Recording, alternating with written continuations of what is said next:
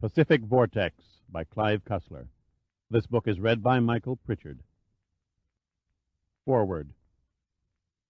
Not that it really matters, but this is the first Dirk Pitt story. When I mustered up the discipline to write a suspense adventure series, I cast around for a hero who cut a different mold. One who wasn't a secret agent, police detective, or a private investigator. Someone with rough edges, yet a degree of style, who felt equally at ease entertaining a gorgeous woman in a gourmet restaurant or downing a beer with the boys at the local saloon. A congenial kind of guy with a tinge of mystery about him. Instead of a gambling casino or the streets of New York, his territory became the sea, his challenge the unknown. Out of the fantasy, Dirk Pitt materialized. Because this was his first adventure, and because it does not weave the intricate plots of his later exploits, I was reluctant to submit it for publishing.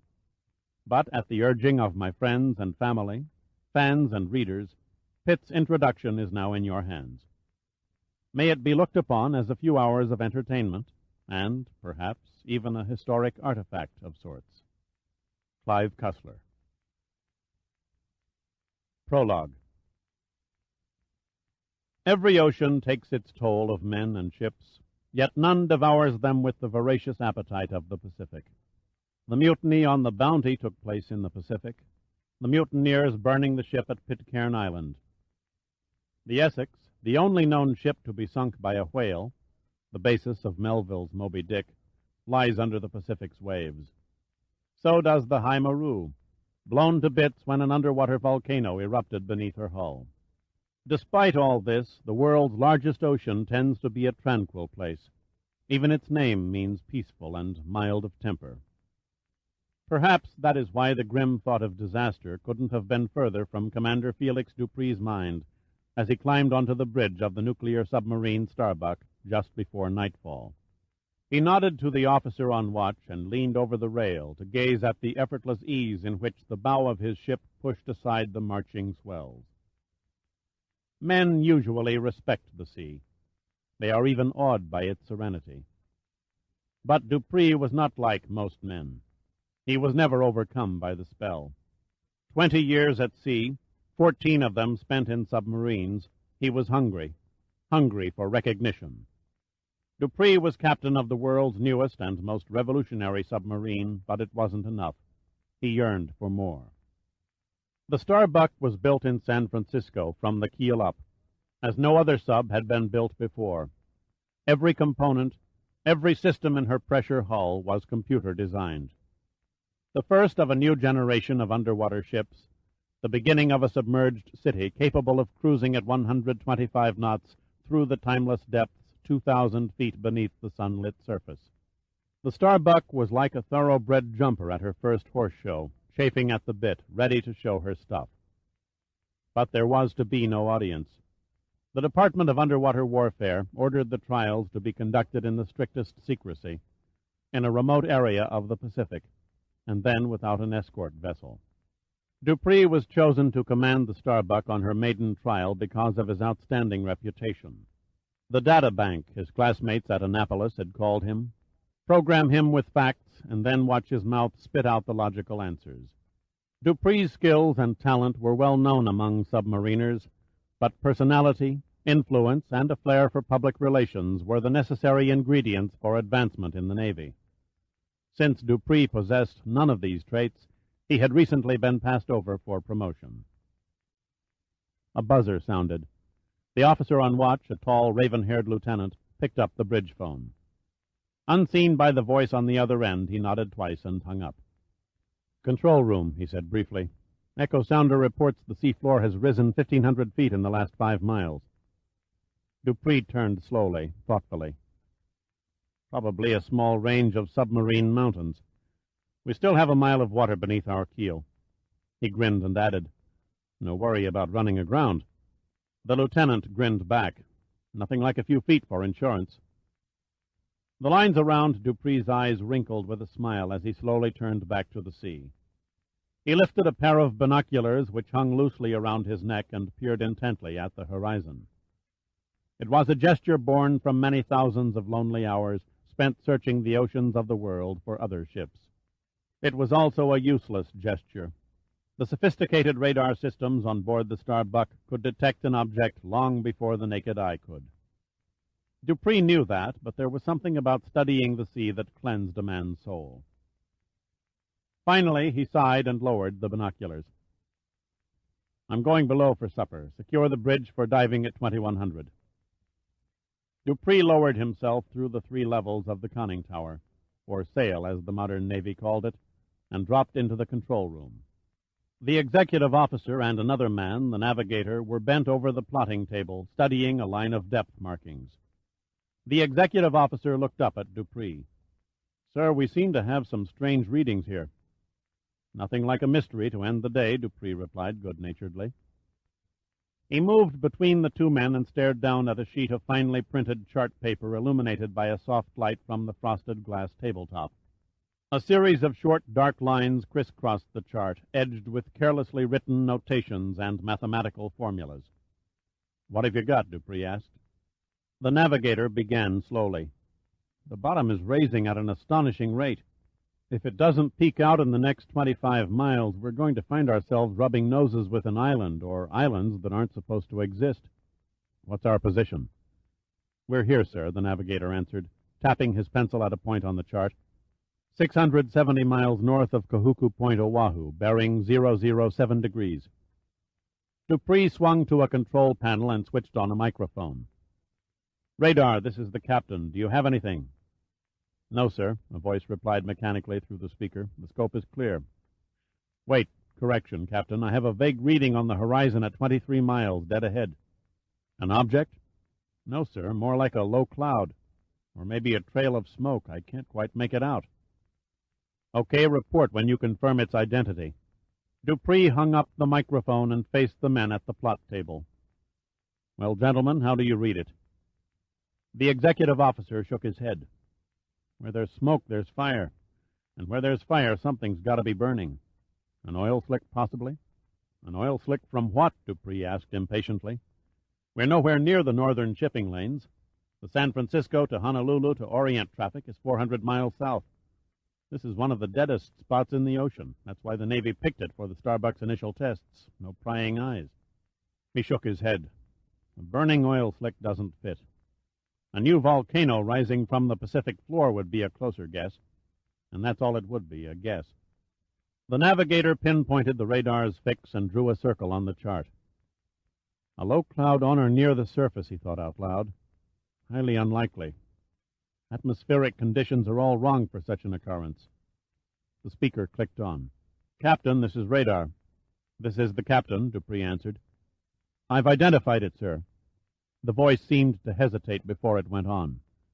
"The contact reads as a heavy bank of fog, approximately 3 miles in diameter." "Are you positive?" "Stake my rating on it." Dupree touched a switch on the microphone and rang the bridge. "Lieutenant, we have a radar sighting ahead. Let me know the minute you see anything." He rang off and turned to the executive officer. "What's the depth now?" "Still coming up fast. 2,800 feet and climbing." The navigator pulled a cotton handkerchief from his hip pocket and dabbed it to his neck. "Beats the hell out of me. The only rise I've heard of that comes close to this one is the Peru-Chile Trench. Beginning at 25,000 feet beneath the surface of the sea, it climbs at a rate of 1 vertical mile for every 1 horizontal mile. Until now, it was considered the world's most spectacular underwater slope." "Yeah," the executive officer grunted. "Won't marine geologists have a ball with this little discovery?" 1,850 feet, the voice from the echo sounder droned unemotionally. "My God," the navigator gasped. "Up 1,000 feet in less than half a mile. It just isn't possible." Dupree moved over to the port side of the control room and placed his nose within a few inches of the glass encasing the echo sounder. According to the digital display, the sea bottom was depicted as a long zigzagged black line climbing steeply toward the red danger mark at the top of the scale. Dupree placed a hand on the shoulder of the sonar operator. "Any possibility of a foul-up in calibration?" The sonar operator flipped a switch and stared at an adjoining window. "No, sir. I get the same set of readings from the independent backup system." Dupree watched this upward trail for a few moments. Then he stepped back to the plot table and looked at the pencil marks, showing his ship's position in relation to the rising seafloor. "Bridge speaking," a robot-like voice came through. "We've got it." There was some hesitation. "If I didn't know better, I'd say our contact was a scaled-down version of a good old New England fog bank." Dupree clicked the microphone. "Understood." He continued gazing at the chart, his face unreadable, his eyes thoughtful. "Shall we send a signal to Pearl Harbor, sir?" the navigator asked. "They could send a recon plane to investigate." Dupree didn't answer immediately. One hand idly drummed the edge of the table, the other hung loosely at his side. Dupree rarely, if ever, made snap decisions. His every move went by the book. Many of the Starbuck's crew had served under Dupree on prior assignments, and although they didn't exactly offer him their blind devotion, they did respect and admire his ability and judgment. They trusted him to a man, confident that he would never make a critical mistake that would endanger their lives. Any other time they might have been right, but this time they were all terribly wrong. "Let's check it out," Dupree said quietly. The executive officer and the navigator exchanged speculative glances. Orders were to test the Starbuck, not chase after ghostly fog banks on the horizon. No one ever knew why Commander Dupree suddenly stepped out of character and deviated from orders. Perhaps the lure of the unknown was too strong. Perhaps he saw a fleeting vision of himself as a discoverer, sailing toward the glory that had always been denied him. Whatever the reason, it was lost as the Starbuck, like an unleashed bloodhound with a hot scent flowing through her nostrils, swung on her new course and surged through the swells. The Starbuck was expected to dock in Pearl Harbor on the following Monday. When she failed to show, and an exhaustive air and sea search failed to find a single trace of oil or wreckage, the Navy had no choice but to admit the loss of its newest submarine and 160 men.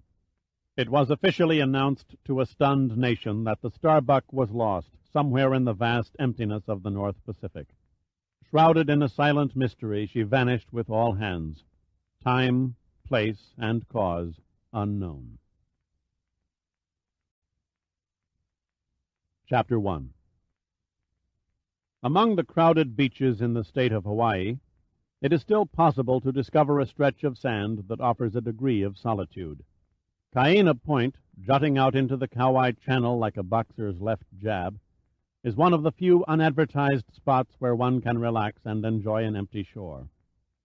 It is a beautiful beach, but it is also deceptive. Too often its shores are whipped by rip currents extremely dangerous to all but the most wary swimmers. Each year, as if predestined by a morbid schedule, an unidentified bather, intrigued by the lonely sandy strand and the gentle surf, enters the water and within minutes is swept out to sea. On this beach, a 6'3" deeply suntanned man, clad in brief white bathing trunks, lay stretched on a bamboo beach mat. The hairy barrel chest that rose slightly with each intake of air bore specks of sweat that rolled downward in snail-like trails and mingled with the sand. The arm that passed over the eyes, shielding them from the strong rays of the tropical sun, was muscular but without the exaggerated bulges generally associated with iron pumpers.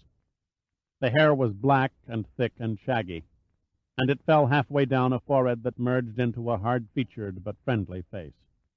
Dirk Pitt stirred from a semi-sleep and, raising himself up on his elbows, stared from deep green glistening eyes at the sea. Pitt was not a casual sun-worshipper. To him the beach was a living, moving thing, changing shape and personality under the constant onslaught of the wind and waves. He studied the swells as they rolled in from their storm-rocked birthplace thousands of miles at sea, rising and increasing their velocity when their troughs felt the shallow bottom. Changing from swell to breaker, they rose higher and higher, 8 feet, Pitt judged, from trough to crest, before they toppled and broke, pounding themselves into a thundering mass of foam and spray. Then they died in small, swirling eddies at the tide-line.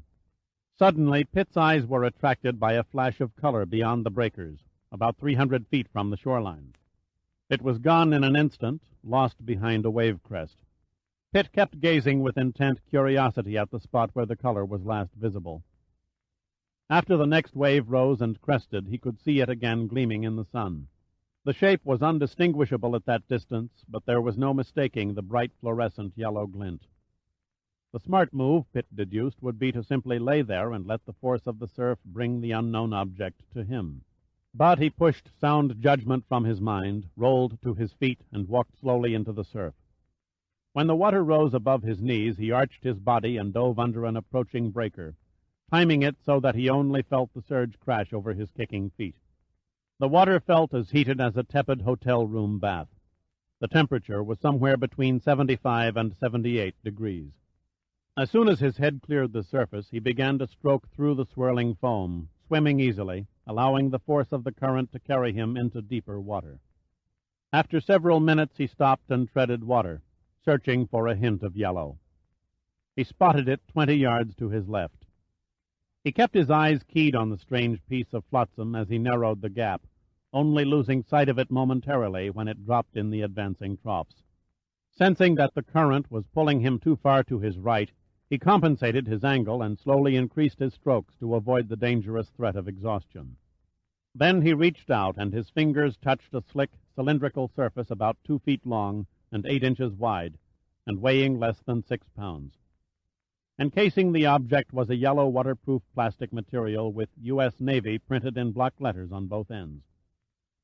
Pitt locked his arms around it, relaxed his body, and surveyed his now precarious position some distance beyond the surf. He scanned the beach, searching for someone who might have seen him enter the water, but the sand was empty for miles in either direction. Pitt didn't bother to examine the steep cliffs behind the shore. It was hopeless to expect anyone to be scaling the rocky slopes in the middle of the week. He wondered why he took such a stupid and foolhardy risk. The mysterious yellow flotsam had given him an excuse to dare the odds, and, once started, it never occurred to him to turn back. Now the merciless sea held him securely. For a brief moment he considered trying to swim in a straight line back to shore. But only for a brief moment. Mark Spitz might have made it, but Pitt felt certain he'd never have won all those gold medals at the Olympics while smoking a pack of cigarettes a day and consuming several shots of Cutty Sark scotch every evening. Pitt decided to concentrate instead on beating Mother Nature at her own game. Pitt was an old hand at rip currents and undertows. He had body surfed for years and knew their every trick. A man could be swept out to sea from one section of the shore, while 100 yards away children cavorted in the diminishing waves without noticing the slightest tug from the current. The unrelenting force of a rip current occurs when the longshore flow returns to the sea through narrow, storm-grooved valleys in offshore sandbars. Here the incoming surf changes direction and heads away from land, often as rapidly as 4 miles an hour. Now the current had nearly expended itself, and Pitt was certain he had but to swim parallel to the shoreline until he was out of the sandbars, and then head in at a different point along the beach. The menace of sharks was his only worry. The sea's murder machines didn't always signal their presence with a water-slicing fin. They could easily attack from beneath with no warning, and without a face mask, Pitt would never know when the slashing bite was coming, or from what direction. He could only hope to reach the safety of the surf before he was placed on the menu for lunch. Sharks, he knew, seldom ventured close to shore because the swirling turbulence of heavy wave action forced sand through their gills. This discouraged all but the hungriest from a handy meal. There was no thought of conserving his energy now. He struggled through the water as if every man-eater in the Pacific Ocean was on his tail. It took nearly 15 minutes of vigorous swimming before the first wave nudged him toward the beach. 9 more breakers marched by. The 10th caught the buoyancy of the cylinder and held it, carrying Pitt to within 12 feet of the tide line. The instant his knees touched sand again, he rose drunkenly like an exhausted, shipwrecked sailor and staggered out of the water, dragging his prize behind him. Then he dropped thankfully onto the sun-warmed sand. Wearily, Pitt turned his attention to the cylinder. Underneath the plastic covering was an unusual aluminum canister. The sides were ribbed with several small rods that resembled miniature railroad tracks. One end held a screw cap, so Pitt began twisting, intrigued by the great number of revolutions, before it finally dropped off in his hand. Inside was a tight roll of several papers, nothing else. He gently eased them into the daylight and began studying the handwritten manuscript exactingly penned among titled columns and lines. As he read over the pages, an ice-chill hand touched his skin, and in spite of the 90-degree heat, goose flesh broke out over his body. More than once he tried to draw his eyes away from the pages, but was stunned by the enormity of what he held in his hands. Pitt sat and gazed vacantly out over the ocean for a full 10 minutes after he read the last sentence in the document. It ended with a name, Admiral Lee Hunter. Then, very slowly, Pitt gently inserted the papers back in the cylinder, screwed on the cap, and carefully rewrapped the yellow cover. An eerie, unearthly blanket of silence had fallen over Cayena Point. As the breakers rolled in, their roar somehow seemed muted. He stood and brushed off the sand from his wet body, packed the cylinder under his arm, and began jogging up the beach. When he reached his mat, he quickly wound it around the object in his hands. Then he hurried up the pathway leading to the road alongside the beach. The bright red AC Ford Cobra sat forlornly on the road. Pitt wasted no time. He threw his cargo on the passenger's seat and moved rapidly behind the steering wheel, his hand fumbling with the ignition key. He swung onto Highway 99, passing through Waialua and heading up the long grade that ran next to the picturesque and usually dry Kaukamahua stream. After the Schofield Barracks military reservation disappeared behind the rearview mirror, Pitt took the turnoff below Wahiawa and headed at high speed toward Pearl City, completely ignoring the threat of a wandering state highway patrolman. The Ko'olau Range rose on his left, with their peaks buried underneath perpetual dark rolling rain clouds. Alongside of them, the neat green pineapple fields spread in vivid contrast against the rich red volcanic soil. Pitt met a sudden rainstorm and automatically turned on the wipers. At last the main gate at Pearl Harbor came into view. Pitt slowed the car as a uniformed guard came out of the office. Pitt pulled out his driver's license and his identification papers from his wallet and signed in the visitor's logbook. The young Marine simply saluted and waved Pitt through.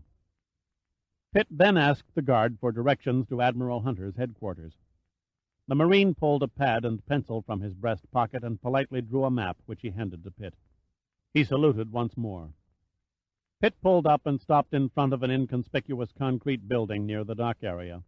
He would have passed it but for a small, neatly stenciled sign that read, Headquarters 101st Salvage Fleet. He turned off the ignition, picked up the damp package, and left the car. Passing through the entrance, Pitt mentally wished he'd had the foresight to carry a sport shirt and a pair of slacks with him to the beach. He stepped to a desk where a seaman in the Navy summer white uniform mechanically punched a typewriter. A sign on the desk read, Seaman G. Yeager. Excuse me, Pitt murmured self-consciously. I'd like to see Admiral Hunter. The typist looked up casually, then his eyes almost burst from their sockets. My God, buddy, are you off your gourd? What are you trying to pull coming here wearing nothing but a bathing suit? If the old man catches you, you're dead. Now beat it quick or you'll wind up in the brig. I know I'm not dressed for an afternoon social, Pitt spoke quietly and pleasantly, but it's damned urgent that I see the Admiral. The seaman rose from the desk, his face turning red.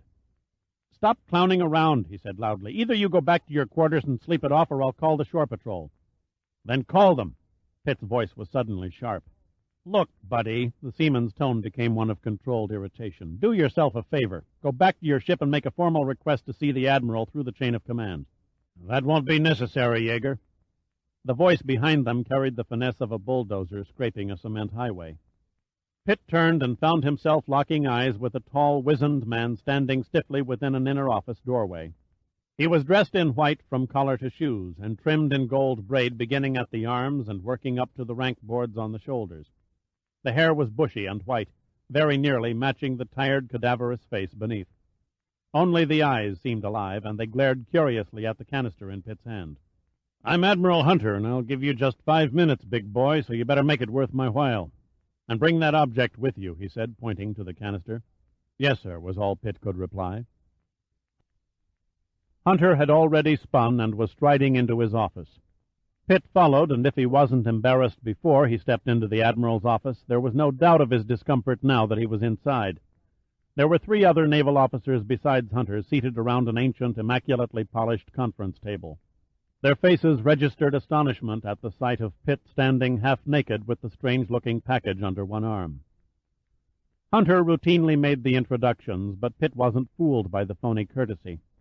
The Admiral was trying to frighten him with rank while studying Pitt's eyes for a reaction. Pitt learned that the tall, blond lieutenant commander with the John Kennedy face was Paul Boland, the 101st Fleet's executive officer. The heavy-set captain, who was perspiring profusely, possessed the odd name of Oral Chinana, the officer in command of Hunter's small fleet of salvage ships. The short, almost gnome-like creature who hurried over and pumped Pitt's hand introduced himself as Commander Burdett Denver, aide to the Admiral. He stared at Pitt as if trying to remember his face. "Okay, big boy." That term again. Pitt would have given a month's pay to ram his knuckles against Hunter's teeth. Hunter's voice oozed with sarcasm.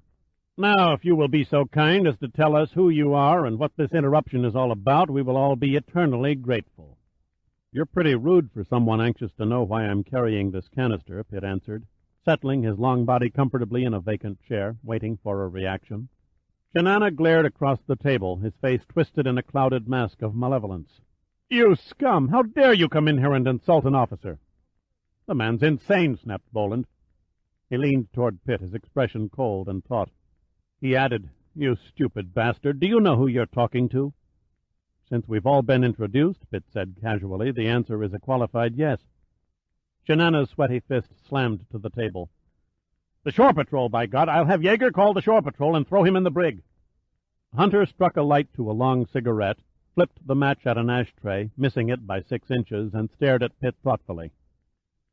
"You leave me no choice, big boy." He turned to Boland. "Commander, ask Seaman Yeager to call the shore patrol."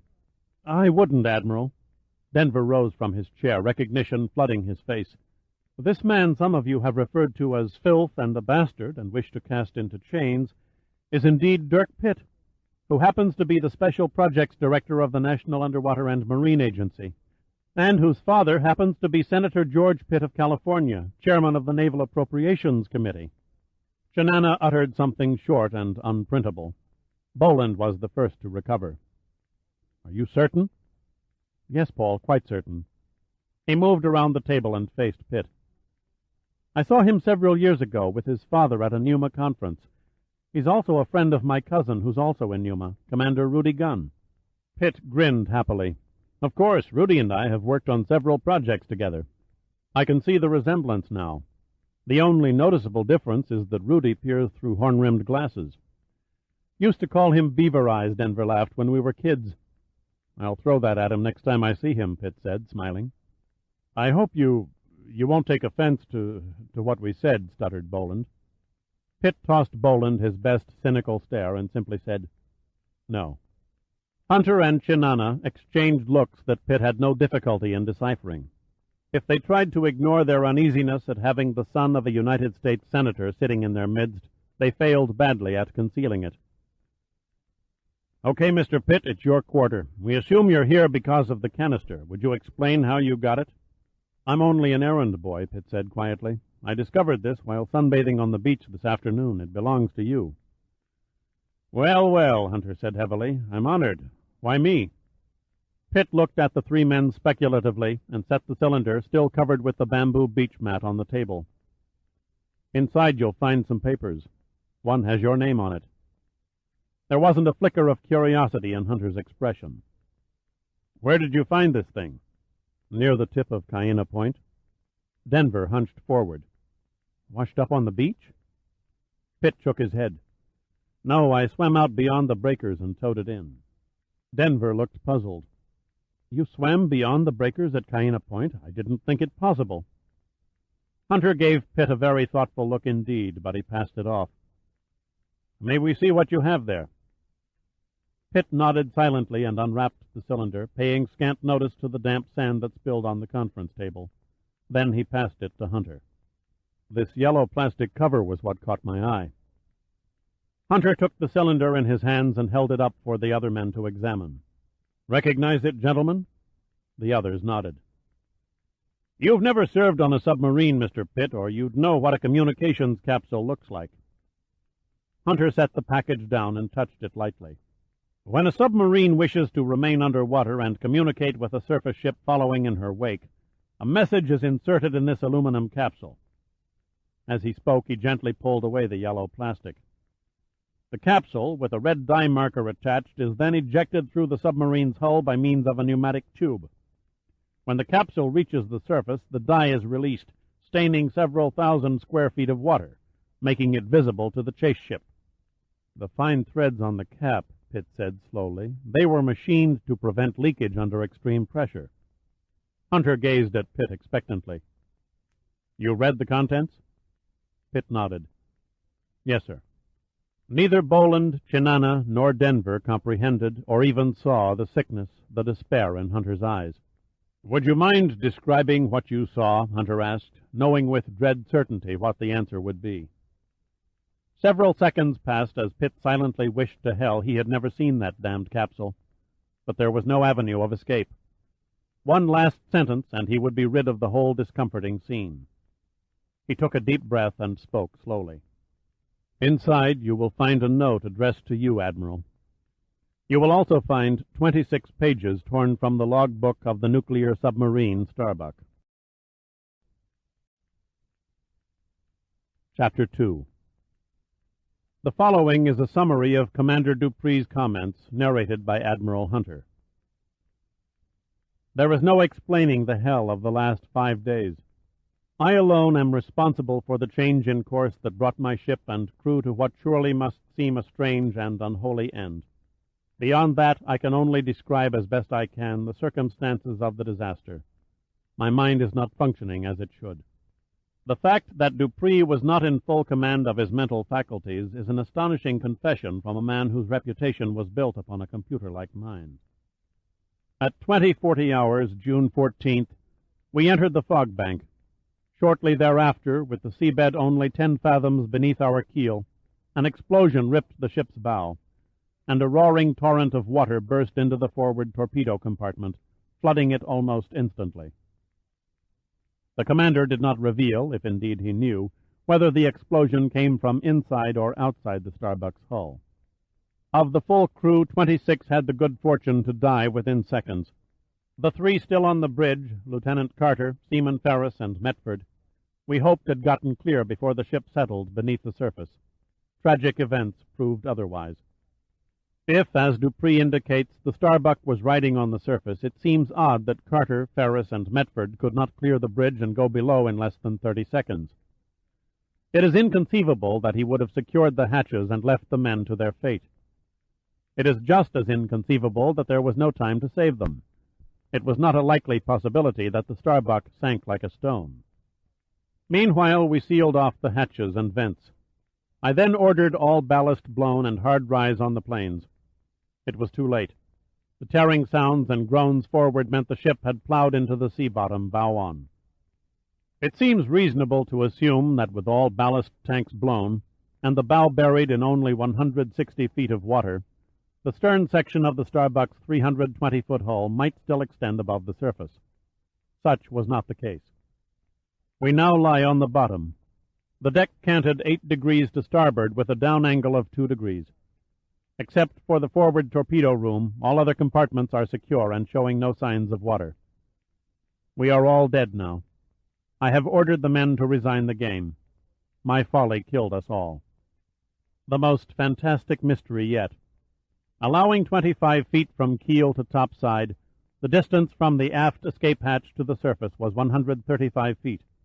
A moderate ascent for a man with a self-contained breathing apparatus, a device carried on all submarines for crew members. During World War II, 8 men from the sunken submarine Tang swam 180 feet to the surface, surviving on nothing but lung power.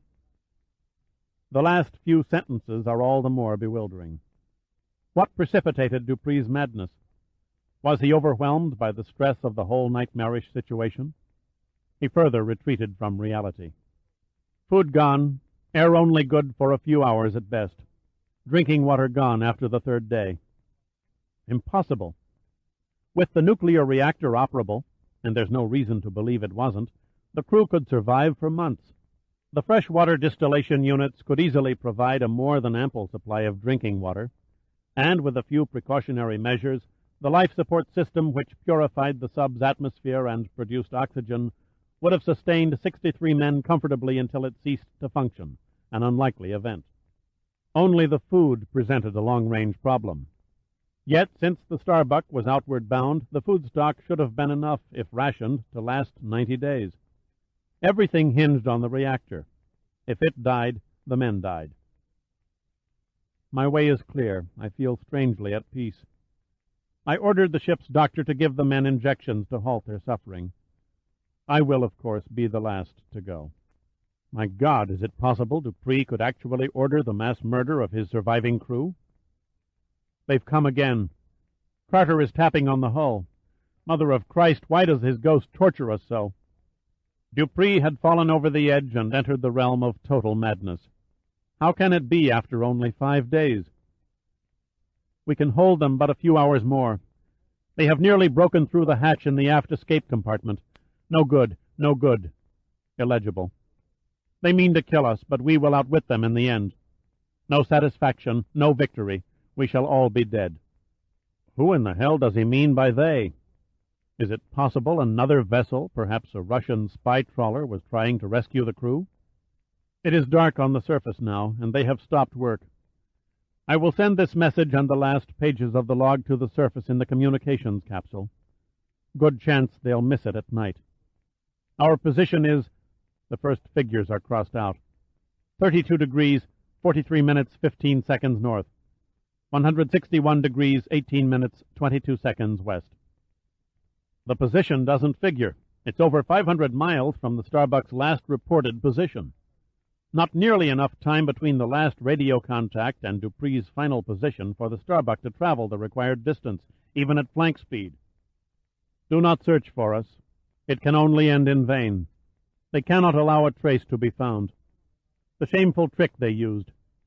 If I had but known, we might well be alive to touch the sun. Please see this message is delivered to Admiral Lee Hunter, Pearl Harbor. The final enigma. Why me? To my knowledge, I have never met Commander Dupree. Why did he single out me as the recipient of the Starbuck's last testament? Chapter 3. Pitt hunched over the bar of the old Royal Hawaiian Hotel, staring vacantly at his drink, as his mind wandered over the events of the day. They flickered past his unblinking eyes and dissolved into a haze. One scene refused to fade away, the memory of Admiral Hunter's pallid face as he read the contents of the capsule, the terrible senselessness of the Starbuck's tragic fate, and the bewildering, paranoiac words of Commander Dupree. After Hunter had finished, he slowly looked up and nodded at Pitt.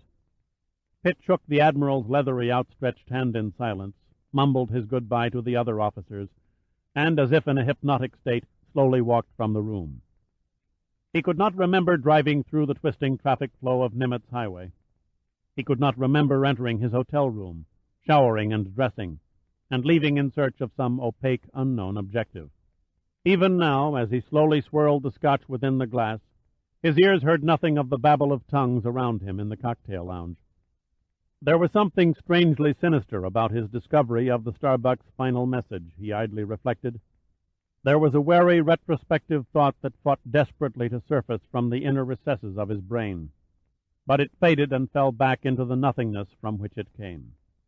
Out of the corner of his eye, Pitt caught a man further down the bar holding up a glass in his direction, gesturing the offer of a free drink. It was Captain Oral Chinana. Like Pitt, he was dressed casually in slacks and a flowered Hawaiian aloha shirt. Chinana came over and leaned on the bar beside him. He was still sweating and dabbed at his forehead and wiped his palms almost constantly with a handkerchief he carried. "May I do the honors?" Chinana said with a smile that smacked of insincerity. Pitt held up a full glass. "Thanks, but I haven't made a dent in the one I've got." Pitt had taken little notice of Chinana earlier at Pearl Harbor, but now he was mildly surprised to see something he'd missed. Except for the fact that Chinana outweighed Pitt by a paunchy 15 pounds, they could have passed for cousins. Chinana swirled the ice around in his rum Collins, nervously avoiding Pitt's expressionless gaze. "I'd like to apologize again for that little misunderstanding this afternoon." "Forget it, Captain. I wasn't exactly a paragon of courtesy myself." "A nasty business, the Starbuck's loss." Chinana took a swallow from his glass. Most mysteries have a way of eventually getting solved. The Thresher, the Bluefin, the Scorpion. The Navy never gave up until everyone was found. "We're not repeating the act this time," Chinana said grimly. "This is one we'll never find." Never say never. "The three tragedies you mentioned, Major, occurred in the Atlantic. The Starbuck had the fatal misfortune of vanishing in the Pacific." He paused to wipe his neck. "We have a saying in the Navy about ships lost out here. Those who lie deep in the Atlantic Sea are recalled by shrines, wreaths, and poetry. But those who lie in the Pacific Sea lie forgotten for all eternity." "But you have the position from Dupree's message," Pitt said. "With luck, your sonar should detect her within a week's sweep of the area." "The sea doesn't give up its secrets easily, Major." Chinana set his empty glass on the bar. "Well, I must be going. I was supposed to meet someone, but apparently she stood me up." Pitt shook Chinana's outstretched hand and grinned. "I know the feeling. Goodbye and good luck." "Same to you, Captain." Chinana turned and sidestepped through the crowd to the hotel lobby entrance and became lost in the milling sea of heads. Pitt still hadn't touched his drink. After Chinana's departure, he sensed a maddening loneliness, despite the surrounding din of voices in the crowded room. Pitt had the urge to get very drunk. He wanted to forget the name Starbuck and concentrate on more important matters, such as picking up a vacationing secretary who had left all her sexual inhibitions back in Omaha, Nebraska. He downed his drink and ordered another.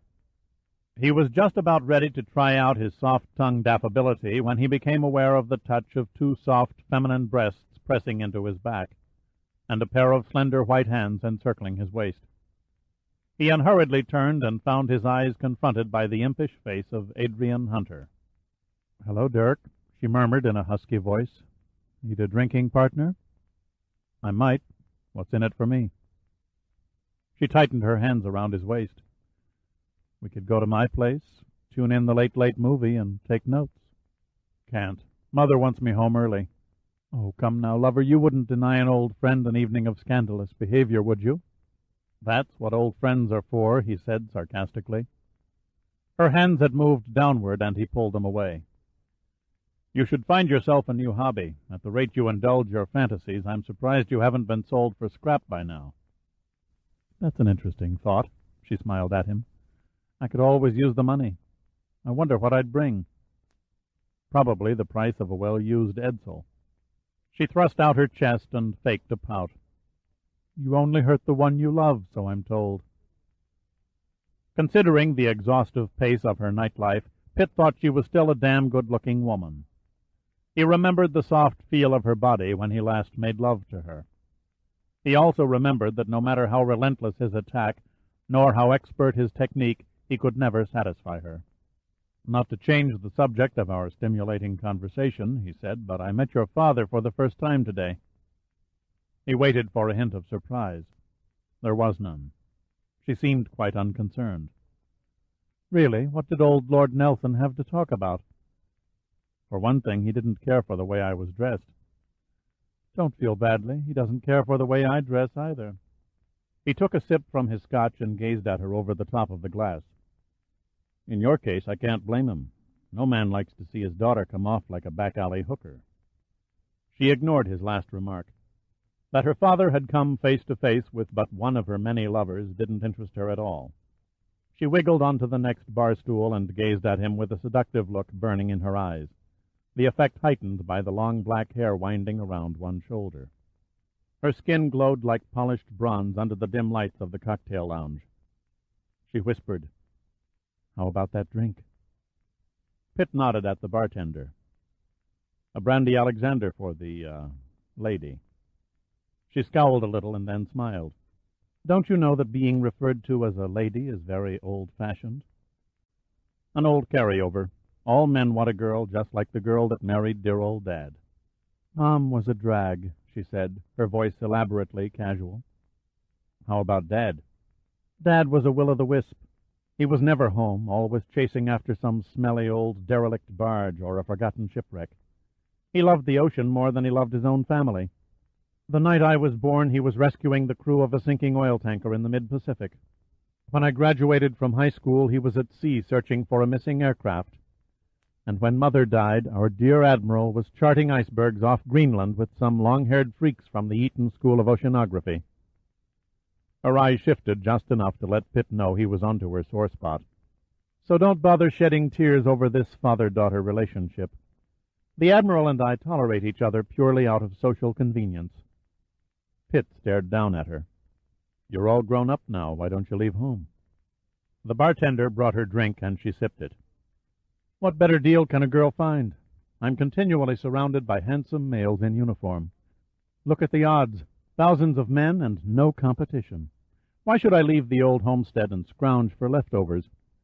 No, the Admiral needs the image of a family man, and I need old Dad for the fringe benefits that come with being an Admiral's daughter. Then she looked at him, faking a shy and bashful expression. My apartment. Shall we? You'll have to take a rain check, Miss Hunter, said a delicate voice behind them. The captain is waiting for me. Adrian and Pitt both turned in unison. There stood the most exotic-looking woman Pitt had ever seen. She possessed eyes so gray they defied reality, and her hair fell in an enchanting cascade of red, presenting a vibrant contrast against the green, oriental sheath dress that adhered to her curvaceous body. Pitt quickly searched his memory, but with no success. He was certain he had never laid eyes on this beauty before. When he rose off the bar stool, he was pleasingly surprised to feel his heart accelerate. She was the first woman to ignite his emotions on a first meeting since a basset hound-eyed blonde in the 5th grade who bit him on the arm during recess. Adrian was the first to break the silence. I'm sorry, honey, but as they say in the old family mining claim, you're trespassing. Adrian seemed to enjoy the situation. To her, the intruder was no more than a nuisance. She turned, offering her back to the girl, and began sipping her drink again. The great gray eyes never strayed from Adrian. Your rudeness, Miss Hunter, is only surpassed by your reputation as a tramp. Adrian was too cool to give up an inch. She sat immobile, staring straight ahead at the girl's reflection in the mirror behind the bar. $50, she said loudly so all within 30 feet could hear. Considering your amateur standing and less than mediocre talents, you're vastly overpriced. Several customers sitting in the immediate neighborhood of the bar were listening intently to the caustic exchange. The women were frowning, but the men were grinning, secretly envying the speechless male who was trapped in the no-man's land of the sex battle. Pitt was adequately awed. It was a new experience to have two lovely females trading barbs over his possession. His ego basked in the sheer exhilaration of the moment. May I speak with you in private, Miss Hunter? Asked the mysterious girl in the green dress. Adrian nodded. Why not? She turned and slid smoothly off the bar stool, following the stranger through the open doors that led to the hotel's private beach. Pitt stared in rapt fascination at both pairs of rounded hips as they rotated in a fluid-like motion that was, or so Pitt imagined, suggestive of two beach balls caught in the same swirling whirlpool. Pitt sighed and leaned limply against the bar, feeling like a spider eyeing two flies circling his net, and wishing they'd entangle somewhere else. Then he caught the open stares of his audience. He grinned and bowed, acknowledging their steadfast attention before he turned back to the bar. There's been enough surprises for one day, he ruefully admitted to himself. Where will it all end? Heeding the call for more courage, he signaled the bartender and ordered another cutty on the rocks, a double this time. 15 minutes later, Gray Eyes returned and stood silently behind him. Pitt was so deeply lost in thought that it took him several seconds before he sensed her presence and looked up to be met by her reflection in the mirror. Her lips moved in what could have been the beginning of a smile. To the victor go the spoils? It was a question asked hesitantly. The bruise beneath her right eye had begun the transformation from red to purple, and a small cut on her lower lip unleashed a few drops of blood that trickled down her chin, falling with precise accuracy down the cleavage between her breasts. Pitt still thought she was the most desirable woman he'd ever seen. And the loser? He asked. She'll be in need of heavy makeup for a few days, but I think she'll survive to fight another day. He pulled his handkerchief from a pocket, wrapped it around an ice cube fished from his glass, and touched it lightly to her lip. Here, keep this pressed against the cut. It'll contain the swelling. She forced a wan smile and nodded a thank you. His meddling audience was back, this time with a concerted leer that bordered on infamy. Quickly he paid off the bartender, taking the girl by the arm and dragging her from the lounge to the beach outside. Pitt scanned the shoreline, but there was no sign of Adrian. "Mind telling me what happened?" She had to remove the ice cube to speak. "Isn't it obvious? Miss Hunter wouldn't listen to reason." Pitt looked at her, half uncertainly, half speculatively. Why elect me, he thought. Why fight over a man she'd never met? And the jackpot question, what was her game? Pitt didn't kid himself. No movie studio would ever star him in a remake of Don Juan. He'd had his share of women, but never before the usual preliminaries, the artful little lies, the step-by-step maneuvers. He decided not to delve into her reasons, but to let the mystery heighten the intrigue. "Shall we walk along the beach?" he asked. "I was hoping you'd suggest that." She smiled and immediately had him in her power. And she knew it. She shrewdly watched his eyes wander to her breasts, then down her body to her legs. Her breasts were surprisingly small and taut in contrast with the accented curves that abounded the rest of her figure. In the moonlight and the flaming glow from the torches staked around the hotel terrace, he could see where the deeply tanned flesh, speckled by blood, plunged invitingly beneath the dress. Lower and beyond, her waist gently tapered to a firm, flat stomach, which then exploded into a brace of pneumatic hips that fought to escape the tight seams of their green prison. She looked Indian, but the flaming red hair that fell to the small of her back did not attest to it. "If you keep staring at me, I'll be forced to charge you admission." Pitt made an effort to look shyly embarrassed, but didn't pull it off. "I thought art galleries were free." She squeezed his arm. "Not if you wish to purchase something. I like to browse. I rarely buy." "So you're a man of principles." "I have a few, but they don't apply to women." Her perfume was getting to him, a fragrance that somehow seemed familiar. She stopped, clinging to him for support, and removed her shoes, wriggling her toes in the cool sand of Waikiki Beach. They strolled on in silence for a few minutes. She tightened her grip on his arm and pulled herself close as they walked.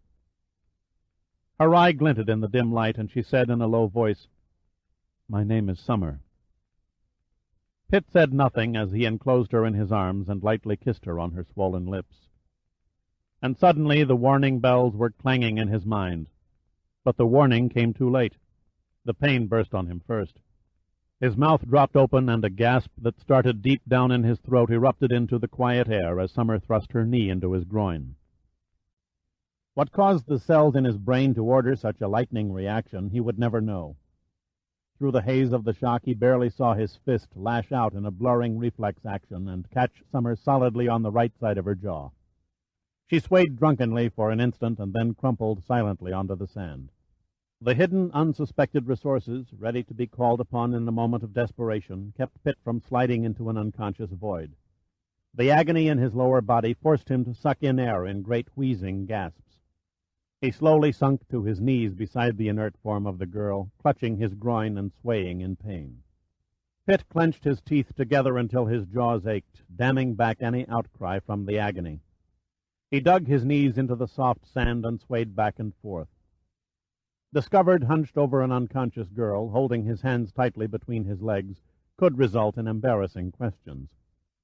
Fortunately, except for a circle of beach boys and hotel guests who were seated around a small fire about 200 feet away, the beach was vacant. 4 minutes passed. 4 minutes during which the grinding torment finally faded to a dull, throbbing ache. It was then he noticed something gleaming in Summer's hand, something glass-like reflected by the flames of the flickering tiki torches. He crawled over to the girl, crouched over her quiet form, and gently pulled a hypodermic syringe from between her loosely clasped fingers. Pitt was at a loss. In the faint light, Summer looked no more than 25, gentle and sweet. Holding the syringe, he wondered what it held as he dropped the liquid-filled glass tube carefully into his breast pocket. He leaned over, awkwardly heaved the girl over his shoulder, and rose shakily to his feet. It had suddenly occurred to him that she probably had a couple of friends lurking about in the shadows. He wasn't about to wait for the posse to block the pass. His hotel was a good 3 blocks away, so he balanced his load, steadied himself, and began limping stiffly across the sand. His one hope of getting past the roving crowds of tourists who wandered the sidewalks at night was to skirt through the heavy foliage of the gardens. He certainly didn't want to meet cruising policemen or a do-gooder vacationer who might conjure up the notion of playing Herbert Hero and rescuing little Eva from the villainous Simon Pitt. Along the sidewalks it would have been an easy walk of 5 minutes, but it took Pitt 20 by way of the backyard jungle. He paused in the shadows, catching his breath, and waited for a group of drunken partygoers to stagger out of view. He savored the delicate fragrance that whispered about Summer's body. This time he recognized it as plumeria, not an uncommon scent in the Hawaiian Islands, but it was the first time Pitt had sensed its presence on a woman. His hotel was just across the street now, the lights behind the lobby door beckoning with womb-like safety. At the first lull in traffic, Pitt covered the distance on the run, his face strained from the ache in his groin and his lungs tortured from the physical effort of carrying a dead weight over a 400-yard obstacle course in the dark. He threaded his way quickly around the parked cars at the curb, edged up to the doorway of the building, and cast a wary eye in the lobby. His luck deserted him momentarily. A cleaning woman was vacuuming the carpet outside the elevators, a huge, dark-skinned behemoth of a Hawaiian woman with an "I'll scream for a cop" look. He moved around the corner and trotted down the ramp leading to the underground garage. Except for a sprinkling of cars stationed throughout the dim concrete interior, the garage was empty. He found an open elevator, entered, and pushed the panel button, and then leaned against the heavy teak railing that ran along the closet-like walls. Pitt was a damp mass of sweat now. The exertion and the humidity of the night had combined to push him within a hairline of total exhaustion. As he stood there, stooped under Summer's weight, he managed to catch his breath. The elevator hummed monotonously and cooperated by not opening on any other floor than the one Pitt had selected. The panel light blinked 10. Pitt's luck stuck by him. The hall was clear in both directions. Groping clumsily in his pants pocket for several frustrating seconds, he finally managed to extract a key and shove it into the lock of a carved rosewood door marked 1010. A plushly decorated suite was a luxury Pitt could hardly afford on his salary, but he justified its existence under the excuse that it was his first vacation in 3 years. He entered the bedroom and dumped Summer unceremoniously on the bed. Another time, staring down at a woman who was so delicate and smooth, he would have felt desire. Not tonight. Mentally, emotionally, and physically, Pitt had had it. The day began and ended as one grueling endurance run. Pitt left Summer blissfully unconscious and entered the bathroom where he undressed and took a shower. Nothing made sense. Why would a perfect stranger want to kill him? His only beneficiary was his little white-haired mother, and unless she'd given up charity teas and hooked rugs and had taken up with the mafia, she'd have no motive. Besides, he grinned to himself at the sheer fantasy of it all, what proof did he have that the hypodermic syringe held poison? A drug? That was a semi-credible possibility. But again, why? He knew no military codes he could think of, no nuclear bomb secrets, no classified missile locations, no top-secret plans for the destruction of the world. His thoughts wandered back to Summer's magnificent beauty. Then he finally forced his mind back to the reality of the moment, closing the tap and stepping out of the shower stall. He slipped a robe over his broad shoulders and, returning to the bedroom, placed a damp washcloth over the girl's forehead, noting with a tinge of sadistic pleasure that she would wear a healthy-looking bruise on her jaw in the morning. He shook Summer roughly by both shoulders. Slowly, reluctantly, not wanting to part with the contentment of oblivion, and murmuring incoherently in a soft voice, her big gray eyes crept open. Awaking in a strange place would have startled most women. Not Summer. She was tough. Pitt could almost see the circuits of her mind burst into sudden operation. Her eyes darted about the room, first to Pitt, then to the door, to the balcony, and back to Pitt again. She stared at him casually, but a little too casually to be genuine. Then she raised her hand and lightly touched her jaw, wincing at the contact. "You hit me?" It was more a question than a statement. "Yes." He grinned. And now that I have you on home ground, I think I'll rape you. At last her eyes came wide. You wouldn't dare. How do you know I haven't already? She almost fell for it. Her hand began moving down across her lower stomach and then suddenly stopped. You're not that perverted. Who said I was? She looked at Pitt in a very peculiar way. I was told... She stopped herself and avoided his eyes. You should be more careful, Pitt said reproachfully. Believing nasty old rumors and running up and down Waikiki Beach, jabbing hypodermic needles into defenseless men can get you into a heap of trouble. She stared at him for a few seconds, her lips moving as if she were about to reply. But uncertainty slowly welled in those fantastic gray eyes. I don't know what you mean. No matter. Pitt turned his back on her and reached for a telephone. I'll let the police figure your game. That's what honest citizens like me pay them for. A mistake. Her voice suddenly turned hard and cold. I'll scream rape, and with these marks on my face, who will they believe, you or me? Pitt picked up the telephone and began punching the numbered buttons. There's not the slightest doubt that they'd believe you. That is, until Adrian Hunter testifies in my defense. She probably has a few marks of her own. Pitt turned his attention to the phone. The voice that answered on the other end of the line surrendered after the fifth hello and hung up. At the dial tone, Pitt said, Hello, I'd like to report an assault. That was as far as he got. Summer leapt off the bed and pushed the receiver down. Please, you don't understand. Her voice was low and desperate. That's the understatement of the evening, Pitt said angrily. He grabbed her by the shoulders, squeezing hard and staring unblinking, only a few inches from her widening pupils. Kick a man in the balls and jam a hypodermic needle into his back, and then act like little Miss Rebecca of Sunnybrook Farm when you screw up. Just what in hell is your game? She started to struggle, then relaxed almost immediately. You gangster! Her voice was a savage whisper. The obsolete expression caught Pitt off guard. Slowly he released his hold and stepped back. That's me, one of Big Al Capone's torpedoes, fresh off the boat from Chicago. I wish to heaven I'd... She broke off and crossed her arms and massaged the reddening skin on her shoulders. You are a devil. Pitt felt no hate in return, only a touch of remorse as he noted the angry masses of red welt where his fingers had dug into her flesh. There was a long pause before she spoke. I'll tell you what you wish to know. Despite the subtle change in tone, there was nothing soft in the coldness in her eyes.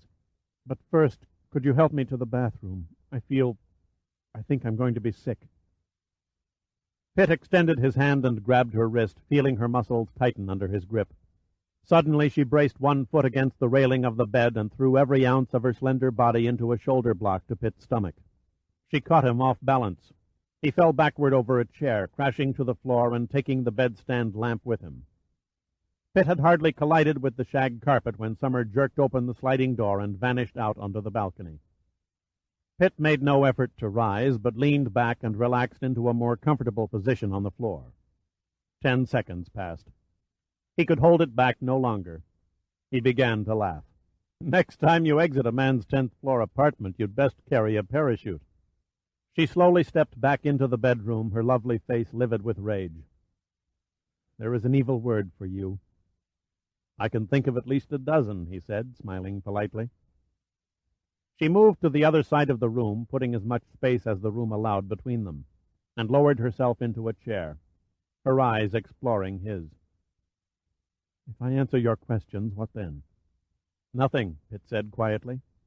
When you tell a story I can swallow without gagging, you're free to leave.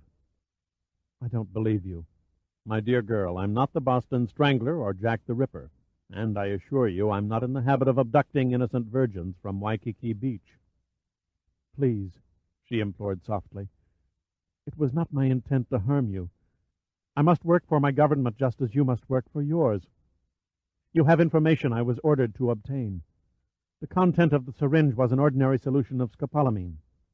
Truth serum? Yes. Your reputation with women made you a prime suspect. You're not making sense. The United States Navy, or at least its intelligence section, has reason to believe one of Miss Hunter's lovers has been trying to gain classified information concerning her father's fleet operations. I was ordered to investigate your involvement with her. That's all there is to it." That wasn't all there was to it. There was no doubt in Pitt's mind that she was lying. He also knew that she was trying to buy time. The only classified information that Adrian Hunter possessed was how the Navy's up-and-coming crop of future admirals rated on her personal love-making scale. As Pitt rose from the floor and moved in front of her, she saw the brutal gleam in his eyes, and she visibly tensed.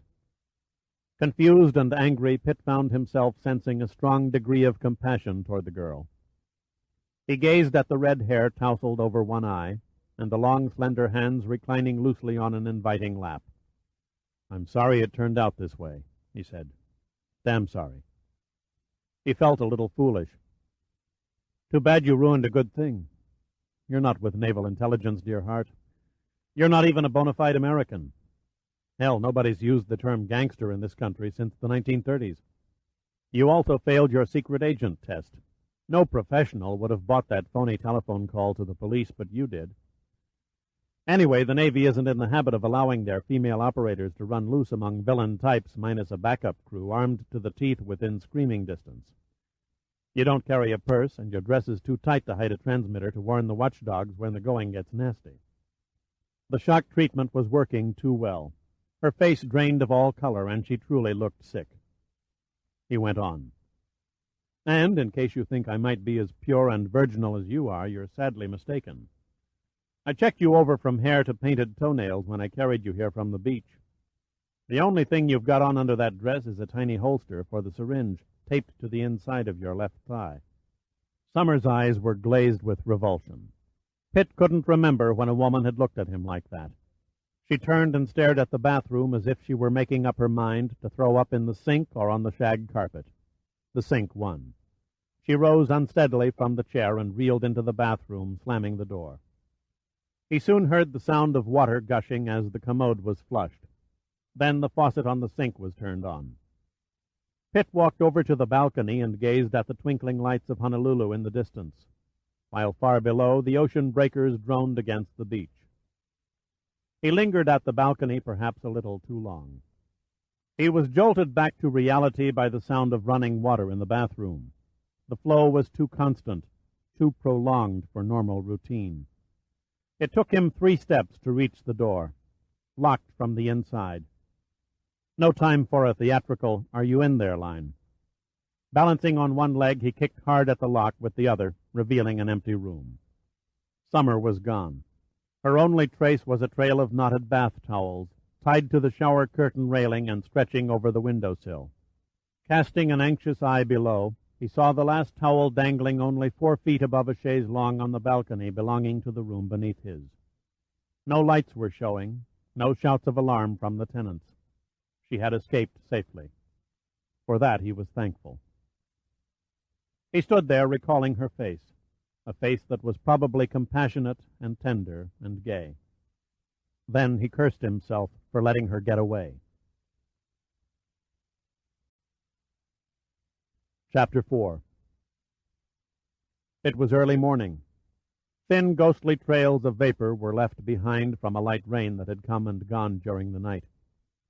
The humidity would have been stifling but for the trade winds that swept clean the sodden atmosphere and dispersed it over the blue ocean beyond the encircling reefs.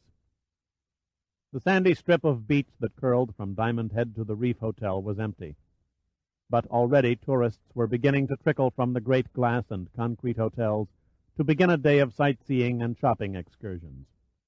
Lying crosswise on the sweat-dampened sheets of his bed, a naked Pitt gazed out the open window at a pair of mynah birds who were fighting over a disinterested female perched in a neighboring palm tree. Black feathers flew in profusion as the birds squawked riotously, creating a disturbance heard for nearly a block. Then, just as the miniature brawl was about to reach its final round, Pitt's door chime sounded. Reluctantly, he slipped on a terry-cloth robe, walked yawning to the door, and opened it. "Good morning, Dirk." A short, fire-haired man with a protruding face stood in the hall. "I hope I'm not interrupting a romantic interlude." Pitt stretched out his hand. "No, I'm quite alone. Come on in." The little man crossed the threshold, looked unhurriedly about the room, then stepped out on the balcony, taking in the splendid view. He was nattily dressed in a light tan suit and vest, complete with watch and chain. He had a neatly trimmed Ahab, the whaler's red beard, with two evenly spaced white streaks on each side of the chin, presenting a facial growth that was strikingly uncommon. The olive face was beaded with perspiration, either from the humidity or from climbing the stairs, or both.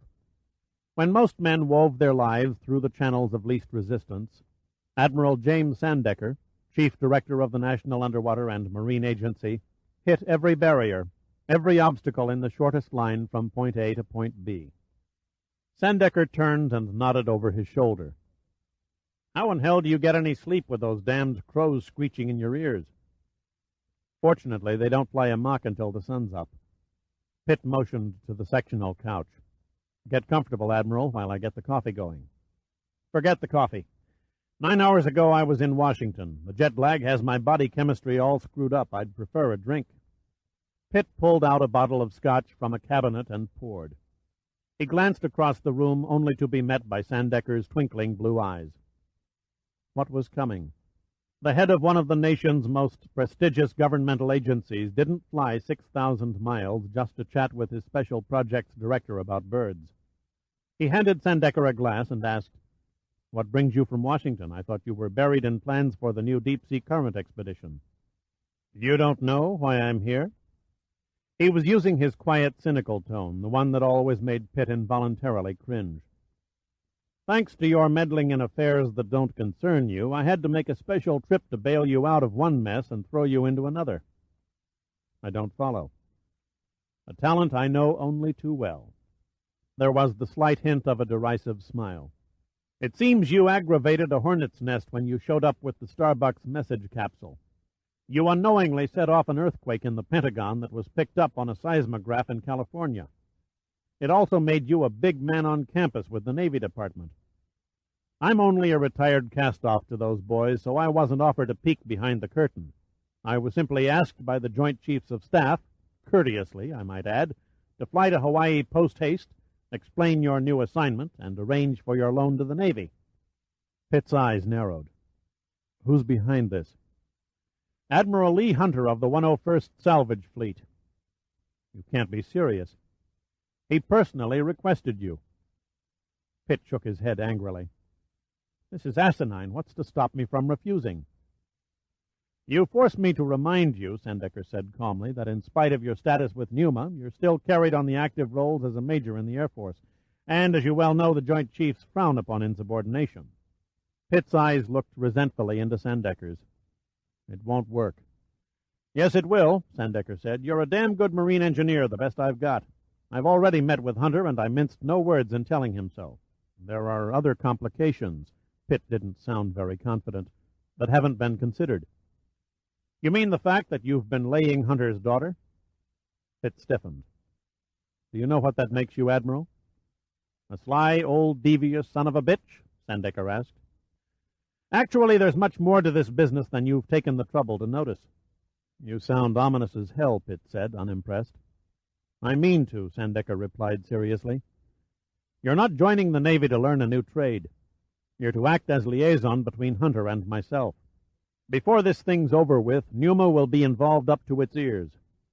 Numa has been ordered to help the Navy with whatever oceanographical data they demand. Equipment? If they ask for it. Finding a submarine that disappeared 6 months ago won't be a picnic." "The Starbuck is only half the act," Sandecker said. "The Navy Department has compiled 38 documented cases of ships over the past 30 years that have sailed into a circular-shaped area north of the Hawaiian Islands and vanished. They want to know why. Ships disappear in the Atlantic and Indian Oceans, too. It's not an unheard-of occurrence." "True, but under normal circumstances, marine disasters leave traces behind. Bits of flotsam, oil slicks, even bodies. Wreckage will also float ashore to give a hint of a missing ship's fate. But no such remains have turned up from the ships that vanished in the Pacific Vortex." "The Pacific Vortex?"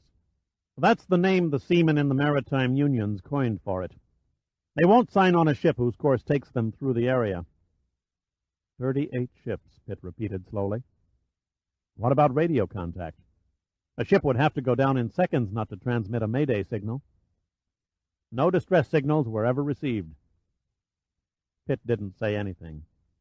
Sandecker simply sipped his scotch, offering no further comment.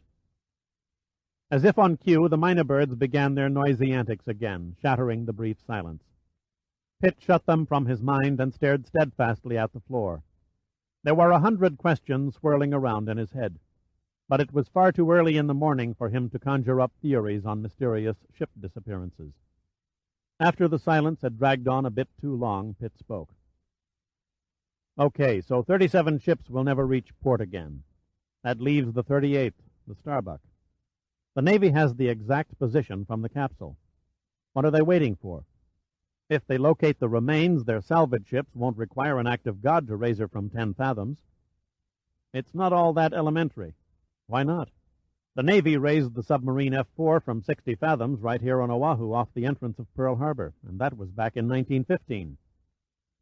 The armchair admirals who do their thinking through computers today aren't convinced that the message you found is genuine, at least not until they've had time to analyze the handwriting. Pitt sighed. They suspect the dumbass who brought in the capsule of perpetrating a hoax. Something like that. Pitt forced back a laugh. So that at least explains the transfer. Hunter wants to keep an eye on me. You made the mistake of reading the capsule's message. This alone takes you from the ranks of innocent bystander and classifies you as top-secret material. Also, the 101st Fleet wants to borrow our new long-range FX-H helicopter. None of the Navy's pilots are checked out on it. You are. And if an unfriendly nation got it in their heads to try and locate and salvage Uncle Sam's newest and most advanced nuclear sub before we do, it's first come, first serve in international waters, you're a sitting duck for their undercover agents to kidnap in order to discover the Starbuck's position. It's nice to be known and loved, Pitt said. But you forget I'm not the only one who knows the Starbuck's final resting place. Yes, but you're the easiest to come by. Hunter and his staff are safely confined to Pearl Harbor, working around the clock in an attempt to clear up the puzzle. The Admiral paused, stuck a massive cigar in his face, lit it, and puffed meditatively. Knowing you like I do, my boy, an enemy agent wouldn't have to use muscle. They'd simply send their most seductive Matahari to the nearest bar and let you pick her up. Sandecker noticed the sudden look of pain that gripped Pitt's face, but he went on. I might add, for your own information, that the 101st Fleet is one of the finest undercover salvage operations in the world. Undercover? Talking to you is like floundering on a reef, Sandecker said with forbearance. Admiral Hunter and his men have raised a British bomber from the water only 10 miles from the Cuban shore right under the nose of Castro. Then they salvaged the New Century off Libya, the South Wind in the Black Sea, the Tari Maru within sight of the lights of China. In each case, the ships were all salvaged by the 101st before the nations whose waters the vessel sank in knew the score. Don't underestimate Hunter and his gang of underwater scrapmongers. They're second to none. The Starbuck, Pitt said. Why all the cloak and dagger? For one thing, Dupree's final position is an impossibility. The only way the Starbuck could possibly be where his message said it lay was for the ship to fly. A feat marine architects haven't as yet accomplished.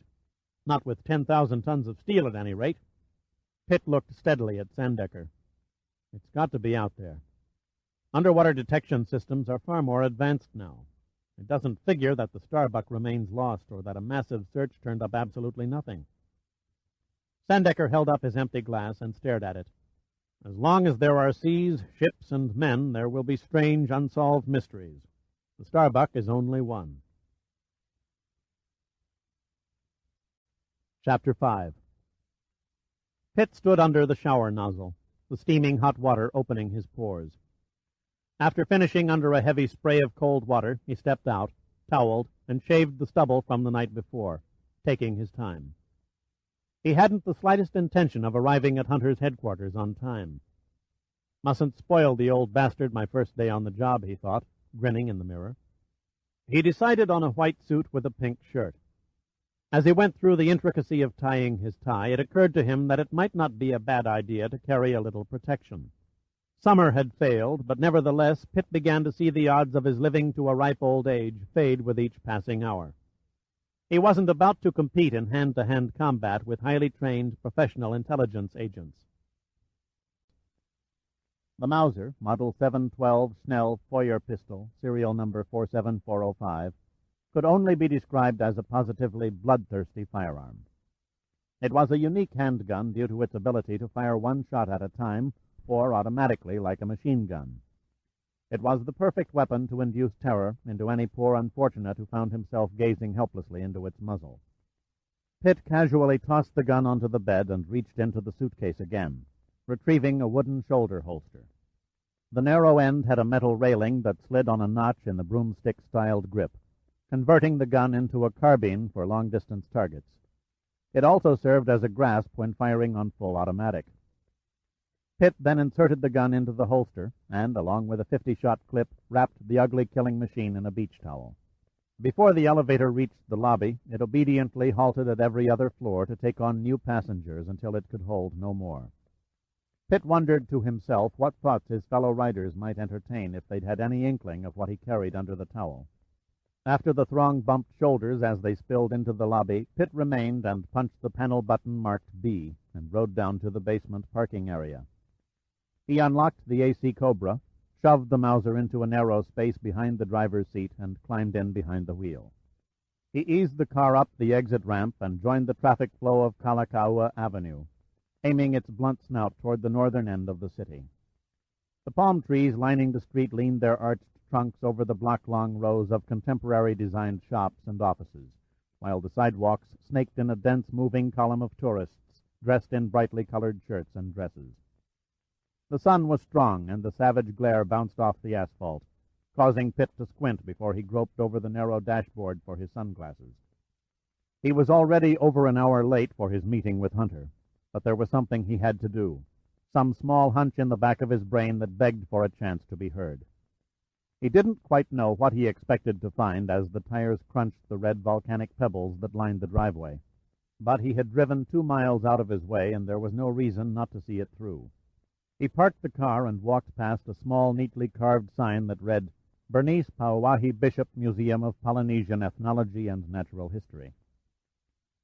The main hall, with its balconies circling the upper levels, was crowded with neatly spaced exhibits of outrigger canoes, stuffed fish and birds, replicas of primitive grass huts, and strange, ugly carvings of ancient Hawaiian gods. Pitt spotted a tall, white-haired, proudly erect man arranging a collection of shells in a glass case. George Papa'aloa had the true Hawaiian look, the wide brown face, the jutting chin, large lips, misty brown eyes, and a graceful way of effortlessly moving his body. He looked up, and, recognizing Pitt, he waved. "Ah, Dirk, your visit makes my day one of joy. Come into my office where we can sit down."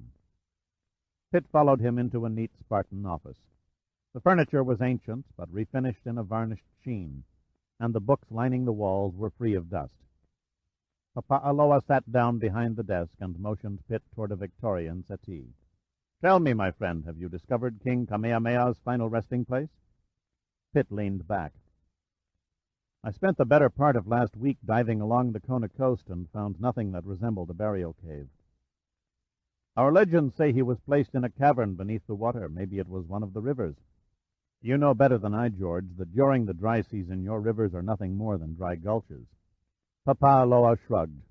"Perhaps it is best that his burial place is never found and that his remains lie in peace. No one wants to disturb your king. There is no treasure involved. Kamehameha the Great would be a great archaeological find, nothing more. And instead of some damp old cave, his bones would rest in a fine new tomb in Honolulu, revered by all." Papa'aloa's eyes looked sad. "I wonder if our great king would appreciate being gawked at by you Howleys. I think he could tolerate us mainland Howleys if he knew that 80% of his kingdom was now populated by Orientals." Sad, but true. What the Japanese failed to take with bombs in the 40s, they took with cash in the 70s and 80s.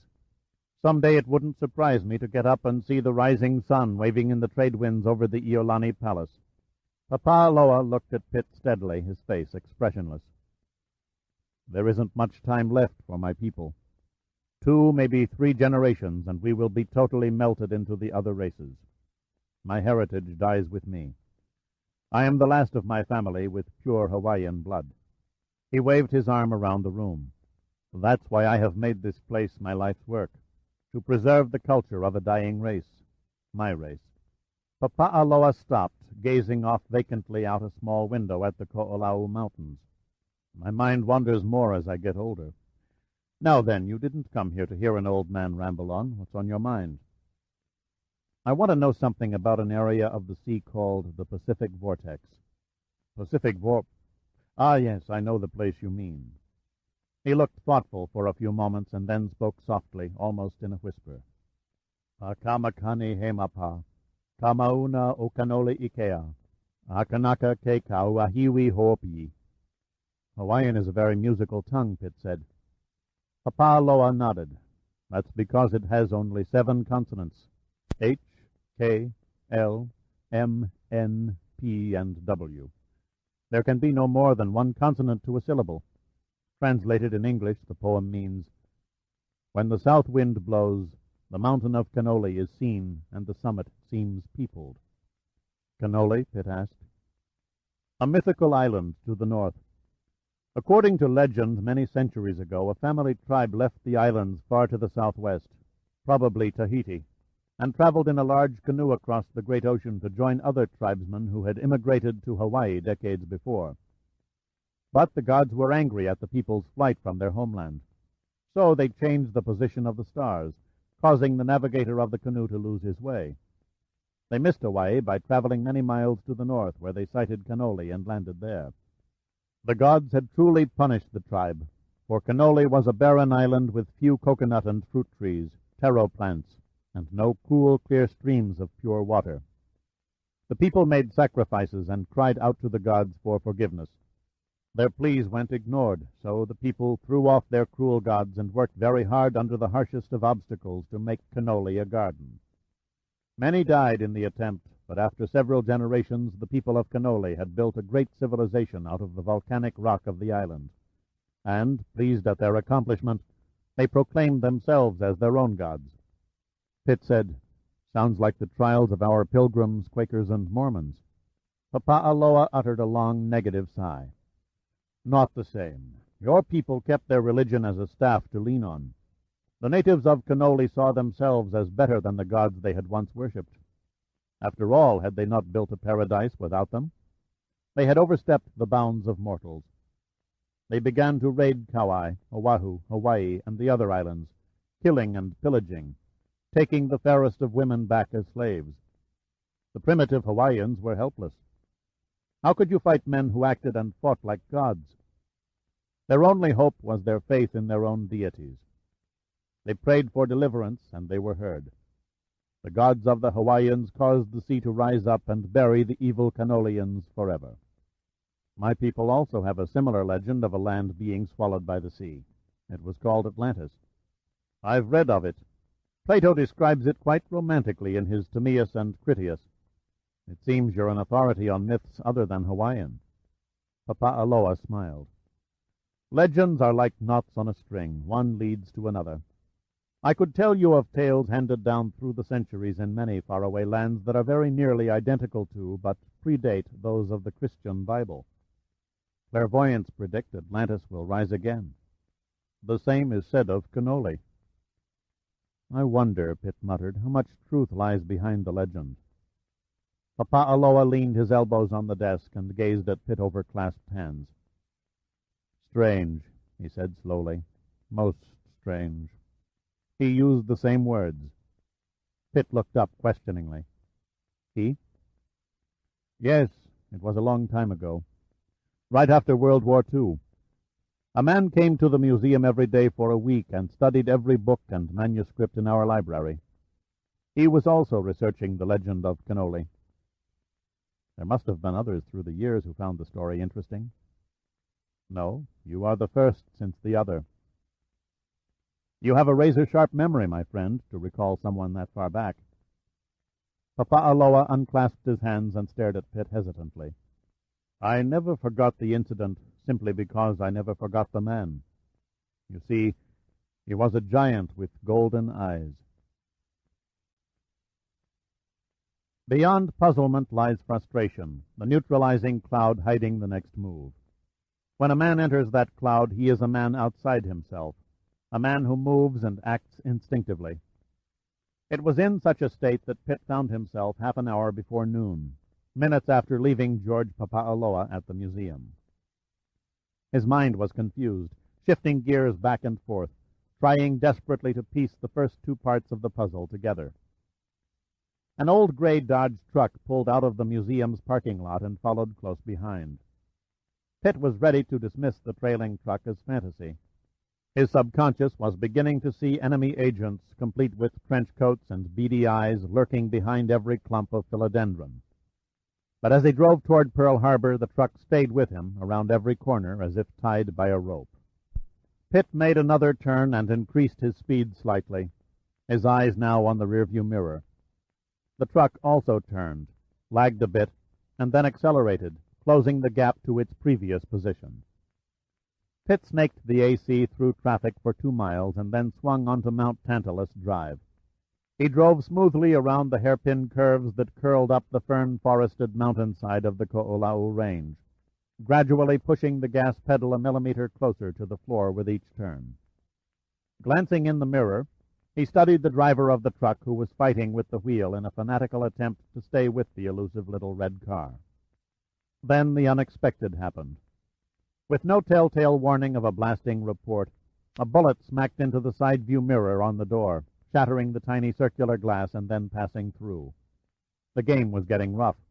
Pitt stomped on the accelerator and put some distance between him and the pursuing Dodge. The son of a bitch was using a silencer, Pitt cursed silently. It had been a stupid move driving out of town. He'd have been relatively safe in downtown traffic. Now his only hope was to get back to Honolulu before the next shot took the top of his head off. With a little luck, he might happen onto a cruising police car. But Pitt was stunned by the next glance in the mirror. The truck had pulled to within 10 yards of the AC's bumper. The road reached the 2,000-foot crest and started the sharp descent in a series of meandering arcs to the city below. Pitt roared onto a mile-long straightaway, and the truck made an effort to close. Pitt held his speed constant in readiness for the next corner, crouching as low as the confining interior of the AC would allow. The needle on his speedometer was touching 75 as the pursuing driver crossed the center line of the road and pulled abreast. Pitt shot a look out the window. He never forgot the picture of the black, long-haired man who grinned back at him through irregular, tobacco-stained teeth. It was only a flicker in time, but Pitt saw every detail of the pockmarked face, the black, burning eyes, the huge hooked nose covered by swarthy walnut skin. All Pitt could feel was frustration. Frustration at not being able to shoot back, to blow that bastard's face to pieces. He had a perfectly good machine gun resting behind his seat not 10 inches away, and he couldn't even reach it. A contortionist 4 feet tall might have been able to get his hands on the Mauser's grip, but not 6'3" Pitt. The next option was to simply stop the car, get out, lean back in, and grab the gun from behind the seat, unwrap the towel that covered it, pop off the safety, and begin firing. The only problem was the timing. The old truck was too close. The hook-nosed driver could have stopped his truck and pumped 5 shots into Pitt's guts before he'd even reached the towel unwrapping stage. The road ahead swept sharply to the left into a dangerous hairpin corner marked by a yellow sign whose black letters proclaimed, "Slow to 20." Pitt drifted through the curve at 55. The truck couldn't handle the centrifugal pull and lost ground, dropping back momentarily before the driver called on his ample supply of horsepower. Plan after plan shot through Pitt's mind, each new one discarded along with the ones before. Then, as he braked for the next corner, he began to apply still heavier pressure to the accelerator while watching the rearview mirror, studying the movements of the truck's driver as he began to pull even with the AC once more. It was small consolation that the man was not aiming a gun at Pitt's cranium. He meant to force Pitt off the road, over a steep cliff that fell several hundred feet to the valley below. Another 200 yards and they would meet the next curve, yet Pitt maintained his speed. The gray Dodge inched closer to the sports car's front fender. One final nudge and Pitt would be airborne. Then, with only 100 more yards to go, Pitt mashed the accelerator down hard, held it, and suddenly let up and braked. The abrupt maneuver caught the grinning stalker off guard. He had also increased his speed, attempting to stay even with his quarry, working again toward the position that would send Pitt hurtling over the cliff edge. Too late. They were on the curve. Pitt kept braking hard. He downshifted and threw the car around the bend, the tires shrieking in frictional protest across the pavement. The AC was in a four-wheel drift, the back end beginning to break away. A quick twist to the right and the skid was compensated, and then, accelerating again, Pitt shot onto the next straight. A glance in the mirror showed that the road behind him was empty. The great truck had vanished. He slowed down, relying on gravity and momentum to carry the car for the next half-mile. Still no sign of the truck. Cautiously, Pitt spun a U-turn and drove back toward the curve, ready to crank another 180-degree turn if the old Dodge should suddenly come into sight. He reached the curve, stopped the car, and got out, walking to the edge of the road. The dust far below was settling very slowly upon the tropical underbrush. At the bottom of the drop, just beyond the base of the steep-sided cliff, the remains of the great truck lay with its engine torn from the frame. The driver was nowhere to be seen. Pitt had almost given up searching when he spotted an inert form high on a telephone pole about 100 feet to the left of the wreckage. It was a grisly sight. It looked as though the driver had tried to leap clear before the old Dodge began its flight over the precipice. He'd missed the edge and had fallen, tumbling through the air for nearly 200 feet before he struck a telephone pole perched in a concrete base.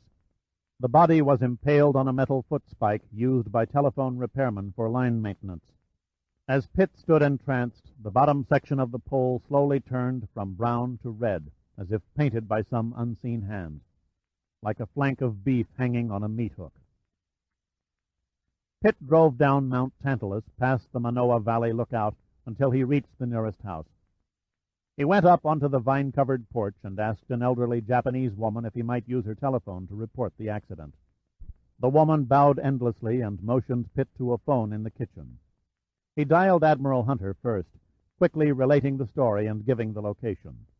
The Admiral's voice came over the receiver like an amplified bullhorn, forcing Pitt to hold the blast a few inches from his ear. "Don't call the Honolulu police," Hunter bellowed. "Give me 10 minutes to get our security men on the wreckage before the local traffic investigators foul up the area. You got that?" "I think I can manage it." "Good," Hunter went on without touching on Pitt's sarcasm. 10 minutes, then move your tail out to Pearl Harbor. We've got work to do." Pitt acknowledged and hung up. Pitt waited 10 minutes, answering a multitude of questions about the crash shot in rapid fire by the little Oriental woman. Then he picked up the phone again and asked the operator for the Honolulu police. When the gravel-throated voice requested his name after he volunteered the location, he said nothing and quietly replaced the receiver in its cradle. He thanked the owner of the house and backed away into the safety of his car. He sat there behind the wheel for a good 5 minutes, sweating from the humidity of the tropical heat and the unyielding leather of the bucket seat. Something didn't gel. Something he'd missed came back to tug at his mind, some line of thought that couldn't be translated. Then suddenly he had it. He started the car quickly and left twin streaks of Goodyear rubber on the worn asphalt as he sped back toward the wreck site. 5 minutes to the telephone, 20 minutes spent dawdling as though time meant nothing, 3 minutes back, 28 minutes in all, wasted. He should have guessed there'd be more than one of them on his trail. The AC skidded to an abrupt stop, and Pitt ran once more to the edge of the drop. The wreckage was just as he'd left it, all twisted and torn like a child's smashed toy. The telephone pole was as he'd left it, too, standing forlornly in the center of the palisade, its crossbars clutching wires that stretched off into infinity. The foot spikes were still there, too, but the driver's body had disappeared. Only the red stain remained, clotting and crystallizing under the onslaught of the morning sun. Chapter 6. A Quonset hut, it looked more like the dilapidated office of a salvage yard, was the saddest excuse for an operations building since the Civil War. The rusting corrugated roof and cracked dust-coated windows were encompassed by an unkempt sea of weeds. But at the paint-chipped and weathered door, Pitt was barred by a Marine sergeant armed with a holstered automatic Colt .45. "Your identification, please." It was more a demand than a request. Pitt held up his ID card. Dirk Pitt. I'm reporting to Admiral Hunter. I'm afraid I must see your orders, sir. Pitt wasn't in the mood for gung-ho procedure. Marines irritated him, all puffy-chested, eager for a fight, looking for any excuse to break out in a chorus of the Marine hymn. I'll show my papers to the officer in charge and no one else. Your orders are to check identification cards against a list of people who may enter the building, Pitt said coldly. No one gave you permission to play hero and check papers. Pitt motioned at the door. Now, if you'll be so kind. The red-faced sergeant looked as though he could not decide whether to haul off and punch Pitt in the mouth. But he hesitated a moment, studied the icy expression on Pitt's face, turned, opened the door behind him, and nodded for Pitt to follow. The interior of the Quonset hut was empty but for a couple of overturned chairs, a dusty file cabinet, and several faded newspapers scattered over the floor. The place smelled musty, and cobwebs were dangling from the ceiling. Pitt was thoroughly puzzled until the sergeant stopped near the back of the deserted room and stomped twice on the wooden flooring. Hearing a muffled acknowledgment, he lifted a perfectly concealed trap-door and motioned Pitt to descend down a dimly lit stairway. Then he stepped aside as the concealed door dropped behind him, barely missing Pitt's descending head by a few inches. Shades of Edgar Allan Poe, Pitt thought. At the bottom of the stairs he pushed aside a heavy curtain and stepped into a carnival of noisy activity. Before him was a large underground bunker stretching almost 200 feet. The overhead fluorescent lights revealed an operations room to end operations rooms. From paneled wall to paneled wall lay a thick beige carpet covered by desks, computers, and teletype machines that would have easily meshed into the plushest offices of Madison Avenue. A bevy of attractive girls in prim and proper naval uniforms unsmilingly manned most of the desks, some furiously typing away at their respective video displays, some moving with fluid-like grace around the row of computers that stood in the center of the room. 20 male officers in navy whites stood in isolated groups examining computer readout sheets or jotting down a series of complex notations on the green chalkboards which covered the walls. The whole scene looked like a high-class betting parlor. The only thing missing was the monotonous voice of a race announcer. Admiral Hunter caught sight of Pitt, straightened, smiled his sly fox-toothed smile, and strode forward with his hand outstretched. "Welcome aboard the new headquarters of the 101st, Mr. Pitt." "Most impressive." Hunter casually waved around the vast room. "Built during World War II. Hasn't been used since. I couldn't bear to see it go to waste, so I moved in."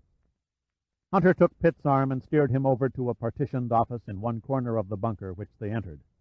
The deeply set face, the authoritative expression, and the intense eyes made Hunter a perfect prototype for the gimlet-eyed task force commander who was about to attack an unseen enemy over the horizon, which was precisely what he was.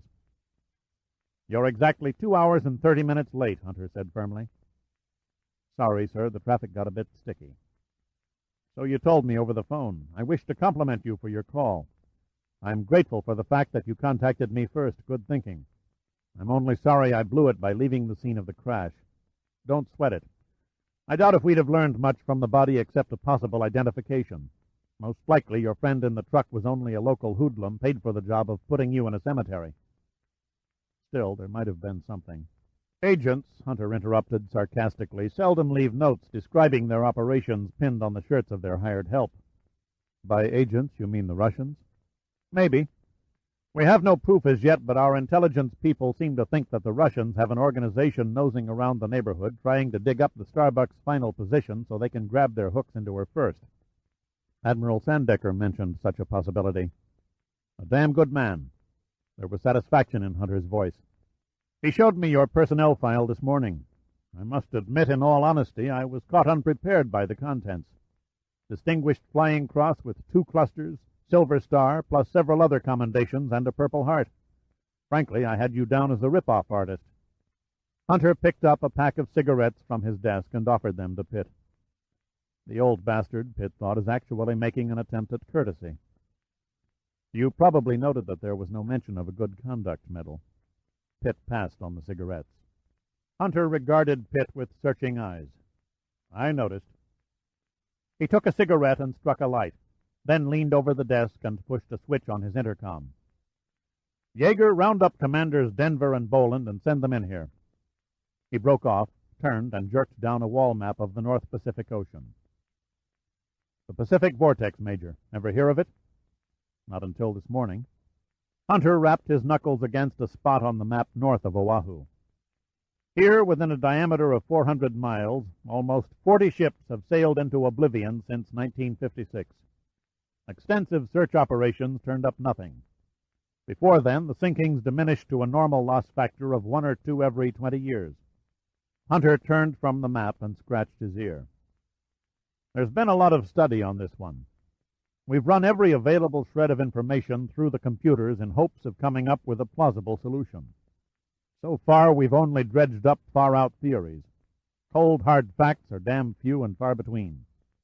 A soft knock on the door interrupted Hunter. He looked up as Denver and Boland walked into the room. They both stared blankly at Pitt for a moment before recognition slowly stirred in their eyes. Denver was the first to react. "Dirk, it's good to have you on the team." Pitt grinned.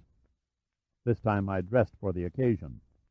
Boland simply nodded in Pitt's direction, mumbled a greeting, and sat down. Hunter pulled a linen handkerchief from his hip pocket and dabbed it to his mouth to remove a bit of tobacco from his tongue.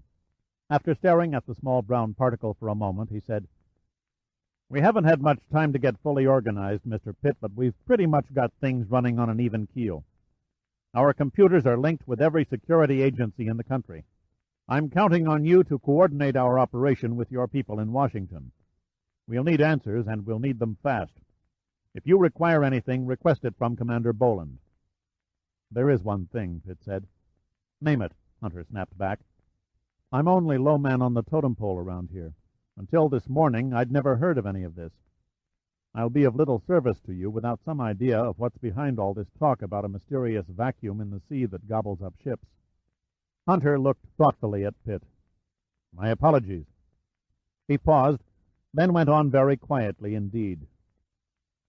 "I take it that you're aware of the Bermuda Triangle?" Pitt nodded, muttering an affirmative. "The Triangle," Hunter continued, "isn't the only area in the world where unexplainable things happen. The Mediterranean Sea has its share. And though it has received less publicity, the Ramondo region of the Pacific southeast of Japan has been claiming more ships over the last 2 centuries than most of the oceans combined.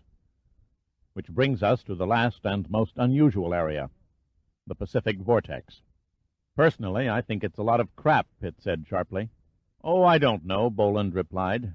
"There are a lot of respected scientists who feel there is something to it." "So you're a skeptic?" Hunter asked Pitt.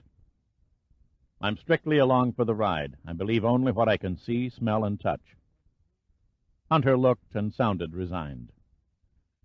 "Gentlemen, it makes no damned difference what our opinions are. It's the facts that count. And that's what we're going to pursue as long as I command the 101st Fleet. Our job is to salvage. And right now our primary job is to find and raise the Starbuck. We got entangled in this Pacific Vortex myth only because of the strange circumstances surrounding the message from Commander Dupree. If we can clear up the mystery of the Starbuck's loss while solving the disappearance of other ships over the years, so much the better for the maritime freight and shipping industries. If the Russians or Chinese get their hands on her before we do, it's going to piss off a lot of people in Washington." "Particularly the Navy Department," Boland added. Hunter nodded. "The Navy Department and every scientific research lab and engineering firm that worked for years planning and constructing the most advanced nuclear submarine afloat. The people who poured their sweat and labor into the Starbuck won't take it kindly if it turns up tied to a Soviet pier in Vladivostok." "Are there any similarities between the Starbuck's disappearance and the other ships and planes that have been lost?" Pitt asked. "I'll answer your question, Major." Boland's tone was cutting. "To begin with, unlike the Bermuda Triangle, there are no instances of aircraft lost over the Pacific Vortex. And secondly, when there are no survivors, lifeboats, bodies, or floating debris, there is no way to make a connection. The only link between the submarine and the other missing vessels is that they all disappeared within a well-defined sector of the Pacific Ocean."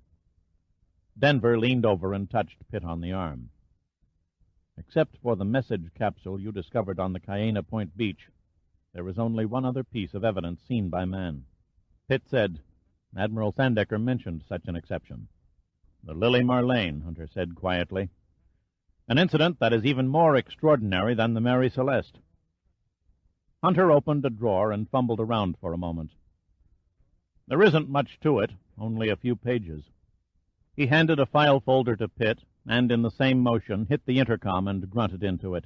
"Jaeger, bring us some coffee." Pitt settled into his chair, noted the title on the folder, and began reading. The Strange Disaster of the SS Lily Marlene.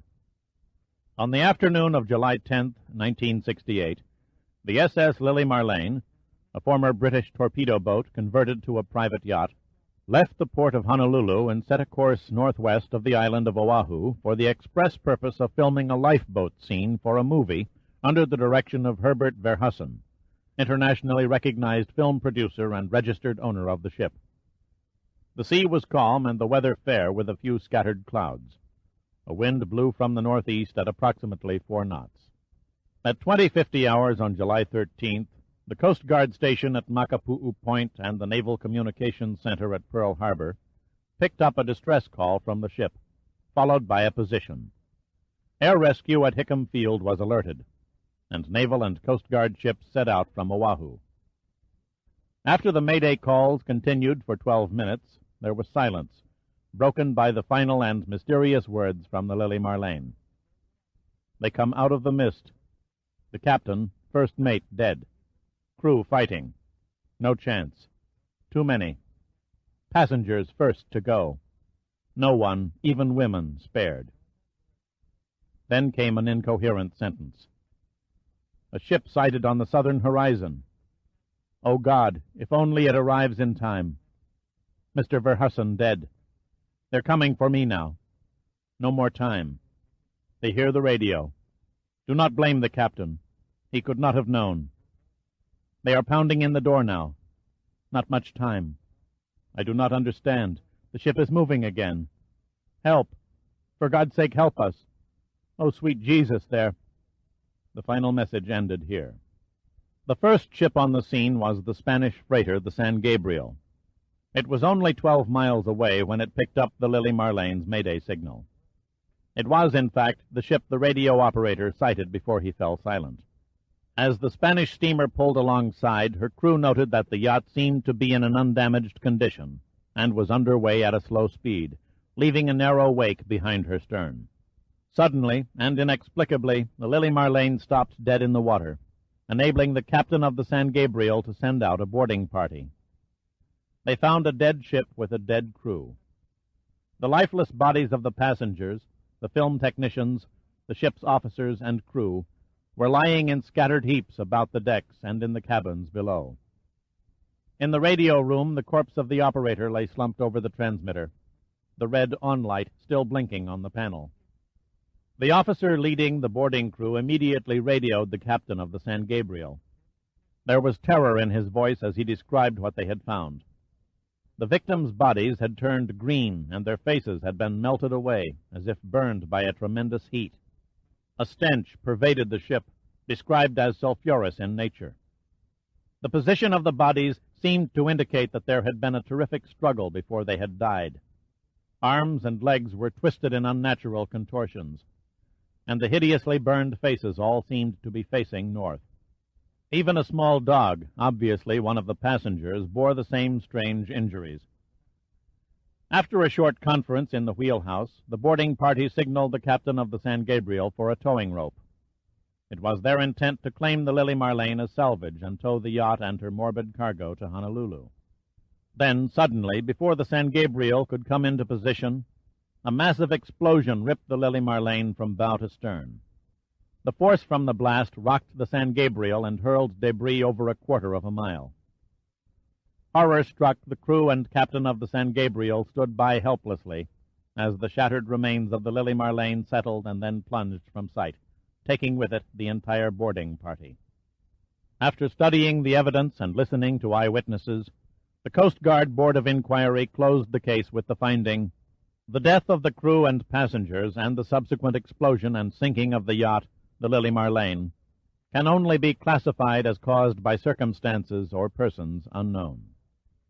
Pitt closed the folder and placed it on Hunter's desk. What we have here, Hunter said somberly, is the only known case of a distress call prior to the disaster, as well as eyewitness reports as to the condition of the personnel involved. Pitt said, "It would appear that the Lily Marlene was attacked by a boarding crew." Boland shook his head. "The men who boarded from the San Gabriel were cleared.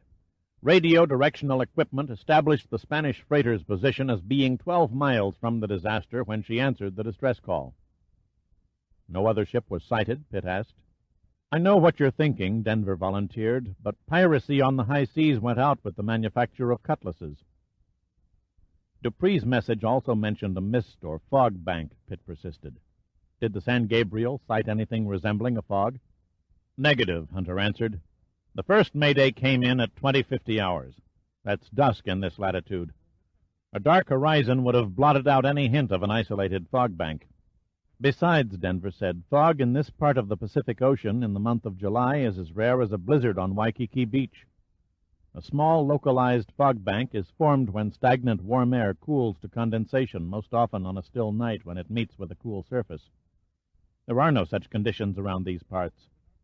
The winds are nearly constant throughout the year, and a 72 to 80-degree water temperature could hardly be called a cool surface." Pitt shrugged his shoulders. "That settles that." Hunter said, "If the San Gabriel had not arrived when it did, the Lily Marlene would have exploded and sunk to the bottom anyway. Then it would have been written off as one more mysterious disappearance." Denver stared at him. "On the other hand, if something not of this world had attacked the Lily Marlene, they'd hardly have done so with another ship in sight, or allowed time for an inspection by boarders. They must have had a purpose." Boland threw up his hands. "There he goes again." "Stick to the facts, Commander." Hunter gave Denver an icy look. "We've no time for science fiction." The men fell silent. Only the muffled sounds of the equipment outside the paneled walls seeped through the quietness. Pitt rubbed his hand tiredly across his eyes, then held his head as if to clear his mind. When he spoke, the words came very slow. "I think Burdett has touched on an interesting point." Hunter looked at him. "You're going to buy little green men with pointed ears who have a grudge against seagoing ships?" "No," Pitt answered, "but I am going to buy the possibility that who or what is behind the disasters wanted that Spanish freighter to make the discovery for a purpose." Hunter was interested now. "I'm listening. Let's grant bad weather, bad seamanship, and bad luck for a small percentage of missing ships. Then we go one step further and say there's intelligence behind the remaining mysteries." "Okay, so there's a brain running the show," said Boland. "What did he—" He paused and stared at Denver, smiling. "Or it have to gain by letting those Spaniards catch him in the middle of a mass murder?" "Why would he deviate from an established routine?" Pitt replied with another question. "Sailors are notoriously superstitious people. Many of them can't even swim, much less put on a scuba tank and dive under the surface. Their lives are spent crossing the surface. And yet their innermost fears, their nightmares, are centered around drowning at sea. My guess is that it was a deliberate plot by our unknown villain for the Lily Marlene's passengers and crew to be found heaped about the decks in ungodly mutilation. Even the dog wasn't spared." "Sounds like an elaborate plot to scare a few seamen," Boland persisted. "Not merely scare a few seamen," Pitt continued, "but a whole fleet of seamen. In short, the whole show was staged as a warning." "A warning for what?" Denver asked. "A warning to stay the hell out of that particular area of the sea," Pitt answered. "I've got to admit," Boland said slowly, "that since the Lily Marlene affair, maritime ships have avoided the vortex section like the plague." "You've got one problem." Hunter's tone was strangely soft. "The only on-scene witnesses, the boarding crew, were blown up along with the ship." Pitt grinned knowingly. "Simple. The idea was for the boarders to return to the San Gabriel and report to the captain. Our mastermind didn't figure on greed rearing its ugly head. The boarders, as you recall, elected to stay on the ship and requested a tow rope, probably already spending the salvage money in their minds. They had to be stopped right where the ship sat. If the Lily Marlene had reached port, scientific investigation might have uncovered some damaging evidence. So one good bang and Verhussen's yacht went to the deep six." You make a good case, Hunter sighed, but even if your fertile imagination has stumbled on the truth, we're still left with our primary job, finding the Starbuck. I was coming to that, Pitt said. The message from the yacht's radio operator and the one from Commander Dupree, they have the same broken sentences, the same pleading tone in their words. The radio operator said, "Don't blame the captain, he could not have known." And in the latter part of Commander Dupree's message, he said, "If I had but known." A similarity between two men under stress? I don't think so. Pitt paused to let it sink in. All of which leads to a likely conclusion. Commander Dupree's final message is phony. We considered that, Hunter said. Dupree's message was flown to Washington last night. The Naval Intelligence Forgery Office verified an hour ago the authenticity of Dupree's handwriting. Of course, Pitt said matter-of-factly. Nobody would be stupid enough to forge several paragraphs of script. I suggest you have your experts check for indentations in the paper. Chances are the words were printed and then indented just enough to match the marking of a ballpoint pen. It doesn't make sense, said Boland. Someone would have to have extra copies of Dupree's writing in order to duplicate it. They had the logbook, his correspondence, and maybe a diary. Perhaps that's why some of the pages were missing from the message capsule. Certain key words and letters were cut out and pasted together into readable sentences. Then it was photo-engraved and printed. Hunter's expression was thoughtful, his tone neutral. That would explain the strange wording and the rambling text of Dupree's message. But it doesn't tell us where Dupree and his crew lie. Pitt rose from his chair and walked over to the wall map.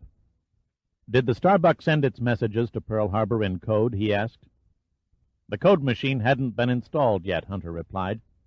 And since the sub was operating more or less in our own waters on a test cruise, the Navy saw no great urgency for top-secret transmissions. Sounds risky, Pitt said, for one of our nuclear subs to be on the air. Strict silence is only maintained when a sub is on patrol or on station. Because the Starbuck was a new and untested ship, Dupree was ordered to report his position every 2 hours only as a precautionary measure, in case of a mechanical malfunction. The initial shakedown was scheduled for only 5 days. By the time the Russians could track the calls and put a ship loaded with electronic spy gear on the scene, the Starbuck would have been long gone on a return course to Pearl Harbor. Pitt continued to stare at the map. These red marks, Admiral, what does it indicate? That's Dupree's position according to his message. And these periodic black symbols, I take it, are the Starbuck's last position reports? Correct. Pitt continued, his words economical. The top mark, then, is the final bona fide message from Dupree. Hunter simply nodded. Pitt leaned against Hunter's desk and stared silently at the map for several moments. Finally, he straightened and rapped on the area marked as the Starbuck's last position report. Your search area spreads from this point to where? It extends in a fan-shaped sector 300 miles northeast, Boland answered, his eyes clouded with puzzlement at Pitt's cross-examination. If you'd be so good as to tell us what you're after. Please bear with me, Pitt said. Your search operations were massive, over 20 ships and 300 aircraft. But you found nothing, not even an oil slick. Every scientific detection device was undoubtedly used. Magnetometers, sensitive fathometers, underwater television cameras, the works. Yet your efforts came up dry. Doesn't that strike you as strange? Hunter's expression registered uncomprehension. Why should it? The Starbuck could have gone down in an undersea canyon. Or she might have buried her hull in soft sediment, Denver added. Finding one little ship in an area that large is as tough as finding a penny in the Salton Sea. My friend, Pitt said, smiling, you just spoke the magic words. Denver looked at Pitt blankly. One little ship, Pitt repeated. In all your searching, you couldn't find one little ship. So? Hunter's tone was icy. Don't you see? Your search pattern was supposed to be right in the middle of the Pacific Vortex. Maybe you didn't hit on the Starbuck, but you should have stumbled onto something. After all, you had nearly 30 other sunken derelicts to choose from. Damn. Hunter's self-confidence was shaken. It never occurred to us. I see your point, Boland said, but what does it prove? It proves, Pitt replied, that you searched the wrong area. It proves that Dupree's message was a clever counterfeit. And it proves that the Starbuck's last radioed positions were an even cleverer case of fraud. In short, gentlemen, the place to find your missing submarine is not to the northeast, but a 180-degree reverse course to the southwest. Hunter, Boland, and Denver stared at Pitt in stunned silence, enlightenment spreading across their features. Denver spoke first. "It fits," he said simply. Hunter's face began to glow with an enthusiasm that he hadn't shown for months. He gazed long and hard at the wall map for nearly half a minute. Then he swung abruptly and fastened his gaze on Boland. "How soon can the Martha Ann get underway?" "Hoist the helicopter on board, finish refueling, make a final check of the detection instruments. I'd say 2100 hours this evening, sir." Hunter glanced at his watch. "That doesn't leave us much time to plot a search area." He turned to Denver. "This is your realm. I suggest you begin programming a search grid immediately."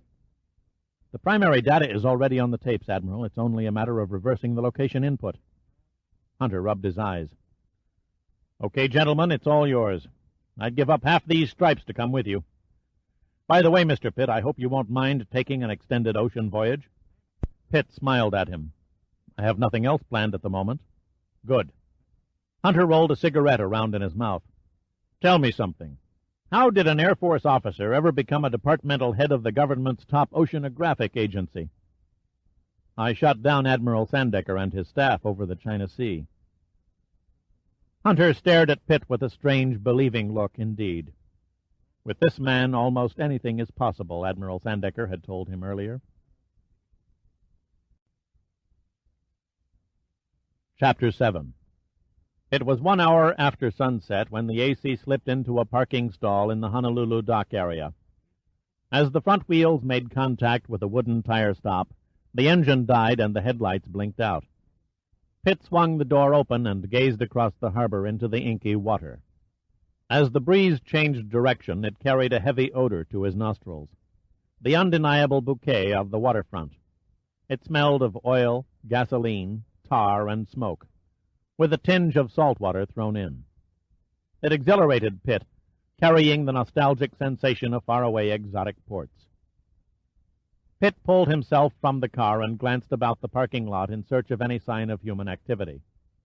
There was none. Only a seagull, perched on a wooden piling, returned his stare. Pitt reached into the car and pulled the towel-wrapped Mauser from behind the seat. Then he inhaled the harbor night air, tucked the gun under his arm, and began walking along the pier. If anyone had been loitering around the docks, they would hardly have noticed anything unusual about Pitt's appearance. He was dressed in a well-worn khaki shirt over a faded pair of gabardine pants. His feet were encased by a pair of badly scuffed brogans, tied with heavy twine. The cast-off clothing, a gift from the 101st Fleet security officer, was a size too small and bulged at the seams. He felt like a toss-up between a bindle stiff and a Skid Row derelict. A quart of muscatel in a brown paper bag was all that was missing. Or, better yet, a bottle of Grand Marnier yellow ribbon. Just the right touch of class to go with the rags. 100 yards later, Pitt stopped and looked up at the huge black hulk that loomed in the darkness. The only light that beamed down on the weathered and tarred planking came from a few scattered green-shaded lamps that hung awkwardly from the corrugated metal sides of an old warehouse. The eerie glow of the lamps, coupled with the deathly stillness of the evening, only added to the already ghost-like appearance of the monster in the water. She was an old ship with a straight up-and-down bow and a square box-like shape to her superstructure. This was topped by an old-fashioned vertical smokestack that sported a faded blue stripe. Rising from her decks stood a maze of cluttered derricks and masts. At some time in the distant past, she had been painted black with the usual red waterline. But now she was grimy, dirty, and rusty. Pitt moved closer until he was standing under her stern. She was large, probably in the neighborhood of 12,000 tons. He stared up at the dim white lettering just below the fantail.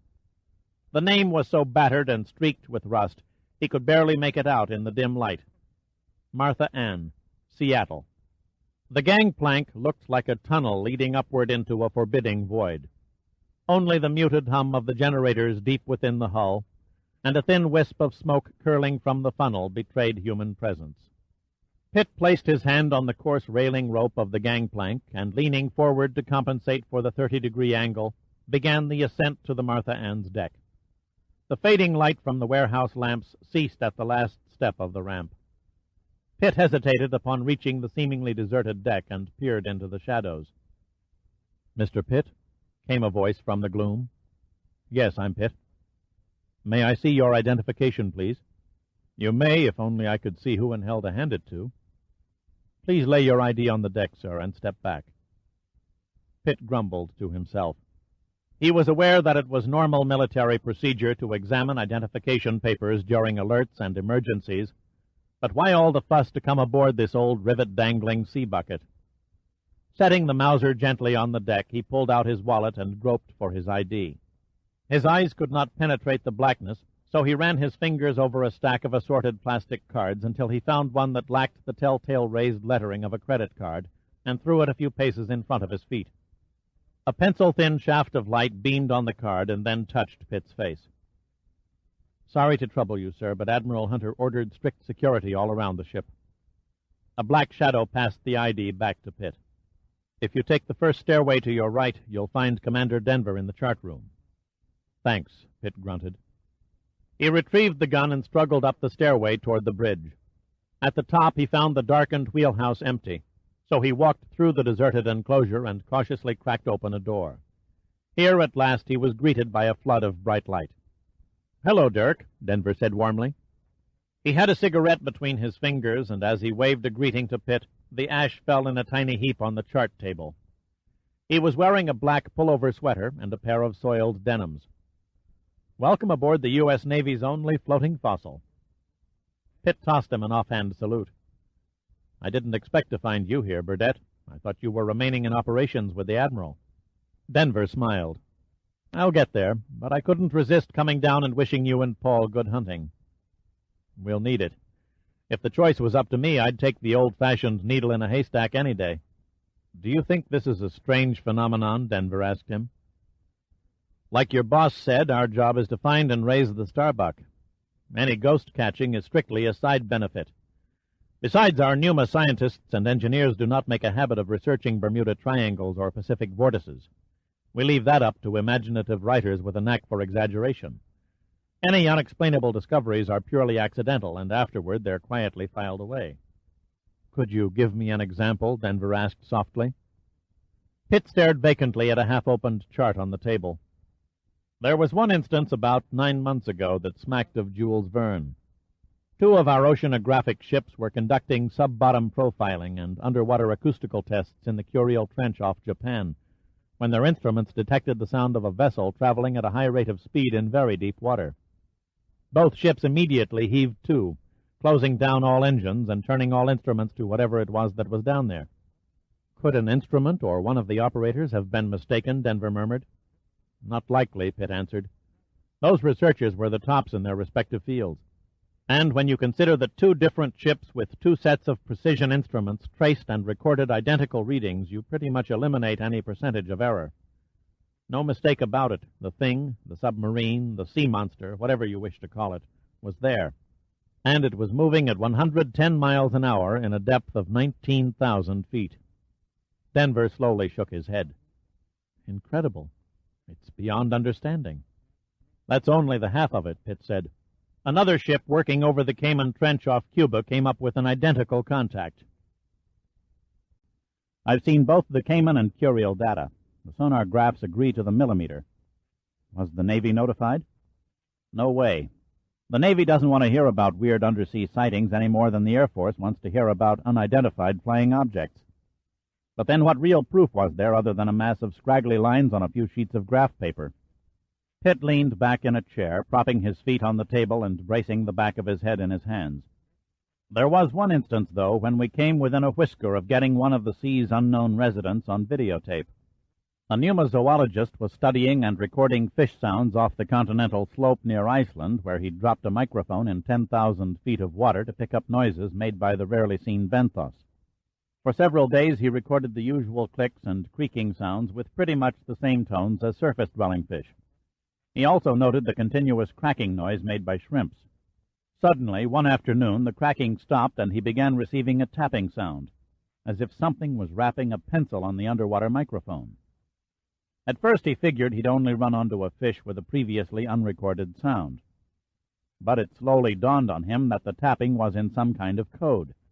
The ship's radio operator was hastily called, and he deciphered it as a mathematical formula. Then the noise stopped, and a shrieking laughter, eerily distorted by the density of the water, burst from the listening room speakers. Shaking off disbelief, the crew quickly lowered a TV camera. They were about 10 seconds too late. The fine bottom silt had been stirred up by a rapid movement, leaving an impenetrable cloud of muck. It took an hour before the bottom cleared, and there, in front of the cameras, was a set of odd-looking indentations in the silt going off into the black void. Were they able to make anything out of the formula? Asked Denver. Yes, it was a simple equation for finding the water pressure at the depth the microphone was located. And the answer? Nearly 2.5 tons per square inch. Silence fell on the chart room, a long, chilling silence. Pitt could hear the water below the ports gently lapping the hull. Any coffee around? Pitt asked. Denver's mind still roamed the mysterious abyss of the sea. Then, with a marked degree of effort, he shrugged it away. Be assured, he said with a grim smile, when you take an ocean cruise on the Martha Ann, you travel under the finest service in the Pacific. He picked up an old, blackened pot and poured the coffee into a battered tin cup. There you are, sir, and enjoy your trip. They were sitting at the chart table just beginning to savor the coffee when the door swung open and Boland entered. He wore a soiled T-shirt, faded Levi's, and a pair of brogans in worse condition than Pitt's. The thin shirt showed off Boland's muscular shoulders, and, for the first time, Pitt noticed a tattoo on one of his arms. The picture of a knife piercing the skin and oozing blood adorned his right forearm, and underneath the gruesome illustration in blue lettering read the words, "Death before dishonor." "You two look like you just received Dear John letters." Boland's voice was mocking yet firm. "What goes?" "We were just solving the mysteries of the universe," Denver answered. "Here, Paul, have a shot of my world-renowned brew." He pushed a steaming cup toward Boland, spilling a few brown drops on the deck. Boland took the dripping mug from Denver's hand and looked thoughtfully at Pitt, and when Pitt stared back at him, he slowly cracked a smile, lifted the cup, and sipped at the hot contents. "Any final orders from the old man?" he asked. Denver shook his head. "Same as he told you. At the first sign of danger, get the hell out and hot-foot it back to Pearl Harbor." "That's if we're lucky," Boland said. "None of the other missing vessels had time for a Mayday signal, much less time to cut ass."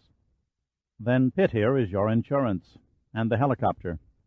"It takes time to warm up a helicopter," Boland said doubtfully. "Not that bird," Pitt said briefly. "I can put her in the air in 40 seconds flat." He stood and stretched, his large hands touching the metal ceiling. "One question. That copter can only carry 15 men. Either the Navy provided us with a crew of midgets, or we're sailing damned short-handed." "Under normal standards, we're sailing short-handed," Denver said. He smiled at Boland and winked. "You couldn't know, Dirk, but the Martha Ann is not the decrepit old scow she seems. A large crew is unnecessary because she's equipped with the most advanced and highly automated centralized control system of any ship afloat. She practically runs herself." "But the scale on the hull, the rust." "Prettiest fake scenery you ever saw," Denver admitted. "A clever chemical coating that looks like the real thing. Can't tell it from rust under bright sunlight from a foot away." "Then why the elaborate equipment?" Pitt asked. "There's more to the Martha Ann than meets the eye," Boland said with a hesitant degree of modesty. "You'd never know it to look at her, but she's crammed from keel to topside with salvage equipment." "A disguised salvage ship?" Pitt said slowly. "That's a new twist." Denver smiled. "The masquerade comes in handy for the, shall we say, more delicate reclamation projects." "Admiral Sandecker mentioned a few of your delicate accomplishments," Pitt said. "Now I see how you carried them off." "No job too large, no job too small," Boland said, laughing. "We could almost raise the Andrea Doria if they turned us loose on it. Suppose we do find the Starbuck. Even with your automated gadgetry, you could never bring her to the surface with such a small crew." "Purely precautionary, my dear Pitt," answered Denver. "Admiral Hunter insisted on a skeleton crew during the search operation. No sense in wasting lives if the Martha Ann should meet the same fate as the others." On the other hand, if we get lucky and discover the Starbuck, you and your whirlybird then begin a shuttle service between the recovery site and Honolulu by ferrying the salvage crew and any needed parts and equipment. A tidy little package, Pitt admitted, though I'd sleep better if we had an armed escort. Denver shook his head. Can't chance it. The Russians would smell a shady plot the minute they got wind of an old tramp steamer escorted by a Navy missile cruiser.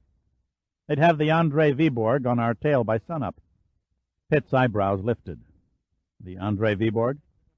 A Russian oceanographic vessel classified by Navy intelligence as a spy ship. She shadowed the Starbuck search operation for the last 6 months, and she's still out there somewhere, hovering around, poking for the sub. Boland paused for a swallow of coffee. The 101st Fleet has spent too much time and effort to maintain our cover as a merchantman. We can't afford to have it blown now. As you can see, Denver said, the Martha Ann is completely divorced from the Navy. She's listed under United States Registry as a merchant ship, and we intend to keep it that way, nice and discreet. Isn't the Navy concerned by the fact that the Andrei Viborg is nosing around alone? She's not alone, Boland said seriously. We've 4 ships still combing the northern search area. The Navy never gives up on a search, no matter how hopeless it seems for survivors. Call it naval tradition, if you will, Major, but it's a damn good feeling when you're floating in the sea, clutching a piece of flotsam after your ship has gone down, knowing that nothing is spared to make your rescue. Boland's lecture was interrupted by a knock on the door. "Come in," he shouted. A young boy, no more than 19 or 20, stepped through the doorway. He was wearing a white butcher's cap on his head and a pair of blue coveralls. Ignoring Pitt and Denver, he spoke to Boland. "Excuse me, sir, the chief engineer reports the engine room is in readiness and the bosun's mate has the crew standing by to cast off." Boland glanced at his watch. "Right. Pass the word to cast off and get under way in 10 minutes. "Yes, sir," replied the young seaman. He saluted, turned, and disappeared into the pilot-house. Boland smiled smugly at Denver. "Not bad. We're 40 minutes ahead of schedule." "The copter tied down and secure?" asked Pitt. Boland nodded. "She's snug. You can make your final flight checks when it's daylight."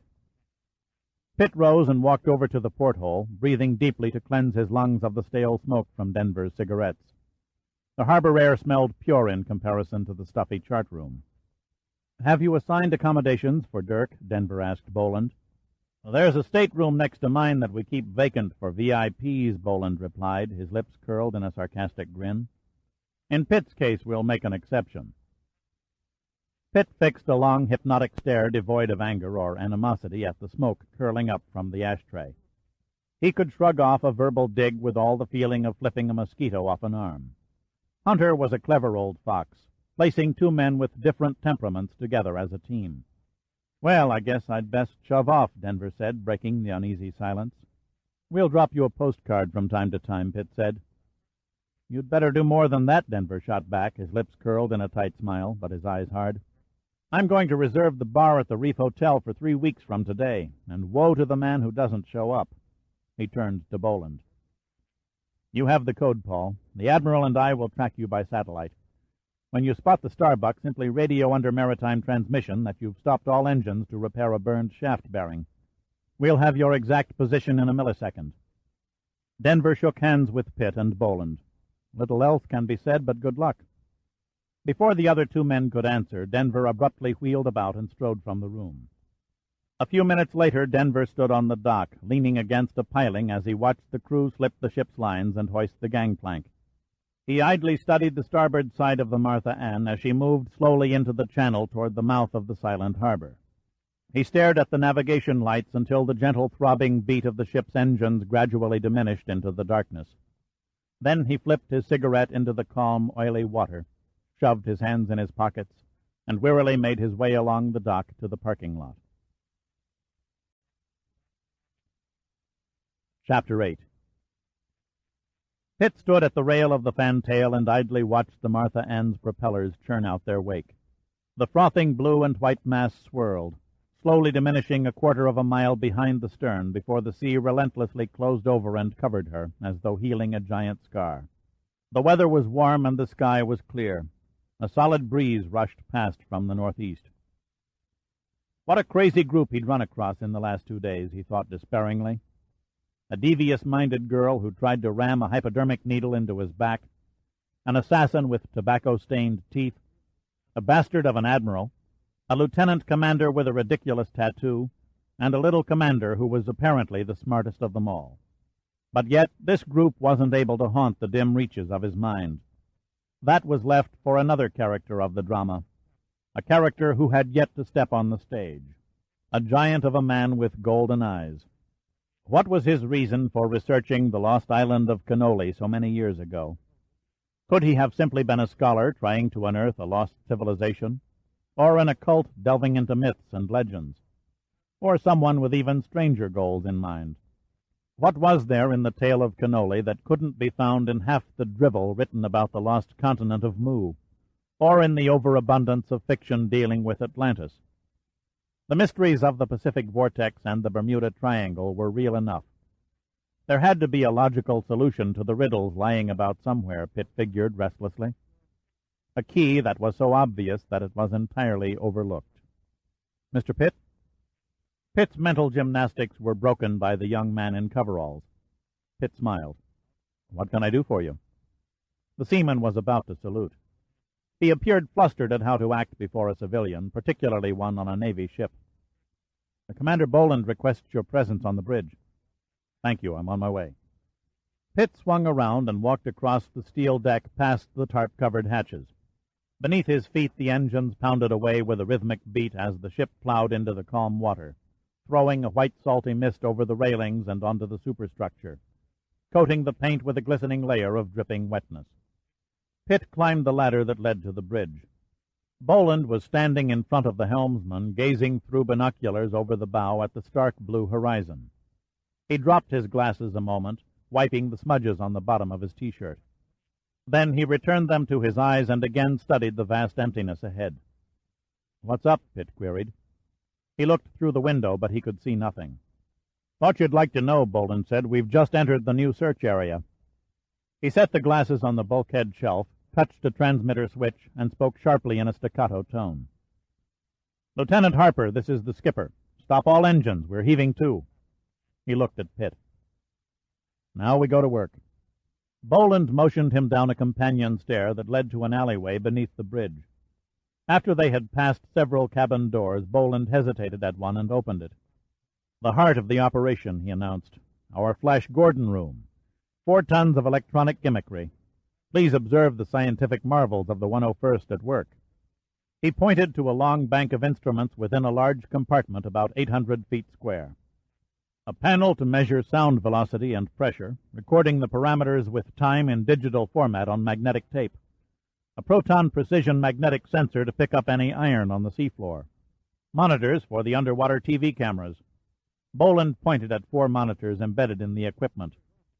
That's why we heaved to, so we can release the sensors and cameras behind the ship on the glide sled and begin scanning. Pitt studied the screens. The cameras were just being lowered in the water. He could see the swells slap at the lenses as they slipped under the surface and entered the silent void of sun-sparkled, restless liquid.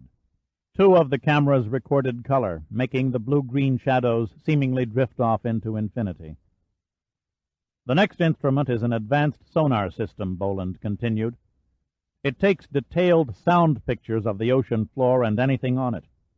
We also have a side-scanning system that takes in half a mile on either side of the hull. Their sensors will also be towed behind the ship. A mile-wide detection belt, Pitt said. That should cut an impressive swath through the search sector.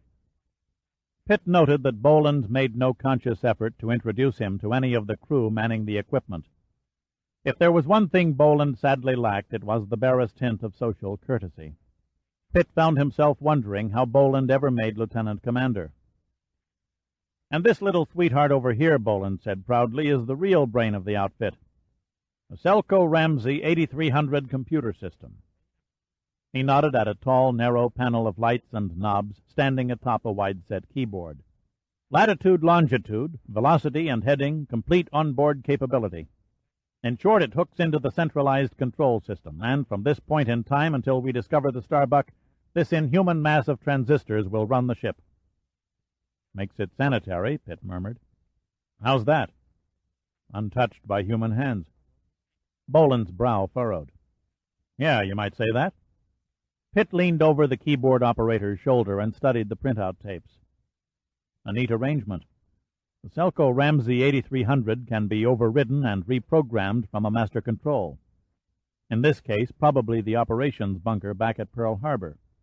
Makes it handy for Admiral Hunter in the event we go the same way as the people on the Lily Marlene. At the first sign of trouble, he and Denver can override our system, turn the ship around, and bring it back to port. He may lose the crew, but the 101st Fleet gets its super salvage ship home intact. A neat arrangement indeed. You know your electronics, Boland said slowly. His face had a strange mixture of suspicion and respect. You might say I have a passing acquaintance with most of the equipment you have on board. You've seen all this before? On at least 3 of Numa's oceanographic research ships. Your capability is a bit more specialized, since your primary objective is salvage. But our state-of-the-art is slightly ahead of yours due to the scientific nature of our explorations. My apologies, Boland forced a smile. I've been underestimating your talents. He wheeled, walked across to the detection room officer, spoke a few words to him, and returned. Come on, I'll buy you a drink.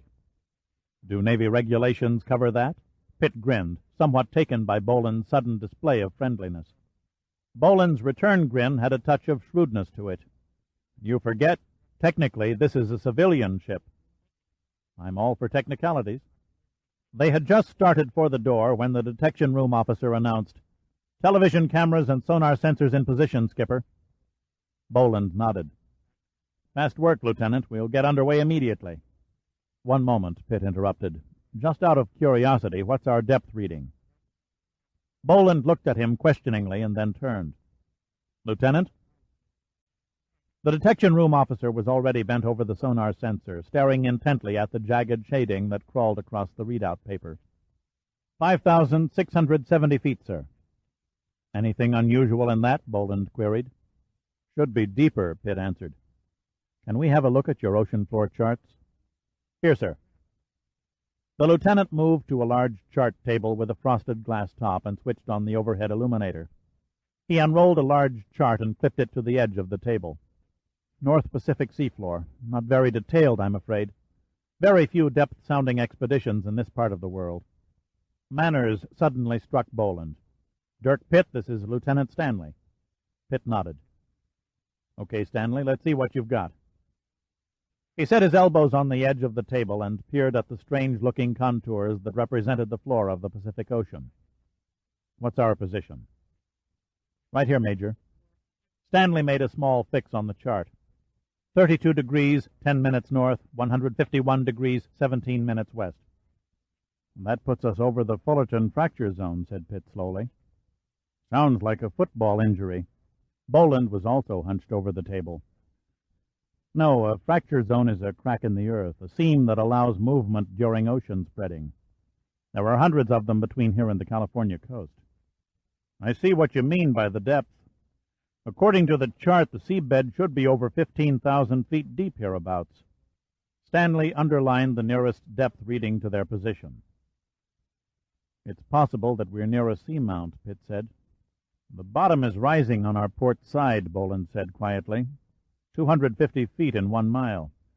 Nothing strange about that. One of the smaller seamounts might do it. Pitt shook his head. Except that none show on the chart. Probably hasn't been sounded and marked yet. Yet, if the slope is still rising, the summit can't be too far away. It's your ship, Paul, but I think an investigation is in order. The Starbuck's message capsule was sent by persons unknown after she disappeared. It stands to reason that she's resting in a depth that's within reach. Boland tiredly rubbed his eyes. Sounds logical, but this can't be the only uncharted seamount in the area. There might be 50 more.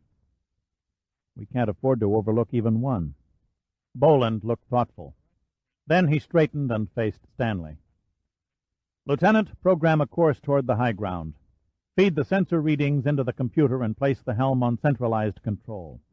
Keep me informed of any sudden changes of depth. I'll be in my cabin. He turned to Pitt. Now then, how about that drink? The TV camera sled and sonar sensors were reeled out on tow lines. The centralized control system was engaged on the computer. and within 10 minutes the Martha Ann was under way on a slow, wide swing to the east. The helmsman on the bridge stood idly smoking in the doorway of the wheelhouse, the spokes of the wheel slowly turning back and forth as if guided by an invisible hand. The ship pushed through the swells, her crew busy scanning and checking a paneled sea of wavering dials, colored lights, and monitors.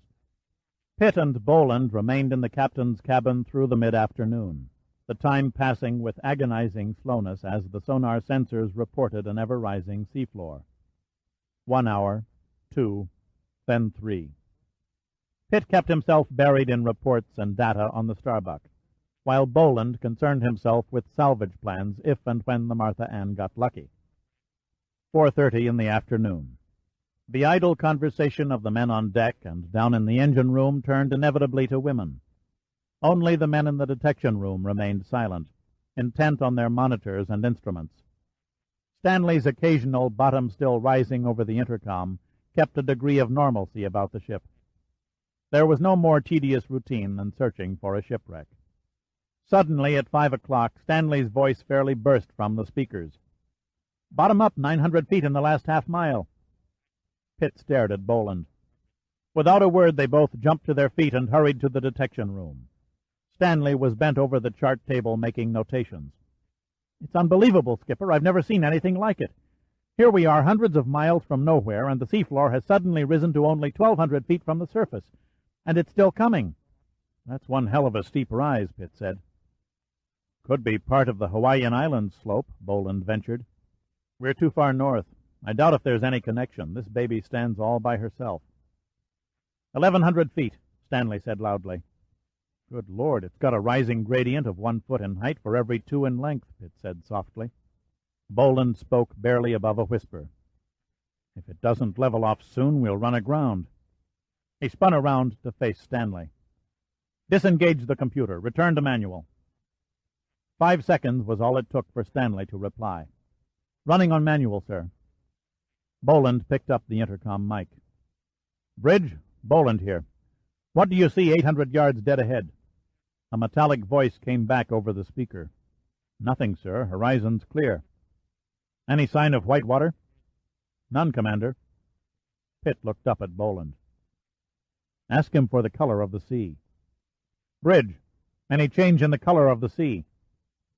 There was a brief hesitation. "It's turning more of a green, sir, about 500 yards off the port bow."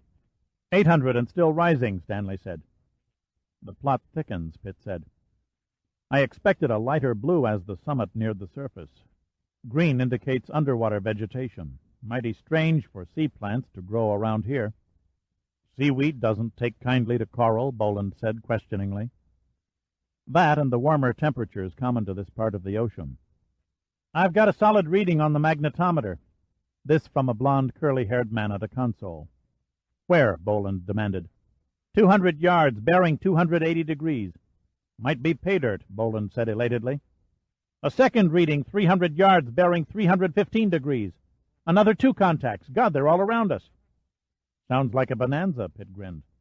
"Stop all engines," Boland yelled into the intercom. "The bottom contour is jumping off the readout sheet," Stanley said excitedly. 450 feet, and she hasn't stopped yet."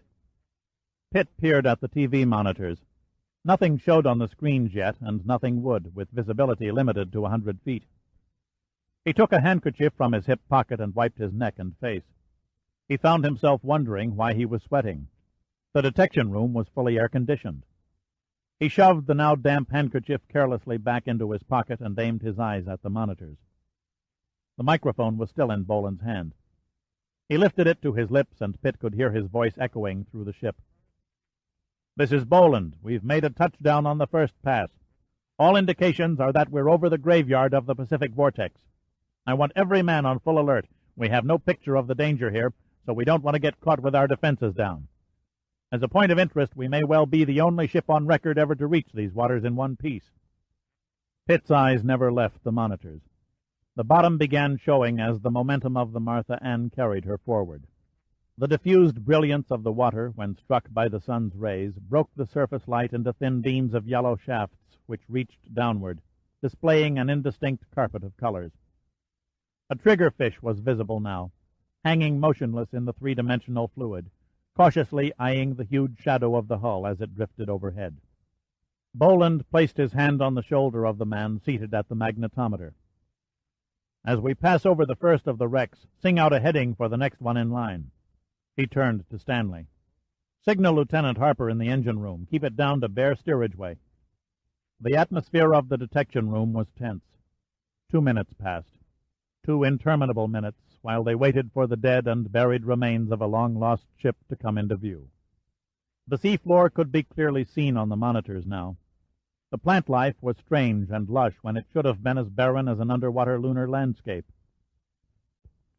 There was no sign of coral, only wide-fronded kelp and delicately colored seaweed clung to a rocky, uneven bed, constantly changing tint in the tremulous light filtering down from the surface.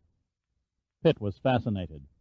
It was like looking at a flourishing oriental garden that had sunk beneath the sea. A long-haired youngster who manned the sonar spoke with an utter lack of excitement. "Coming up on a wreck, Commander." "Okay, get ready for a computer scan." "For the records?" Pitt asked. "For identification," Boland replied. "The memory banks contain all the known data on the ships that are missing. We'll try and match our data with that in the computer. Hopefully we can coax the sea into giving up a few secrets." "Here she comes," Stanley said. 3 pairs of eyes locked themselves on the monitors. It was an eerie sight. The ship, or what was left of it, was covered with a thick layer of sea growth.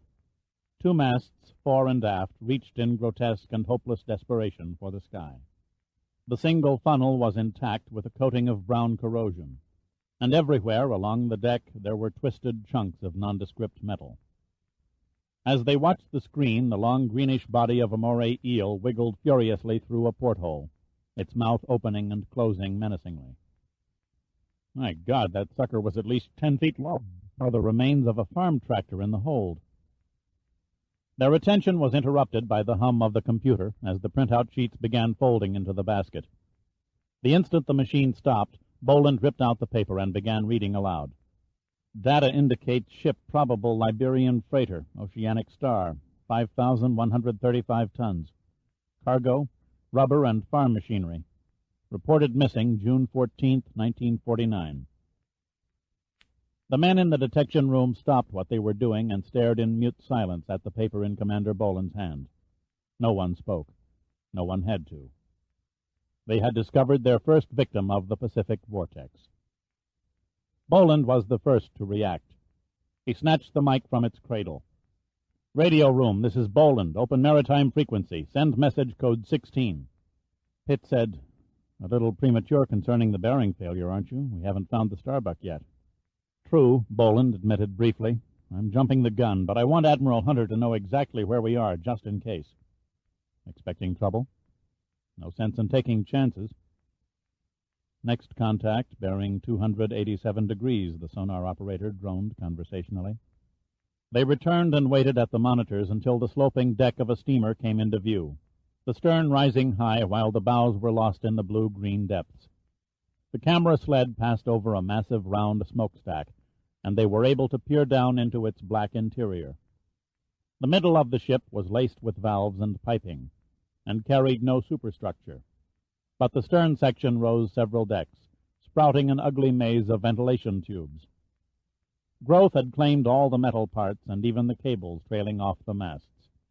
Exotically hued fish of every variety were swimming among the rigging, as though the skeleton of the dead ship was their own personal playground. Boland's voice repeated the precise figures on the computer display. "Japanese oil tanker, Ishio Maru, 8,106 tons. Reported missing with all hands, September 14, 1964. "God," Stanley murmured, "this place is a veritable cemetery. I'm beginning to feel like a damned gravedigger." The roll call of the decayed and lifeless ships was repeated 6 more times in the next hour. 4 merchantmen, a large schooner, and an ocean-going trawler were located and identified. The tenseness in the detection room heightened as each new find was scanned and analyzed. And when the final moment came, the moment they had geared their conscious minds for, it curiously caught them all by surprise. The sonar operator suddenly pressed his earphones tighter against his ears and fixed an intense, unbelieving stare at his instrument panel. I have a contact with a submarine bearing 190 degrees, he said. Certain? Boland demanded. Bet my dear mother's virtue on it. I've read subs before, Commander, and this is a big one. Boland hit the mic. Bridge, when I give the word, stop all engines and drop anchor. Fast. Get that? Affirmative, sir, came the rough-edged voice over the speaker. What is the depth? Pitt asked. Boland nodded. Depth, he ordered. 90 feet. Pitt and Boland stared at one another. Compounds the mystery, wouldn't you say? Pitt asked quietly. That it does, Boland answered softly. If Dupree's message was fake, why include the correct depth level? Our mastermind probably reasoned that nobody in their right mind would believe a reading of 90 feet.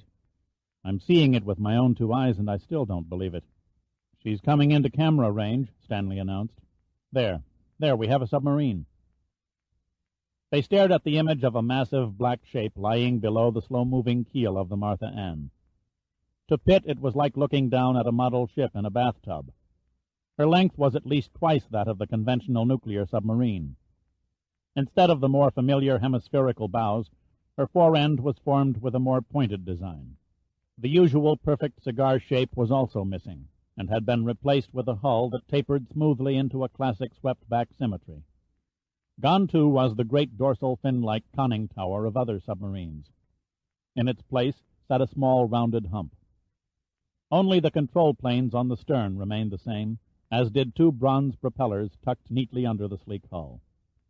The submarine looked comfortably serene, like some huge Mesozoic denizen on a late afternoon nap. It was not the way it should have looked, and Pitt could feel his skin start to goose-flesh. Away marker, Boland snapped. Marker? Pitt questioned. A low-frequency electronic beeper, Boland answered. In case we're forced to leave the area, we have a waterproof transmitter sitting on the seabed giving out periodic signals. That way we can pinpoint the position without a search when we return. Our bows have just cleared the wreck, Commander. This from the sonar operator. Boland bellowed into the intercom mic. All engines stop. Away anchor. He swung and faced Pitt. Did you get a look at its number? 989, Pitt said tersely. That's her, the Starbuck, Boland said reverently. I never really thought I'd lay eyes on her. Or what's left of her, Stanley added, his face suddenly pale. Just thinking about those poor bastards entombed down there is enough to make your skin crawl. It does give you a queer feeling deep down in your gut, Boland agreed. Your gut feeling isn't the only thing that's queer, Pitt said evenly. Take a closer look. The Martha Ann was pivoting around the anchor now, and her stern, urged by the diminishing momentum, slowly swung on an arc away from the sunken submarine. Boland waited a moment until the TV cameras were angled to keep the Starbuck in viewing range. When the subject centered in the middle of the frame, the lenses locked in place and automatically zoomed in for closer inspection. She's lying there in the bottom sand as real and tangible as she can be, Boland murmured slowly as he gazed into the screens. The bow isn't buried as suggested by Dupree's report, but other than that, I see nothing unusual. Pitt said, A Sherlock Holmes you ain't. Nothing unusual, you say? No damage is evident on the bows, Boland said slowly. But she could have been holed beneath the hull, which won't show until she's raised. Nothing odd about that. It takes a pretty fair explosion to make a hole big enough to sink a ship the size of the Starbuck in only 90 feet of water, Pitt said. At 1,000 feet in depth, a hairline crack would do it. But on the surface, she could handle anything less than a large gash. Add to that, an explosion would leave debris scattered around. Nothing detonates cleanly without leaving a mess. As you can see, there isn't so much as a rivet lying in the sand. Which brings us to the next startling conclusion. Where in hell did the sand come from? We roamed miles of this seamount and saw nothing except jagged rocks and vegetation. Yet there sits your submarine in the neatest little sand patch you ever saw.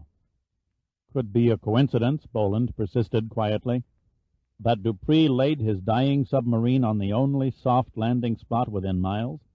Extremely doubtful. Now we come to the tough one, an observation that can't be so easily explained. Pitt leaned closer to the monitor screens. The remains of sunken ships are most instructive. To a marine biologist, they're the perfect laboratory. If the date of the ship's demise is recorded, it's possible for the scientists to establish the growth rate of different types of sea life on the wreck. Please note that the exterior hull of the Starbuck is as clean and scrubbed as the day she was launched. Every man in the detection room turned again from his instruments and peered at the monitors. Boland and Stanley just stood there and peered at Pitt. They didn't have to study the monitors to know he was right. It would seem, Pitt said, at least from outward appearances, that the Starbuck sank no more than yesterday. Boland wearily rubbed a hand across his forehead. "Let's go topside," he said, "and discuss this in the fresh air." Upon the port wing of the bridge, Boland turned and gazed out over the sea. Another 2 hours and it would be sunset, and already the blue of the water was beginning to darken as the sun struck the waves on an oblique angle. He was tired, and his words when he spoke were low and spaced apart. "Our orders were to find the Starbuck. We've accomplished the first step in our mission. Now comes the job of raising her to the surface. I want you to fly back to Honolulu for the salvage crew." "I don't think that would be wise," Pitt said quietly. "We're not out of the woods yet. It'll be dark soon." And that was when the Starbuck vanished. "There's no reason for panic. The Martha Ann has enough detection equipment to spot the danger from any direction, from any distance." "You carry only handguns," Pitt came back. "What good is detection if you have no defense? You may have found the graveyard of the Vortex, but you don't have the vaguest idea of who or what caused the wrecks." "If the devil and his fleet of ghosts haven't made an appearance by now," Boland persisted, "they're not going to." "You said it yourself, Paul. You're responsible for this ship and its crew. Once I lift off, you can kiss your last avenue of escape goodbye." "Okay, I'm listening," Boland said evenly. "What do you have in mind?" "You've damned well guessed the answer to that," Pitt said impatiently. "We dive on the submarine. Instruments and TV cameras can only tell us so much. A first-hand eyeball inspection is imperative. It'll be dark soon, and if there's something rotten in Denmark, we've got to find out damned quick." Boland casually gazed at the lowering sun. "Not much time. 45 minutes is all the time we'll need." "We?" "Myself and one other man. A former submariner, if you've got such an animal." "My navigation officer, Lieutenant March, served 4 years in nuclear subs, and he's a skilled scuba diver. He sounds fine. I'll buy him." Boland stared at Pitt thoughtfully. "Not good." "Problem?" "I'm not too keen on sending you down. Your Admiral Sandecker would have my ass if something happened." Pitt shrugged. "Not likely." "You act pretty confident." "Why not? I'm backed by the most sensitive detection instruments known to man.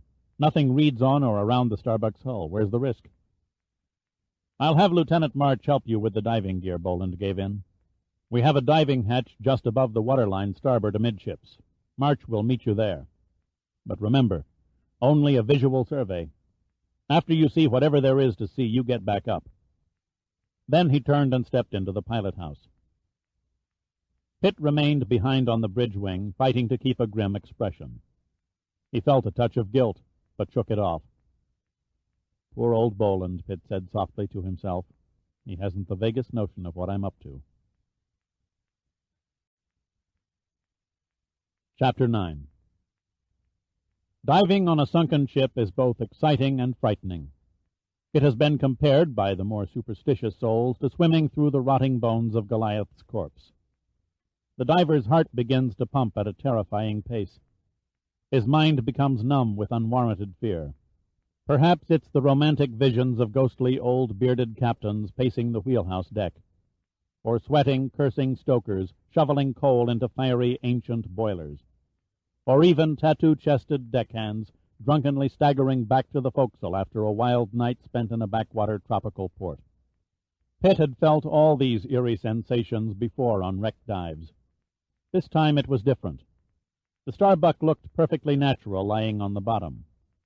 If the underwater world was foreign to a surface ship, it was surely the natural habitat of a submarine.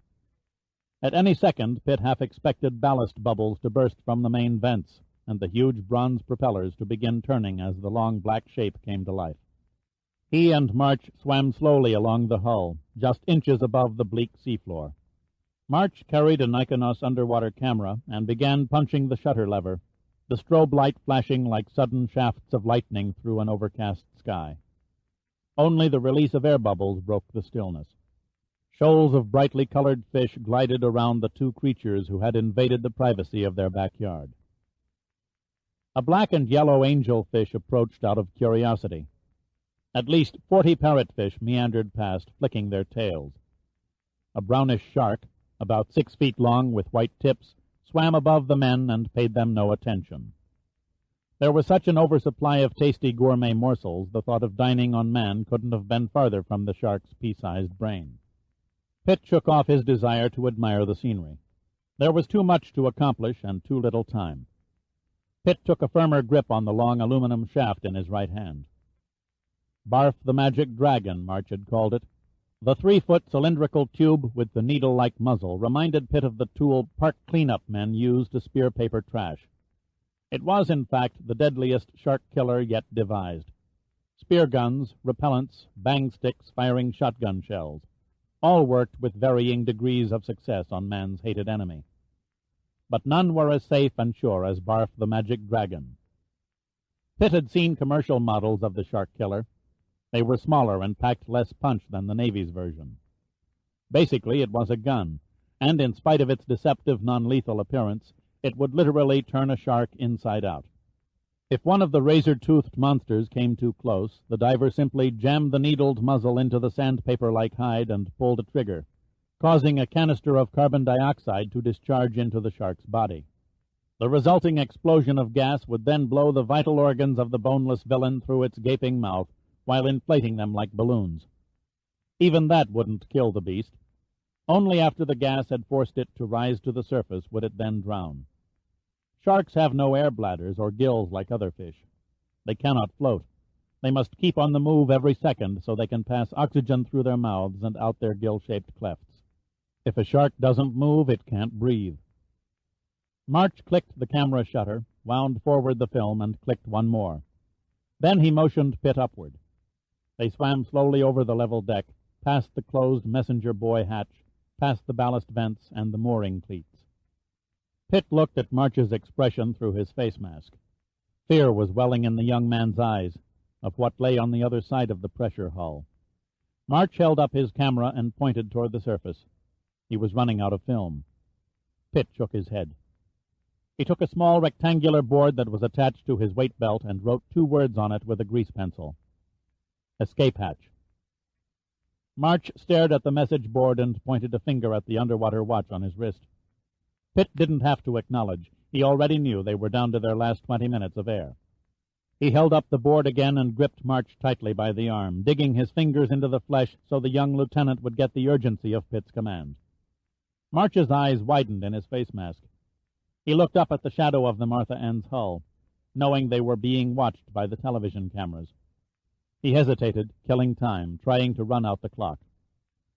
Pitt wasn't fooled. He dug his fingers into March's arm and squeezed tighter. That did the trick. March nodded in understanding and quickly turned and swam toward the forward bow of the Starbuck. Pitt hardly expected the younger man to do otherwise. Pitt stayed almost on top of March's web-footed fins, swimming into the stream of bubbles that trailed from the lieutenant's exhaust valve. It took only a few seconds before their shadows crept over the hull and they were hovering again above the deck of the Starbuck. A crab, rudely interrupted during its promenade across the forward walkway, scurried in a crazy sideways movement until it skidded down the rounded hull and side-slipped to a perfect 8-legged landing on the sand below. If the crab was frightened, so was March. Pitt clearly saw him shudder involuntarily as he stared down at the escape hatch, envisioning the grisly scene below. "Open it," Pitt wrote on his message board. March looked at him, shuddered again, and slowly bent down and knelt over the hatch as he applied pressure to the hand wheel. Pitt rapped the muzzle of Barf lightly on the hatch cover, the metallic sound amplified by the water. Spurred into action, March twisted the hand wheel until the veins in his neck became taut. It wouldn't budge. He relaxed and looked up at Pitt with questioning eyes tainted with anger. Pitt held up 3 fingers and pointed at the hand wheel, signaling a third try.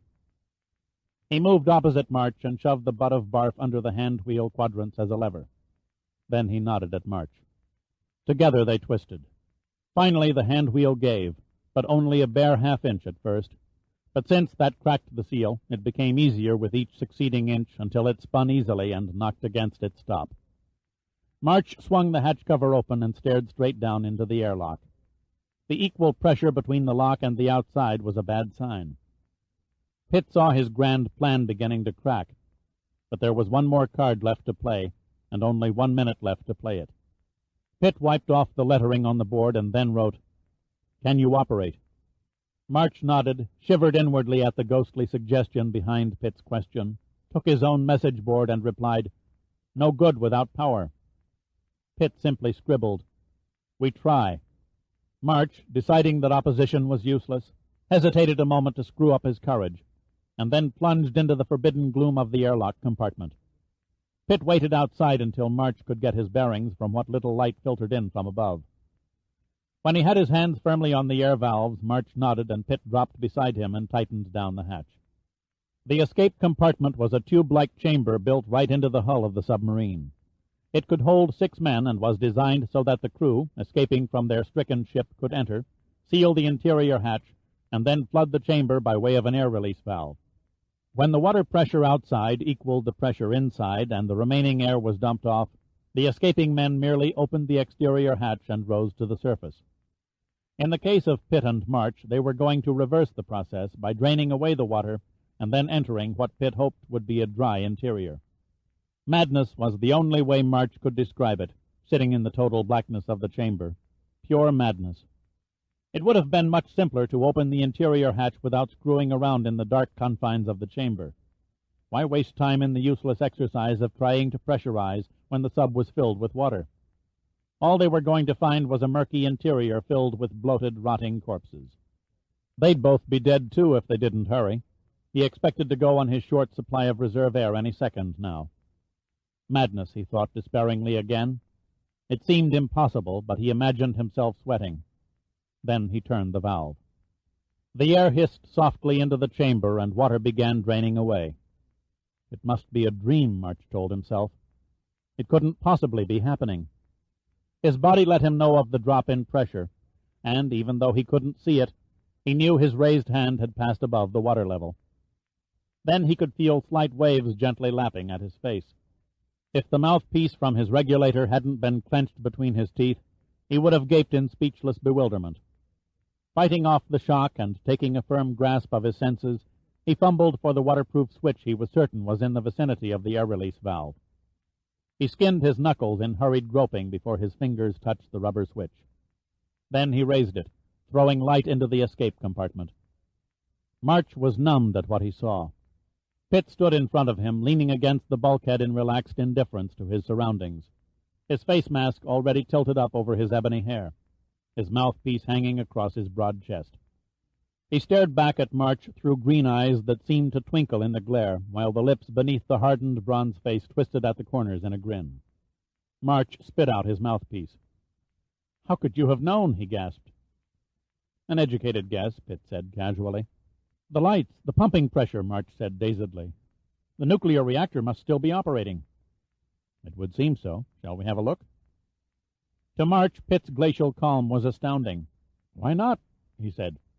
He tried to sound casual, but his words came out like a hoarse croak. The water was completely drained away now, and he gazed downward at the interior hatch of the Starbuck. They removed their air tanks, face masks, and fins in the certainty that if there was breathable air in the escape chamber, there had to be breathable air in the sub itself. March got down on his knees in the inch or so of water left on the interior hatch and began twisting the handwheel. This one gave easily. Tiny air bubbles foamed around the lip of the cover as air vented from within the sub. He leaned down and sniffed the escaping air. "It's okay." "Crack it some more." March spun the handwheel until a small rush of air splashed through the puddle at their feet. Then the pressure equalized and water gurgled away beneath the hatch. March felt a despairing apprehension. There was no mistaking this time the icy sweat that seeped from his pores. He eased the hatch cautiously up on its hinges and quickly turned aside. There was no way that he was going to enter that unholy crypt first. He needn't have worried. Pitt rapidly slipped past and dropped down the ladder and disappeared from view. Pitt found himself in the well-illuminated, cramped and empty forward torpedo compartment. Everything seemed neatly in place, as though the owners had temporarily left to play cards in the wardroom or grab a late afternoon snack in the crew's mess. The bunks tiered aft of the torpedo storage were tightly made up. The brass plaques on the circular rear doors of the tubes shined brightly. The ventilation blower hummed at normal speed. The only sign of movement was Pitt's shadowy form making its contorted way across a bulkhead wall. He stepped back to the escape hatch and looked up. "Nobody's home. Come on down and bring Barf." He could have saved his breath. March was already descending the ladder, carrying both Barf and the camera case. He handed Pitt the carbon dioxide gun and furtively glanced around the compartment. His fear gave way to astonishment when he saw that Pitt wasn't fooling about the vacant compartment. "Where is everybody?" "Let's find out," Pitt said quietly. He took Barf from March's hand and nodded at the camera. "That's your security blanket?" March finally forced a tight smile. "I've got 8 more shots left on the roll. Commander Boland might like to see what we've discovered. He's not going to be too happy about our breaking and entering." "Hell hath no wrath like a commander scorned," Pitt said. "I'll take full responsibility." "They must have seen us enter the escape hatch from the TV monitors," March said uneasily. "First things first, I'm counting on you for a personally guided tour. I served on an attack sub. The Starbuck is an engineering marvel none of us even dreamed about 5 years ago. I doubt if I could find the nearest John." "Nonsense," Pitt said loftily. "If you've seen one submarine, you've seen them all. Where does this lead?" He pointed at an aft bulkhead door. "Probably a companionway running past the missile tubes to the crew's mess." "Okay, let's go." Pitt unlatched the bulkhead door and stepped over the sill into a compartment with seemingly the same dimensions as the Carlsbad Caverns. It was vast, at least 4 decks high, a labyrinth of heat exchanger tubes, drive systems, generators, boilers, and 2 monstrous turbines. A powerhouse, Pitt thought. One of those gas and electric company powerhouses that burst at the seams with nightmare upon nightmare of piping and machinery. As he stood there amazed at the immensity of the room, March brushed past him and slowly, almost hypnotically, ran his hands over the equipment. "My God," March exclaimed. "They did it. They actually combined the engine room with the reactors and set them in the forward part of the ship. I thought nuclear reactors had to be mounted in isolated compartments because of radiation danger. They've improved the control so that a man working in or around a reactor for nearly a year will receive less radiation than a hospital X-ray technician in a week." March walked over to a large boiler-like piece of machinery that rose nearly 20 feet high and studied it carefully. He followed the heat exchanger tubes to where they finally merged with the main propulsion turbines. "The starboard reactor is shut down," he said softly. "But the rods are pulled on the port reactor. That's why the system is providing power." "How long could it sit unattended like this?" Pitt asked. 6 months, maybe a year. This is a brand new system, pretty advanced. Might even go longer." "Wouldn't you say this is an exceptionally clean engine room?" "Somebody's kept it up, that's for sure," March said, looking uneasily behind him. "We'd better push on," Pitt said briefly. They climbed a ladder to another door and stepped over the sill. They found themselves in the crew's mess room, a large, spacious compartment brightly decorated with long, wide tables covered in dark blue vinyl. It looked more like a Holiday Inn coffee shop than a dining compartment of a submarine. The grills on the galley stoves were cold, and again everything was neat and orderly. No stacked pots and pans, no dirty dishes.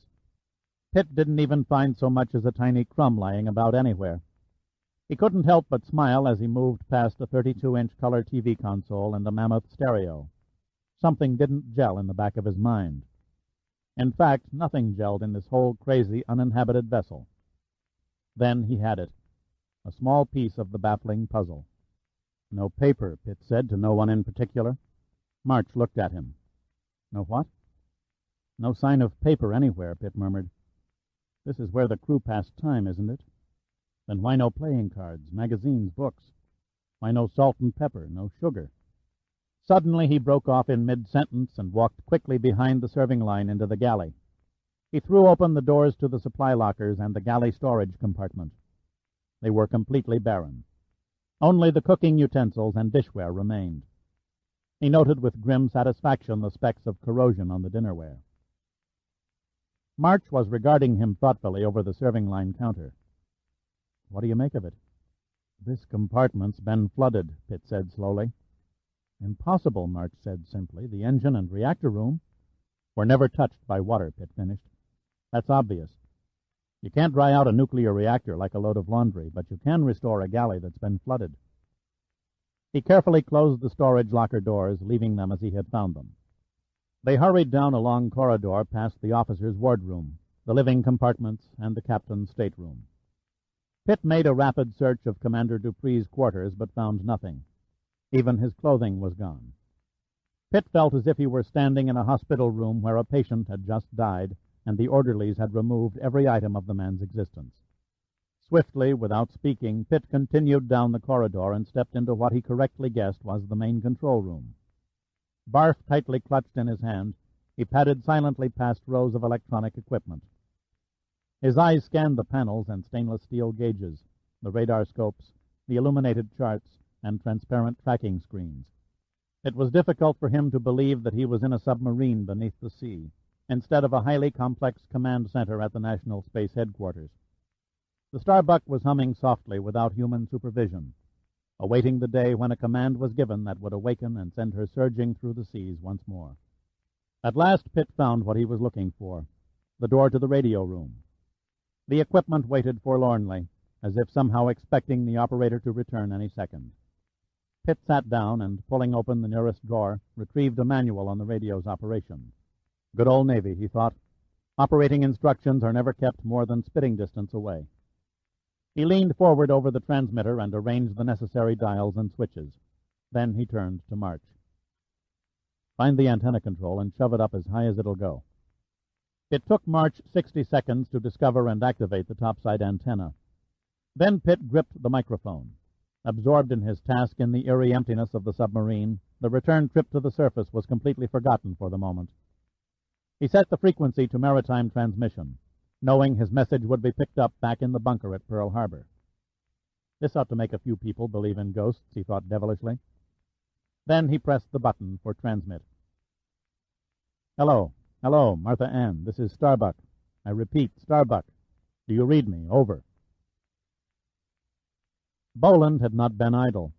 Pitt had no sooner pulled the Starbuck's escape hatch closed when Boland ordered 2 of his best men to prepare for diving. They were to carry extra air tanks to replace the ones carried by Pitt and March, which he figured must surely be on reserve air by now. He pounded his fist helplessly on the chart table. They had been in that sub too long. They must be trapped in the escape compartment. Goddamn Pitt, he thought. Goddamn him to hell for pulling such a stupid stunt. He grabbed the intercom mic. "You men on the dive platform, you've got less than 5 minutes to get them out of there, so move your ass." He jammed the microphone back in its cradle and turned to the TV monitors. His eyes locked on the viewing screens with a cold, impassive stare. "How long?" Stanley glanced at his watch for the 50th time. "If they don't exert themselves, I give them another 3 minutes." As they watched the divers hit the water and swim furiously toward the submarine, footsteps sounded in the passageway outside. The bosun burst into the detection room. "We've got them," he yelled. "We've got the Starbuck on the radio." "What are you talking about?" Boland snapped. "We're in voice contact with the Starbuck," the bosun said more slowly. The radio man thought the bosun had hardly left the detection room before Boland was leaning over his shoulder. He looked up. "Believe it or not, sir, Major Pitt is calling us from inside the submarine." "Tie me in and throw him on the speaker," Boland said. He couldn't mask the excitement in his voice. Perhaps Pitt could do the impossible after all. "Starbuck," Boland transmitted. "This is Martha Ann, over." Boland stared at the speaker as though he half expected Pitt to walk through it. "Martha Ann, this is Starbuck, over." "Is that you, Pitt? Over." "In the flesh." "What is your condition?" "We're fit. March sends his love." Pitt paused to increase his volume. "The Starbuck is not flooded. I repeat, the Starbuck is not flooded. If we had another 10 men down here, we could sail her home." "The crew?" "No trace. It's as though they never existed." Boland didn't answer immediately. He tried to digest the enormity of Pitt's words, vainly picturing in his mind a deserted and ghostly ship sitting unattended and ignored. He was conscious of nothing around him. He didn't even notice half of the crew of the Martha Ann standing in the passageway in stunned silence. First came the creeping wave of numbed disbelief, and then, slowly, the agonizing, intolerable realization that it was true. Please repeat. The vessel is totally deserted, at least from the forward torpedo room to the main control room amidships. We haven't searched the aft compartments yet. Somebody was kind enough to keep the electric bill paid up.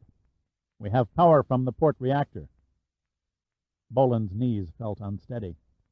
He hesitated, clearing his throat, and said, "You and March have done your bit for the cause. Make your way to the escape hatch and return to the Martha Ann. I'll have men with extra air tanks waiting for your ascent. Is Lieutenant March standing by?" "Negative. He went aft to check for flooded compartments and to make sure the Hyperion missiles are still snug in their cradles." "I guess you know you're broadcasting to every receiver within 1,000 miles on this frequency." "Who'd believe a broadcast from a submarine that's been sunk for 6 months?" "Our friends in the USSR, for one." Boland paused to wipe his forehead with a handkerchief. "I suggest we call it a day. Soon as March returns, head back topside. The Admiral may call for a full report. And just so you don't get your signals crossed again, that's an order." He could almost see the grin on Pitt's face. "Okay, Father. Set up the bar. We'll be there in—" Pitt's voice died in mid-sentence. The only sound that emitted from the speaker was the muted rasp that came between transmissions. Boland brought the mic to his lips again, his eyes narrowing from a growing inner fear. "I don't read you, Starbuck. Please repeat." Still the muted rasp from the speaker. "Come in, Pitt. Damn it, why don't you acknowledge?" Silence was his only reply. Chapter 10. Pitt sat there without moving, gaping speechlessly at the wild-eyed, heavily bearded apparition that stood in the doorway of the radio room. He sat there while he absorbed the shock, waiting for the repulsive and foul-smelling thing to dissolve back into the hallucination where it belonged. He blinked, hoping his mind would erase the image, but the thing simply blinked back. Then the mouth moved and a hoarse voice whispered, "Who are you? You're not one of them." "What do you mean?" Pitt said quietly, controlling his voice. "They'll kill you if they knew you used the radio." The voice sounded remote and distant. "They?" Pitt's hand crept down to barf and closed over the hand grip. The thing in the doorway took no notice. "You don't belong here," the apparition went on vacantly. "You're not dressed like the others." The man himself was clothed in dirty rags that resembled a naval non-com's dungarees, but there was no indication of rank. The eyes were dull and the body thin and wasted. Pitt decided to try a long shot. "Are you Commander Dupree?" "Dupree?" the man echoed. "No, Ferris. Seaman First Class Ferris." "Where are the others, Ferris? Commander Dupree, the officers, your shipmates?" "I don't know. They said they would kill them if I touched the radio." "Is anyone else on board?" "They keep 2 guards at all times." "Where?" "They could be anywhere." "Oh, my God," Pitt gasped, his body suddenly taut. "March!" He leapt to his feet and pulled Ferris into the radio operator's chair. "Wait here. You understand me, Ferris? Don't move." Ferris nodded dully. "Yes, sir."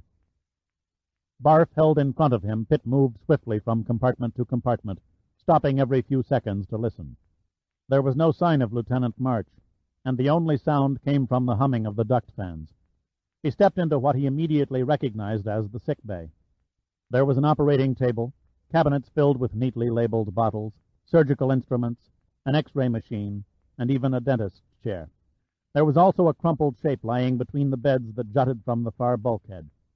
Pitt bent down, although he knew who the inert form had to be. March was lying on his side, his arms and legs twisted in rubbery grotesqueness, his body fluid circling the body in a congealing pool. 2 small round holes bled on a direct line from his chest to the back of his spine. He lay on the cold steel deck, the eyes open, staring unseeing at the blood that had emptied from his veins. Moved by an instinct as old as man, Pitt gently reached down and closed March's eyes. As a shadow crept horizontally across the deck and then vertically up the bulkhead, Pitt snapped his body in a half-arc and rammed the point of barf into the stomach of the man standing behind him and pulled the trigger. The black outline against the white paint also betrayed the blurred shape of either a gun or a club in one of the intruder's hands, and if Pitt had wasted a fraction of a second, he'd have been as dead as March. As it was, he barely had time to see that his assailant was a tall, hairy man, wearing only a brief green cloth around his loins. The face was intelligent, almost handsome, with blue eyes and a burled mass of blond hair. The features Pitt soon forgot. It was the next agonized moment in time that he carried to his grave. The carbon dioxide hissed as it unleashed its immense pressure into pliant human flesh. The man's body instantly bloated in a distorted monstrosity of ugliness, the stomach protruding together with the small balloon-like pieces of skin that formed between the ribs. The abject look of horror on the face was wiped out in half a second, as his grayish-green innards shot from his nose and ears in a fine spray, coating the deck for 6 feet in each direction, and the mouth contorted to twice its size as a great mass of bloody tissue and pieces of internal organs vomited forth in a cascade of red, slimy matter over the inflated torso, in unison with the eyeballs which popped out of both sockets and hung swaying over the puffed cheeks. The arms went straight out to the sides, and the hideously deformed figure fell backwards to the deck, slowly deflating to its previous size as the carbon dioxide escaped from the body's orifices. Pitt, the bile rising in his throat, turned from the sickening sight, leaned down and picked up March, carefully laying him on one of the beds. He covered the young lieutenant with a blanket. Pitt's eyes were sad and bitter. He knelt beside the stiff form as if to say, "I shouldn't have let you die. Damn it to hell, March, I shouldn't have let you die." Pitt stood up, his legs unsteady. The game had changed drastically now. The vortex had scored close to home. He turned again to the deformed body on the deck and realized that he was staring at his first tangible evidence. This was no supernatural being from outer space. This was a 2-armed, 2-legged human being that bled like everyone else. Pitt didn't wait to see more. If there was another one of them lurking nearby, Pitt knew he wouldn't get another chance at killing them from the inside out. The gas canister held only 1 shot. Pitt felt helpless, but suddenly it came to him. The weapon he'd seen in the shadow on the wall, the weapon that had killed March. In 2 steps he had found it under the surgical table. He hadn't noticed it before because it was shaped more like a small glove with the index finger pointing than a standard pistol. The grip was the 5-finger type in which each finger had its own special rest and support. The hand fit the stock as though it had been poured in. Only a short 2-inch barrel protruding above the thumb indicated a firing chamber. There was no trigger in the usual sense, but a small button set so that the tip of the finger rested on its sleeve, ready to fire with only an ounce or 2 of pressure. Pitt didn't wait to test it. Quickly he reached the radio room, grabbed a protesting Ferris by the arm, and raced toward the escape hatch. They almost made it. 10 more steps across the engine and reactor room, and they would have reached the torpedo room door. Pitt braked suddenly, his feet digging in, driving backward against the force of Ferris's forward motion behind him as he came face to face with a massive mountain of a man, wearing only brief green shorts and holding the same type of odd weapon that Pitt clutched in his hand. Pitt lucked out. Surprise was on his side. He had expected and feared an untimely confrontation. The other man clearly had not. There was no, "Who are you?" or "What are you doing here?" Only the pressure of Pitt's fingers on the button and an almost inaudible serpent-like hiss as his weapon spoke first. The projectile from Pitt's gun, he still wasn't sure what it was that spat out of the tiny barrel, hit the man high on the forehead at point-blank range. The stranger jerked back violently against the turbine, then fell forward, head and chest striking heavily on the deck. Then, even before the man uttered his last gasp, Pitt had stepped around him and was shoving Ferris through the doorway into the torpedo room. Ferris stumbled and fell, sprawling on the deck, taking Pitt down with him, but not before Pitt had smashed his leg just below the knee on the doorsill and dropped the weapon. The sharp pain felt as though his leg had been suddenly hacked off. But it was not the pain that paralyzed him as he struggled to rise from the deck, but rather a numbing fear, the realization that he'd blundered by dashing headlong into the forward torpedo room. He groped frantically for the strange gun, knowing it was too late, knowing that either of the 2 men standing in the compartment could kill him with ridiculous ease. "Pitt," said the smaller of the 2 men. Pitt was certain that his ears and his mind were deceiving him. Then he found himself gazing into the face of the Martha Ann's helmsman. Pitt blurted, "You followed us?" "Commander Boland thought you and March must be about out of air," answered the helmsman. "So he sent us down with auxiliary tanks. We came in through the escape compartment. We never expected to find it dry." Pitt's numbed senses were forging back now. "We haven't much time. Can you flood this compartment?" The helmsman stared at him. The other man, Pitt recognized as one of the deckhands, merely looked blank. "You want to flood?" "Yes, damn it, I want to fix it so no one will be able to raise this ship for at least a month." "I can't do it," the helmsman said hesitantly. "There's no time to waste," Pitt said softly. "March is already dead, and we will be too if we don't hurry." "Lieutenant March dead? I don't understand. Why flood?" "It doesn't matter," Pitt said, staring directly into the helmsman's eyes. "I'll take full responsibility." Even before the words were out, the same empty, worthless phrase he'd given to March haunted him. The other seaman pointed at Ferris, sitting on the deck, staring straight ahead at nothing in particular. "Who's he?" "A survivor of the Starbuck's crew," Pitt answered. "We've got to get him topside. He needs medical attention in the worst way." If the seaman was surprised at meeting someone who should have been dead for months, he didn't show it. Instead, he simply nodded at Pitt's gashed and bleeding leg. "Looks like you could use some of that yourself." The leg had lost all feeling. Pitt was thankful there was no telltale lump that betrayed a fracture. "I'll survive." He turned back to the helmsman. "Flood this compartment." "You win," the helmsman said mechanically, "but only under protest." "Protest it is," Pitt said impatiently. "Can you do it?" "No matter what we did, a good salvage crew could blow her out inside of 2 days. The escape hatch in this compartment is the only way anyone could get in from the outside, so that's some help as long as the sub's power supply can't be reached. Best solution would be to jam the emergency valves closed to prevent blowing and jam the torpedo tubes open to keep the sea coming in. Then disconnect the extraction pumps in case whoever tries to clear the compartment plugs in an outside power source. Probably take them a day and a half to figure out what we've done. And then 3 or 4 hours to put everything back in order and pump out and pressurize the compartment. Then I suggest you start by securing the door to the engine room." "There is another way to add a few extra hours," the helmsman said slowly. "Which is?" "Shut down the reactors." "No," Pitt said firmly. "When we're ready, we won't be in a position to afford the luxury of reactor startup time." The helmsman looked at Pitt without expression. "God help us if you screw up." He turned to the other seaman. "Disconnect the pumps and throw open the inner torpedo tube doors. I'll handle the vents and the exterior tube doors from the outside." He faced Pitt. "Okay, Pitt, the evil deed is about to be done. But if you're wrong, we'll be the oldest men in Uncle Sam's Navy before we're through paying for this." Pitt grinned. "With a little luck, you may even get a medal." The helmsman offered a sour expression. "I doubt that, sir. I doubt that very much." Boland knew how to pick his men. The 2 salvage men went about their business as calmly and efficiently as if they were mechanics in the pits at the Indianapolis Speedway on Memorial Day. Everything went off smoothly.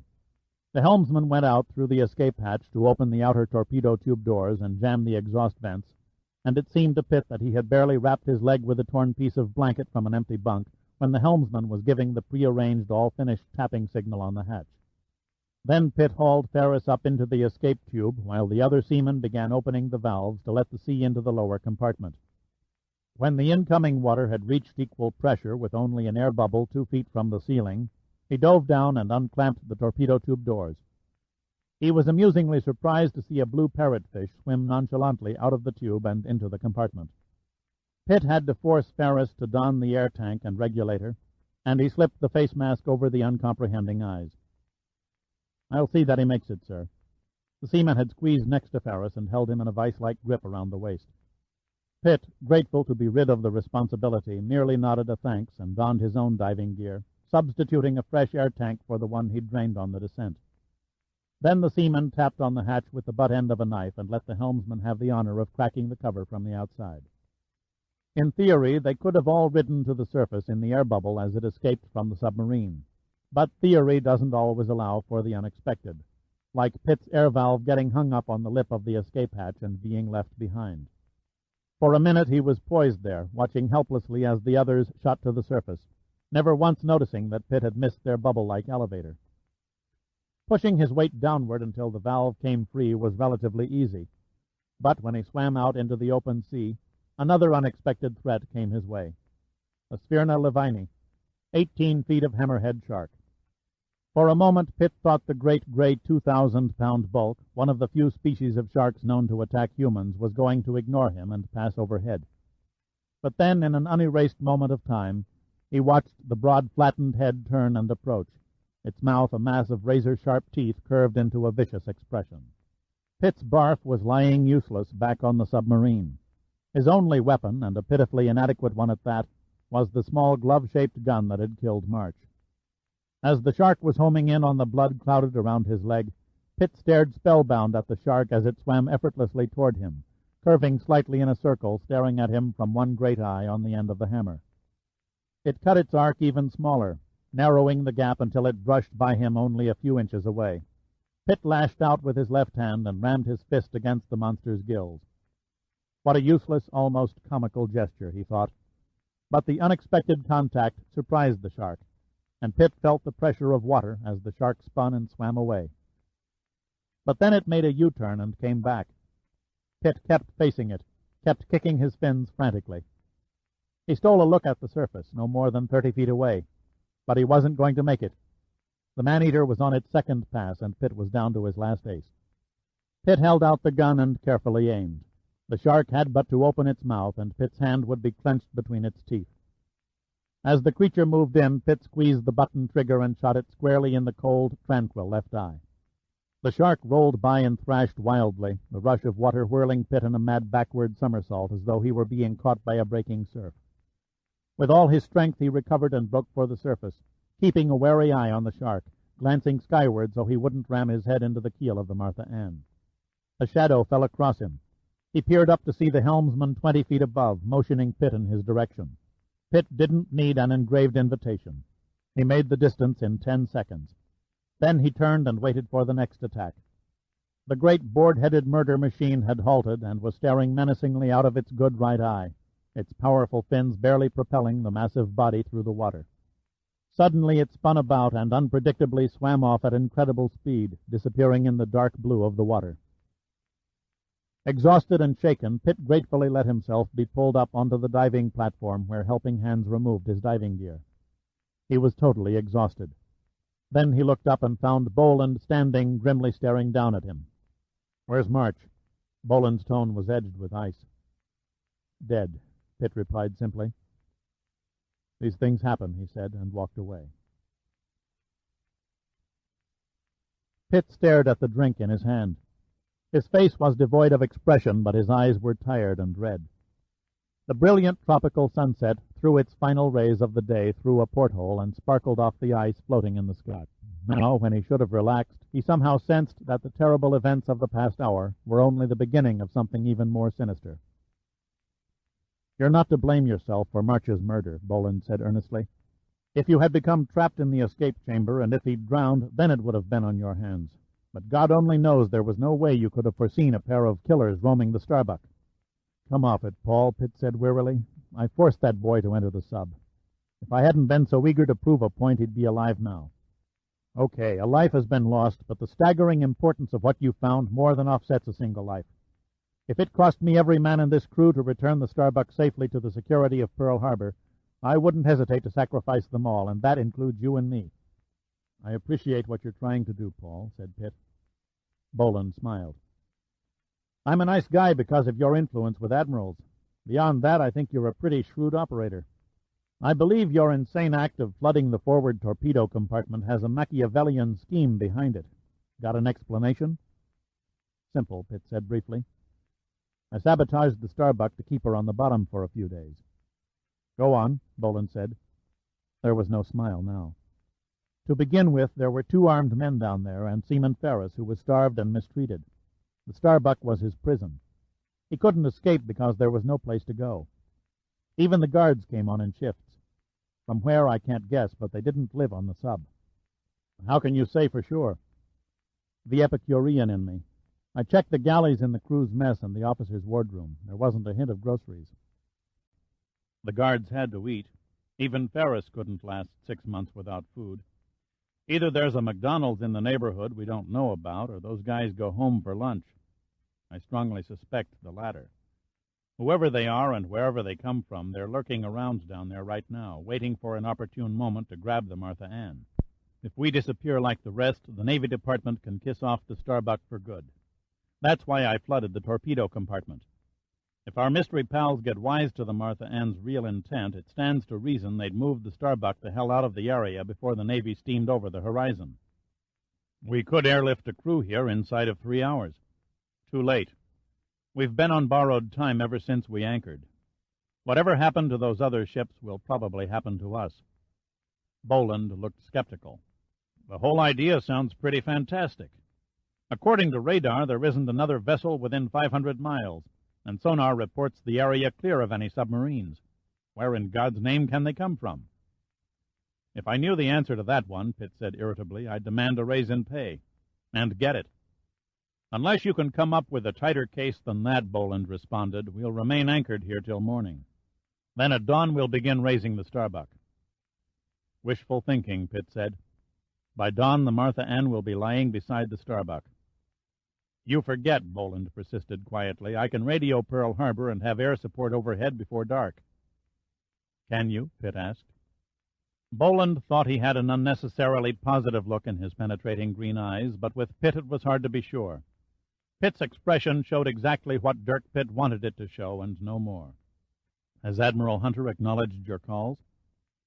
We've only sent on maritime frequency, the same as you from the submarine. Doesn't it strike you as odd that Hunter hasn't sent a communication concerning the discovery of the Starbuck? You said it yourself. My call from the submarine was heard by every transmitter within 1,000 miles. How come none broke in to say, screw you, or how's the weather? Why haven't Hunter or Gunn requested details? Chances are you'll find nothing got through, even that phony bit about the burned propeller shaft bearing. Pitt struck home this time. Boland raised an eyebrow and then calmly touched one of several intercom switches and said, This is Commander Boland.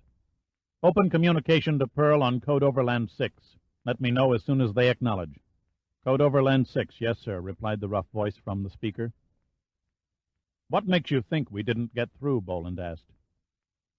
Except for the Lily Marlene, no one else ever got off a message. Not even the Starbuck.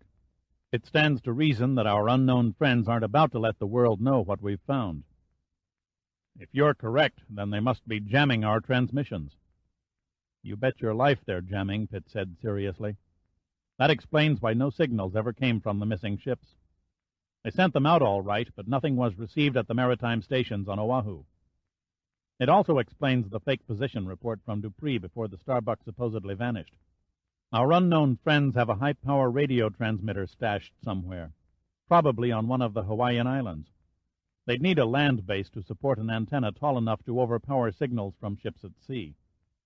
Commander Boland, a voice rasped from the speaker. Boland here, let's have it. Nothing. Just nothing, sir. They acknowledge all right, but not on Code Overland 6. I've repeated the call 4 times. All they do is send back a request for a message. Can't figure it, Commander. The calls on the maritime channel came in letter perfect. Somebody is trying to get cute. Boland flicked off the intercom. Nobody said anything. It didn't seem important that we were in contact, Pitt thought. All that mattered was that we were in contact with the wrong party. Not good, said Boland, his expression grim. That answers one question. But what really happened to the Starbuck's crew 6 months ago? And if she's sitting down there all prim and proper, why hasn't she been put in operation? We can scratch the Russians or any other foreign power, said Boland. No way they could have kept this a secret this long. Crazy as it sounds, said Pitt, I don't think the capture of the Starbuck was a conspiracy or a preconceived act. You're right, it sounds crazy, Boland said evenly. It's not exactly the easiest trick in the world to unintentionally put the grab on a nuclear submarine in mid-ocean. Somebody mastered it, Pitt retorted. March and I found nothing to indicate the slightest damage inside or out of the hull. It won't wash. An army couldn't have gained entrance inside the sub. The array of sophisticated detection gear must have given off a warning. The Starbuck has automatic alarms that will wake up the dead when activated by open ventilators or hatches. Nothing but fish could have come within spitting distance. Still, even modern submarines aren't prepared to repel boarders. Before Boland could reply, he was interrupted by the intercom speaker. Skipper, go ahead. Could you please come to the bridge, sir? There's something you ought to see up here. Give me a clue. Well, sir, it's kind of crazy. Come, man, Boland snapped. Spit it out. The voice from the bridge hesitated. Fog, Commander. Fog is coming up out of the water and covering the surface like an old Frankenstein flick. I've never seen anything like it. It's unreal. I'll be right there. Boland stared grimly at Pitt. What do you make of it? I'd say, Pitt murmured softly, we've had it. Chapter 11. The fog was a thick white quilt rising over the water, swirling in coils from the light breeze, opaque and oppressive in its clammy wetness. The men on the bridge strained their eyes, peering vainly into the billowing mist. They feared something beyond that can't be seen or touched or understood. Already a shroud of moisture was crawling over the ship, and the visible light became an eerie mixture of orange and gray from the light refraction of the setting sun. Boland rubbed the sweating beads from his forehead, took a reassuring glance through the wheelhouse windows, and said, It looks common enough. Density is somewhat high. There's nothing common about that fog except the color, Pitt said. Visibility barely took in the bows of the Martha Ann. The high temperature, time of day, and a 3-knot breeze hardly make for normal fog conditions. He leaned past Boland and studied the radar, watching closely for nearly a minute, checking his wristwatch every so often while making a series of mental calculations. It shows no sign of movement or dissipation. The wind hasn't budged its mass. I doubt whether old Mother Nature could come up with a freak like this. They went out on the port bridge wing, two shaded silhouettes against the peculiar light of the mist. The ship rolled a scant degree or two under the gentle Pacific swells. It was as though time had ceased to exist. Pitt sniffed the air. He couldn't place it at first, but then he became conscious of what he was trying to connect. A distant memory. Eucalyptus. What did you say? Boland asked. Eucalyptus, Pitt said. Don't you smell it? Boland's eyes narrowed questioningly. I smell something, but I don't recognize it. Where are you from, and where did you grow up? Pitt asked. Boland looked at him, mesmerized by Pitt's urgency. Minnesota. Why? God, I haven't smelled this in years, Pitt said. Eucalyptus trees are common around Southern California. They have a distinct aroma and yield an oil used for inhalation purposes. That doesn't make sense. I agree, but there's no denying the fact that this fog reeks of eucalyptus. Boland flexed his fingers, speaking to Pitt without facing him. What do you suggest? In simple English, I suggest we get the hell out of here. My thoughts exactly. He stepped back into the wheelhouse and leaned over the intercom. Engine room, how soon can we be underway? Say when, Commander, the voice down in the bowels of the ship echoed metallically. Now, Boland said. He turned to a young officer on watch. Up anchor, Lieutenant. Up anchor, the boyish watch officer affirmed. Detection room, this is Commander Boland. Any readings? Stanley here, sir. All quiet. Nothing except a school of fish about 100 yards off the starboard beam. Ask him how many and how large, Pitt said, his face set. Boland nodded silently and issued the request to the detection room. By rough count, over 200 of them swimming at 3 fathoms. Size, men, size, Boland snapped. Somewhere between 5 and 7 feet in length.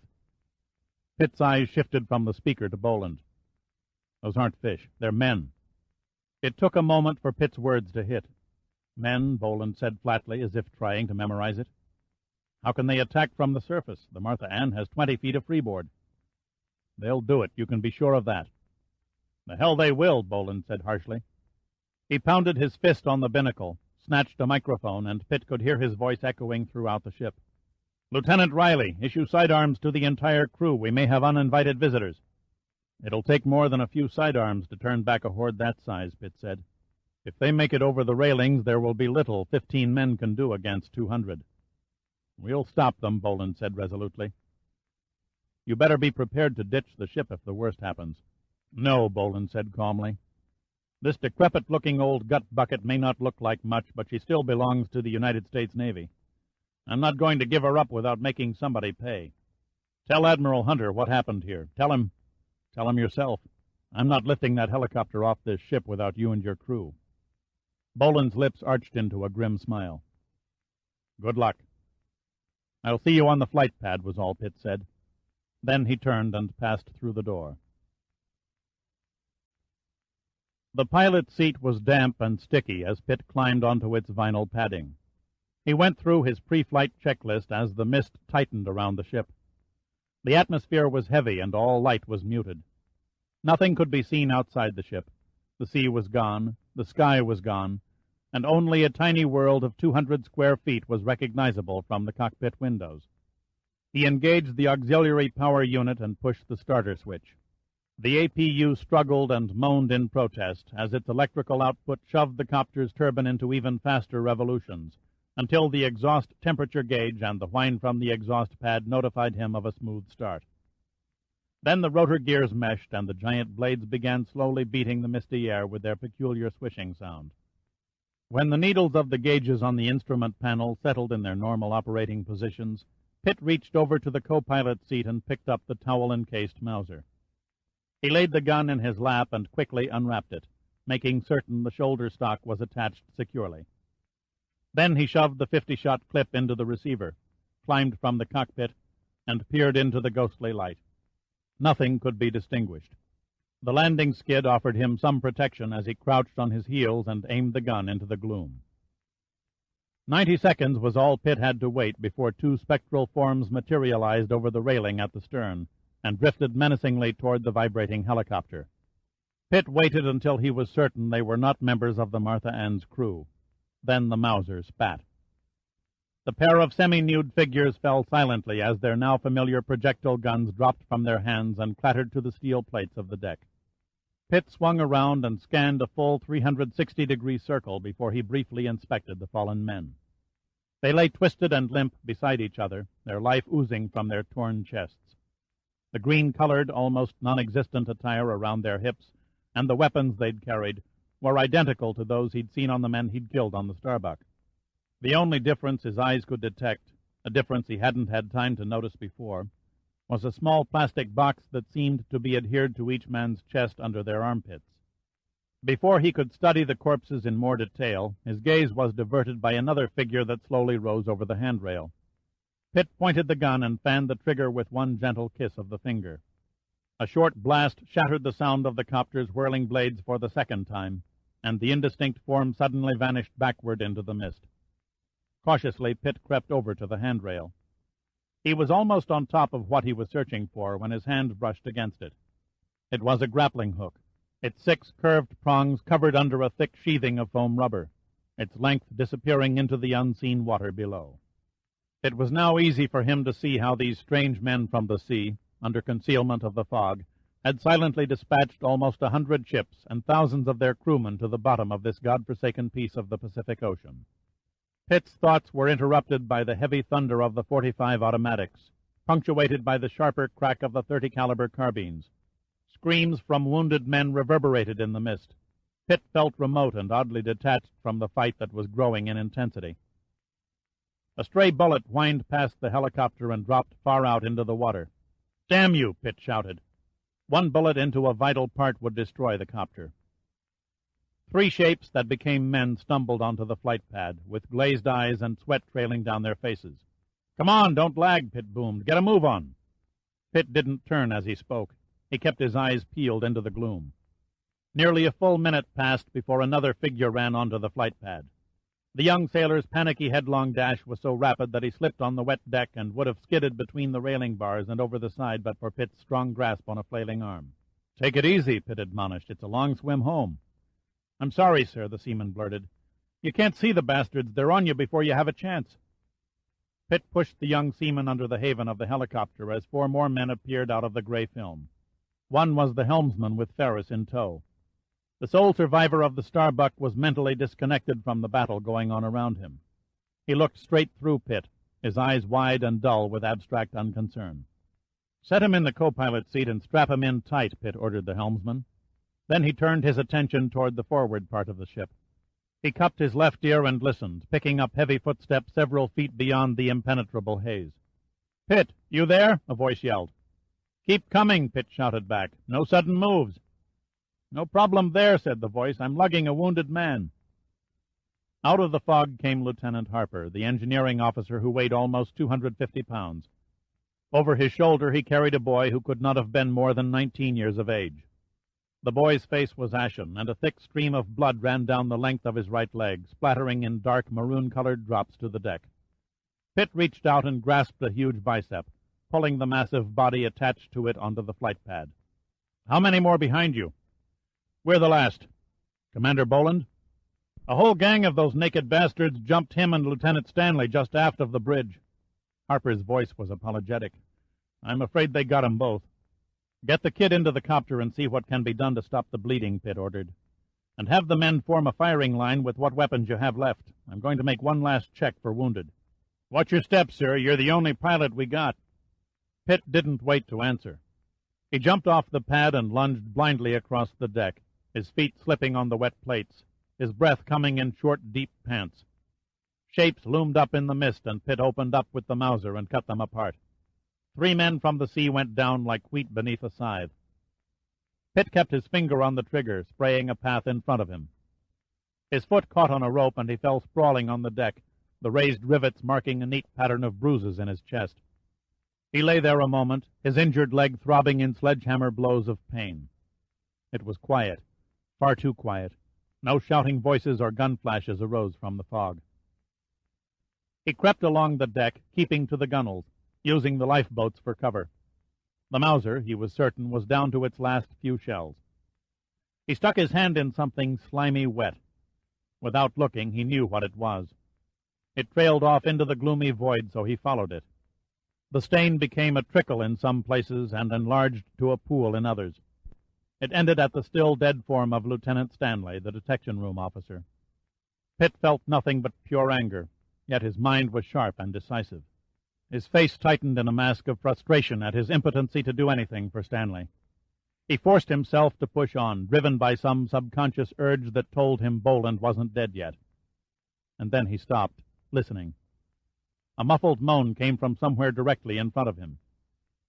Pitt almost came upon him before his vision did. Boland was crawling on his stomach, pulling his body across the deck, while a 4-foot shaft from a fish spear protruded from his shoulder. His head was bowed and his fists were clenched. The T-shirt that covered his chest and shoulders was drenched in red. He looked up at Pitt dazedly, his face distorted with pain. "You came back?" "I lost my head," Pitt said with a tight grin. "Brace yourself. That spear has to come out."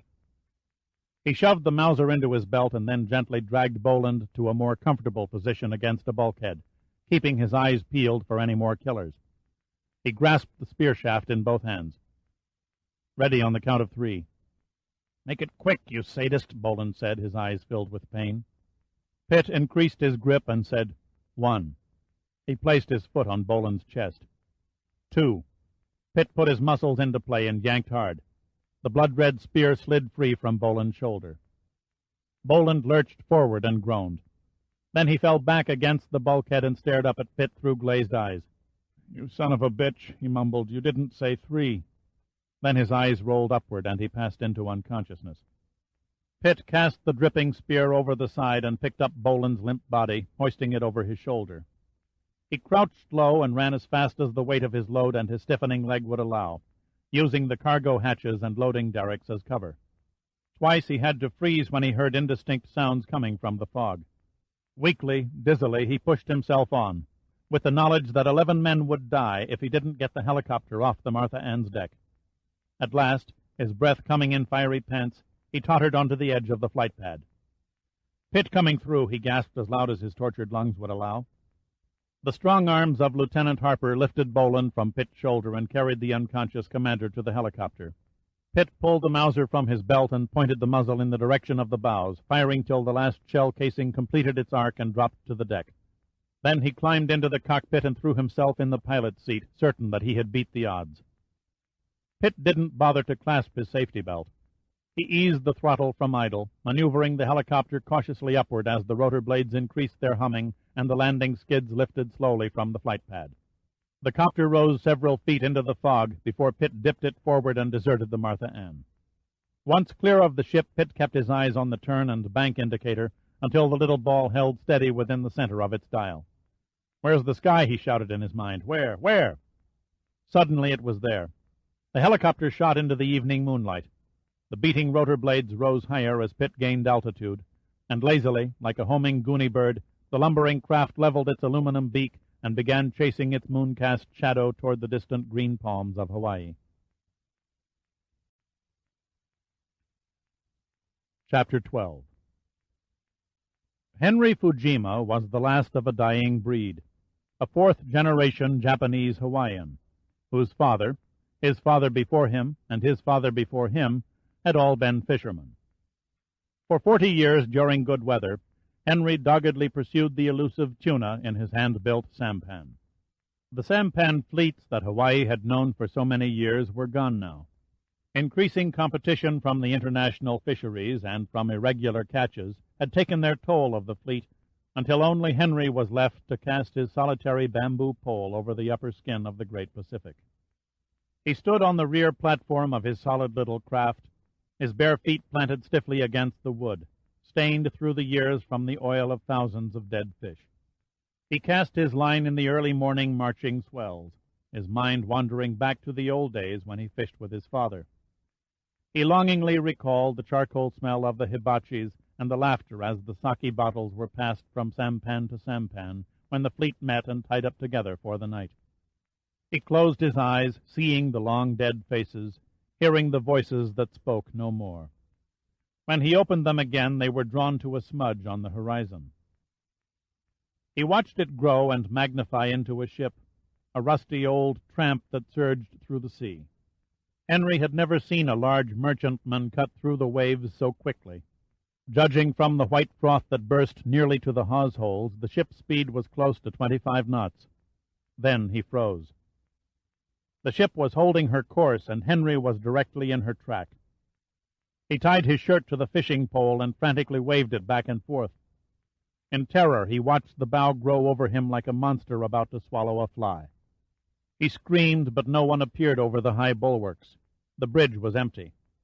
He stood in helpless bewilderment as the great corroded ship tore into his sampan, shattering the tired little boat into a spray of wooden splinters. Henry struggled under water, the barnacled plates slicing his arms as they slid past. The propellers thrashed by, and only his desperate struggles kept him from being sucked into their murderous rotating blades.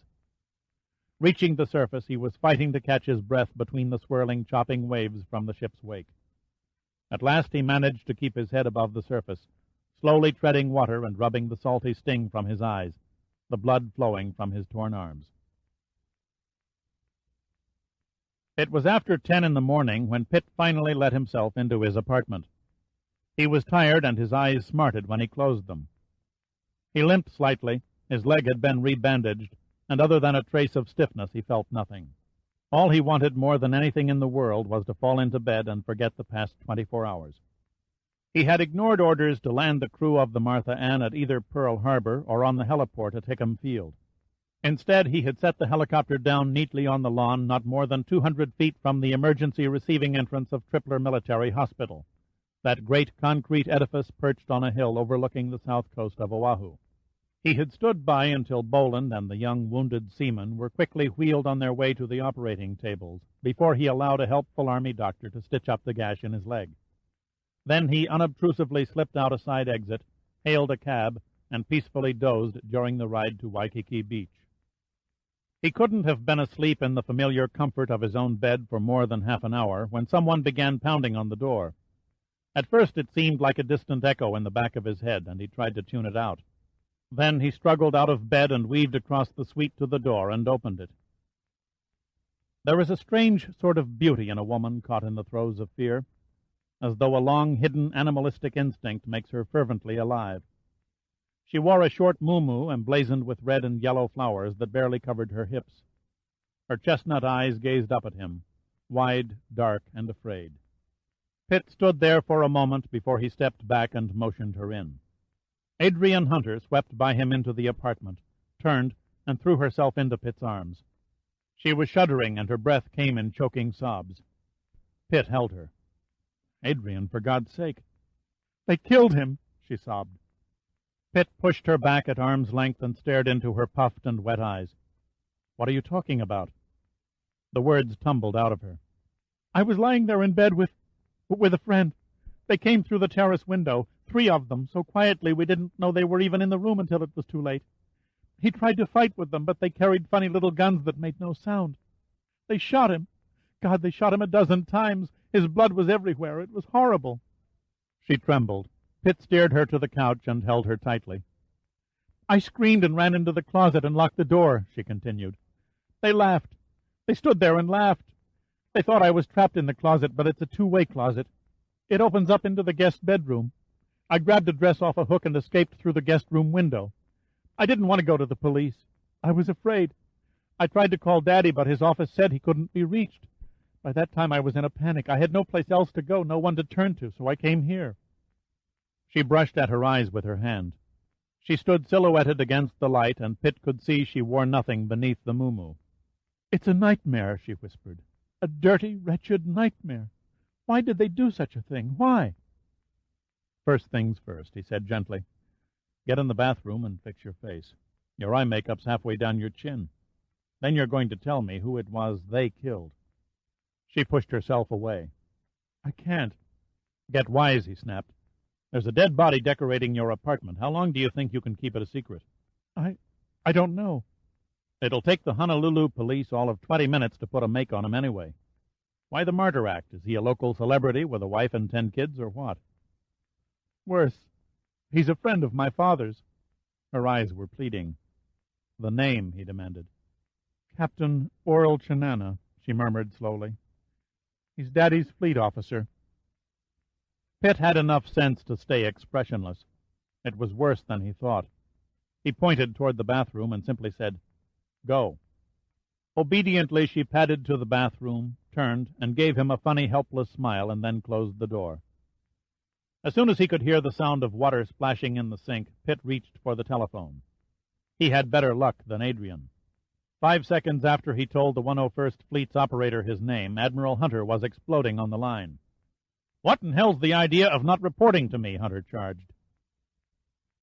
"I was spun out, Admiral," Pitt answered. "I would have been no use to you until I cleaned up and grabbed a couple of hours' sleep, which, thanks to your daughter, makes it impossible." When Hunter spoke again, it was in another voice. "My daughter? Adrian, she's with you?" "She's got a dead body in her apartment. She couldn't reach you, so she came here." Hunter paused for all of 2 seconds. Then he came back stronger than ever. "Give me the details."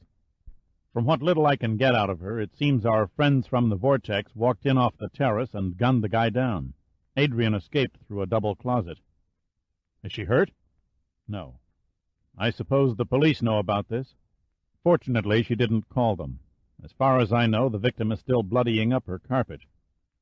"Thank God for that. Now get our security people over there right away." Pitt heard Hunter shout muffled commands over the other side of the line. He could easily visualize everyone within shouting distance jumping like frightened rabbits. He came back. "Did she identify the victim?" Pitt took a deep breath. "Captain Oral Janana." Hunter had class. Pitt couldn't take that away from him. The shocked silence ended in a fraction of a moment. "How soon can you and Adrian get out here?" "At least half an hour. My car is still parked at the Honolulu dock. We'll have to take a cab." "Better you stay where you are. It seems these killers are everywhere. I'll have a guard detail sent immediately." "Okay, we'll sit tight." "One more thing. How long have you known my daughter?" "Pure coincidence, sir. We both happened to be at the same party a few hours after I brought you the Starbucks capsule." He made a serious effort to sound extremely casual. "She heard me mention your name, and she introduced herself." Pitt knew what Hunter was thinking, so he second-guessed him. "I suppose during the course of the conversation I must have mentioned that I was staying at the Moana Towers. She must have remembered in her panic and came here." "I don't know how Adrian screws her life up so," he said. "She's really a very decent girl." Pitt paused. "How do you tell a father his daughter is a sex maniac who's either drunk or stoned 18 hours out of 24? "We'll start for Pearl as soon as the guards get here," was all Pitt could think of to say. Then he hung up and poured himself a shot of scotch. It tasted like a drain cleanser. They came 10 minutes later, not to escort them to Admiral Hunter's headquarters at Pearl Harbor, but to abduct Adrian and murder Pitt. His attention was divided between Adrian, curled up on the couch, dozing peacefully like a baby, and the front door. Pitt felt the skin on the back of his neck tighten till it seemed it would pull apart. He had no time to grab the phone. They had dropped from the roof on ropes, 5 of them, silently entering the room from the balcony in Pitt's bedroom. Their familiar, compact pistols pointed not at Pitt's heart, but at Adrian's uncaring, unconscious brain. "You move, she dies," said the man in the middle, a giant of a man with blazing golden eyes. Pitt, in those first few seconds of shock, was conscious only of his total absence of emotion, as if his complete lack of anticipation had somehow deprived him of any facility to think. But then came the slow, bitter realization that this massive man standing before him had been manipulating his waking destiny for over a week. It was the man with the deep yellow eyes who had haunted his dreams and nightmares, the man who had discovered the secret of cannoli from the archives of the Bishop Museum so many years ago. The huge man stepped closer. He looked too young for a man who must have been nearing his 70s. The aging process had not wrinkled his skin nor withered his muscles. He was dressed casually like a beach bather, with swimming trunks and a hotel towel thrown carelessly over one shoulder, while the other men with him wore street clothes. His face was long and gaunt, and was framed by a heavy layer of unkempt silver hair. The giant walked over, and, gazing down from his hypnotic yellow eyes 6 feet 8 inches above the ground, he smiled with the friendliness of a barracuda. "Dirk Pitt of the National Underwater Marine Agency." The voice was quiet and deep, but there was nothing evil or menacing about it. "This is an honor. I have followed your exploits over the years with some interest and occasional amusement. I'm flattered you found me entertaining." "Spoken like a brave man. I'd have expected nothing less." The giant nodded to his men. They pinned Pitt helplessly to a chair before he could begin to realize what was happening. "My apologies for the inconvenience, Mr. Pitt. A dirty game, unpleasant as dirty games go, but essential. It is unfortunate that I had to draw you into my strategy. I had intended on utilizing your services purely as a messenger. I could not have foreseen your ultimate involvement." "A neatly staged event," Pitt said slowly. "How long did you follow me around, waiting for an opportunity to fox me into discovering the Starbuck's message capsule?" "Why me? A 10-year-old boy could have picked up the capsule on the beach and carried it to Admiral Hunter." "Impact, Major. Impact and believability. You have influential friends and relatives in Washington, and your record with Numa is quite respectable. I knew there would be doubts about the accuracy of the message, so I counted on your reputation to give the discovery impact and believability." He smiled faintly and ran his hand through the wavy mass of gray hair. "But it proved to be a most regrettable choice. As it turned out, you were the one who convinced Admiral Hunter that Commander Dupree's message was counterfeit." "A pity," Pitt said sarcastically. He decided to throw out a probe. "Your informant didn't miss much." "Yes, he was quite diligent at times." There was a long moment's silence. Pitt turned and looked at Adrian. She was still serenely curled on the couch. Lucky her, Pitt thought. She's sleeping through the whole ugly scene. He pushed his attention back to the giant. "I don't believe you've given me the courtesy of your name." "It does not matter. My name is of no further consequence to you. If you're going to kill me, I think it only fair to know who's responsible." The huge man stood there hesitating, then he nodded heavily. "Delphi," he said simply. "That's all?" "Delphi will suffice. You don't look Greek." Pitt's hands were firmly tied behind the chair now. 2 of the men stood guard with their weapons still aimed at Adrian. The other 2 finished with Pitt and moved back. Except for Delphi, they all looked ordinary, medium height and weight, tanned skin, dressed in casual slacks and aloha shirts. Their faces were expressionless. They accepted Delphi's unspoken authority mutely and unquestioningly. There was no doubt in Pitt's mind that they would kill on command. "You've built a ruthless and efficient organization. You've concocted one of the great mysteries of the age. Thousands of seamen lie dead from your hands, and for what?" "I'm sorry, Mr. Pitt. This isn't a play where the arch-villain tells all before he does away with the hero. No theatrics, no prolonged climaxes, no suspenseful divulgence of unnecessary secrets. It's a waste of time to explain my motives to anyone with less intellectual understanding than a Lavella or a Robelman. How do you mean to do it? An accident. Since you love the water, you shall die from the water, drowned in your own bathtub. Won't that appear ridiculous? Not really. I intend to make it convincing. The police will simply assume you were shaving with your electric razor while taking a bath. Admittedly a stupid thing to do. The razor slipped from your hand and into the water. The resulting voltage was sufficient to render you unconscious. Your head slips beneath the water and you drown. The investigators will report it as an accidental death, and why not? Your name will be printed in the obituary columns of the newspapers, and in time Dirk Pitt will become a distant memory among his relatives. Frankly, I'm astounded I'm worth all the effort. A fitting end for the man who came unnervingly close to destroying an undertaking that has been brilliantly designed and executed for over 30 years. Spare me the ego, Pitt growled. What about Adrian?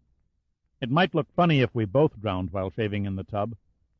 Ease your mind. Miss Hunter is not destined to be harmed. I'm taking her as a hostage. Admiral Hunter will think twice before he continues his quest for the Pacific Vortex. That won't stop Hunter for more than 2 minutes. Duty takes priority to family in his book. You're wasting your time. Let her go.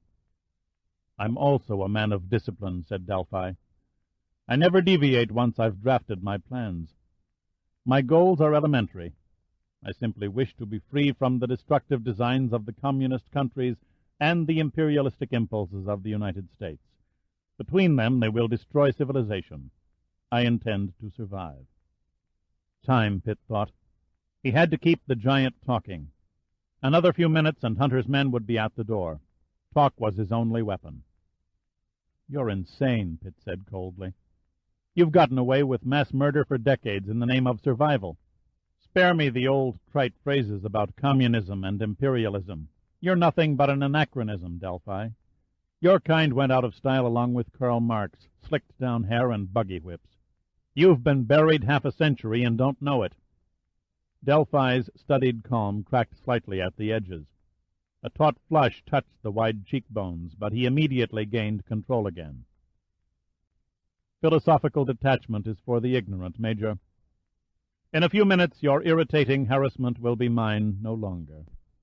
He nodded. One of the guards went into the bathroom to turn on the water in the bathtub. Pitt tried moving his hands. Although his wrists were wrapped many times, they were loose enough so as not to leave telltale bruises on the skin. Then, suddenly, Pitt thought his senses were deceiving him. The sweet, fragrant smell of plumeria began to envelop him. It was impossible, yet he knew she was there. Summer was in the room. Delphi silently pointed to Adrian, and the man who had tied Pitt pulled a small case from his pocket, inserted a needle into a hypodermic, and then lifted the hem of Adrian's short muumuu, unceremoniously jabbing the needle into one well-rounded buttock's cheek. She stirred slightly, sighed, frowned, and then within seconds went into a sleep bordering on a coma. Quickly, Delphi's assistant placed the hypodermic case back in his pocket and lifted Adrian up in his arms, waiting expectantly for new orders from his master. "I'm afraid this is goodbye," said Delphi. "You're leaving before the main event?" "There is little to see that interests me further. You'll never get her out of the building." "We have a car waiting in the basement garage," Delphi said smugly. He stepped over to the door, opened it a crack, and peered into the hall. As Delphi was halfway through the doorway, Pitt yelled out, "One final question, Delphi." The giant hesitated, turned, and glared at Pitt. "The girl who called herself Summer, who is she?" Delphi grinned evilly. "Summer is my daughter." He waved a salute. "Goodbye, Major." Pitt desperately tried one last parting shot. "Give my regards to the gang on Cannoli." Delphi's eyes hardened. Some unformulated doubt seemed to cloud his mind for a moment. Then it quickly dispersed as he stared at Pitt. "Goodbye," he said, and then he passed into the hallway like a shadow. Pitt had failed to delay Delphi and to prevent Adrian's abduction. He sat there, agonized, as the man in the bathroom came out, nodded, and then returned. The other guard set down his gun in a chair and approached Pitt, his round, ordinary features masking any dark hint of sadistic traits. Pitt saw the blow coming, but was too late to duck. He could only bow his head. The guard's fist connected solidly on the top of Pitt's cranium, smashing him out of the chair to the floor against the balcony curtain. Blackness tightened its hold on his brain, but Pitt shook it off and pushed himself groggily to his feet. He dimly perceived the guard kneeling on the carpet, holding a deformed wrist in one hand, and heard him whining like a wounded animal. The bastard broke his wrist, Pitt concluded. A grim smile touched Pitt's face as he realized the pain from the growing knot on his head was nothing compared to a fractured bone. Pitt stood without moving. Then a hand from behind the curtains touched his arm. He felt a back-and-forth motion as the cord that bound his arms and wrists was cut. The aroma of plumeria swept over him like a warm and releasing wave. In an instant the bonds were gone, and a small double-edged knife was carefully slipped into the palm of his right hand. He didn't dare turn to her to pull away the curtains that concealed her. Instead, he grasped the knife tightly and wiggled his hands to be sure he could call upon them without any numbness or restricting stiffness. The guard stopped his low wail and began crawling across the carpet toward Pitt. His partner in the bathroom went about his business, not aware of anything above the gush of the bathtub faucet. Then the guard eased the broken limb into his lap, reached toward the chair with his good hand, and grabbed his gun, swinging the muzzle in a short arc and aiming at Pitt's chest, his pain and hate wiping away all thought of obeying Delphi's orders for an accidental death. Sweat drained from every pore on Pitt's body. The guard was too far away to make any kind of a move. The projectile from the gun would ventilate his torso before he could even leap half the distance between them. The guard sat for an agonizingly long time, merely staring at Pitt. Then he began inching closer, pushing one knee in front, then the other, half a foot at a time, narrowing the gap to 5 feet. Still too far. Pitt was going through the tortures of the damned. 3 feet. Pitt needed 3 feet between them before he could strike with any hope of drawing blood first. An arm's length. It would take an arm's length, he told himself as he gauged the required distance. The guard crept closer. He kept the gun pointed at Pitt's chest, letting it wander from time to time to the forehead. Once a smirk crossed his face as he leveled it in the direction of Pitt's genitals. Patience, Pitt told himself over and over. Patience. The 2 most important words in the English language he repeated in his mind were patience and hope. He just might be able to bring it off. The guard had almost moved into range now. Pitt waited tensely a few seconds longer for insurance. If he rushed the moment, he might not be able to shove the gun far enough away from his body before it discharged, and he had no doubt that the guard's reflexes would squeeze the little firing button at the slightest contact. His only chance of success lay in surprise. He still held his freed hands behind his back, lulling the guard into the security of an easy kill. This had to be it. He let his jaw fall lower and lower and forced his eyes wide in mock terror. Then Pitt lunged. He knocked the gun upward with his left arm, ignoring the hiss of the projectile as it passed a scant inch over his shoulder, while in nearly the same motion he swung his right hand in a short sweeping arc, the sharp blade of the knife slashing the guard's throat to the windpipe. A hideous rasping sound came from the gash in the guard's throat as blood spurted over his chest, over the carpet, over Pitt's arms. The guard's eyes looked on Pitt in glazed shock before they rolled up beneath the lids, and then his body gave a convulsive heave as he slowly collapsed. Pitt sat transfixed for an instant at the sight of the dead guard. Then he retrieved the gun from the floor and stepped softly toward the bathroom. He could hear the whirring of the electric razor as the other guard readied the instrument for Pitt's execution. The tub was full and waiting. Pitt kept his eyes on the bathroom door as he quietly advanced along the wall. Suddenly the doorbell chimes echoed through the apartment. Pitt, jolted by the unexpected sound, jerked up and froze as the guard charged from the bathroom, stopping in mute shock at the ghastly sight of his dead comrade lying on the floor. Then he turned and stared blankly at Pitt. "Drop the gun and freeze," Pitt said sharply. Delphi's executioner stood still and squinted at the small automatic in Pitt's hand. The door chimes sounded again. The man leapt sideways, and as he brought up his gun to fire, Pitt shot his assailant in the heart. The guard remained standing, gaping at Pitt through stunned and vacant eyes. His hands fell limp. The projectile gun dropped softly to the carpet as he slowly sank to his knees before toppling sideways and ending in a fetal position on the floor. Pitt remained immobile, listening to the frantic pounding on the front door, his eyes taking in the debris of death at his feet. The four walls of the room seemed to close in on him. Something was missing. His mind refused to cooperate. The last few minutes had left him confused and numb. Someone else should have been there. Summer. He threw back the curtains that bordered the balcony, finding nothing but the wall behind them. Frantically he searched the room, calling her name. She did not answer. The balcony, he thought.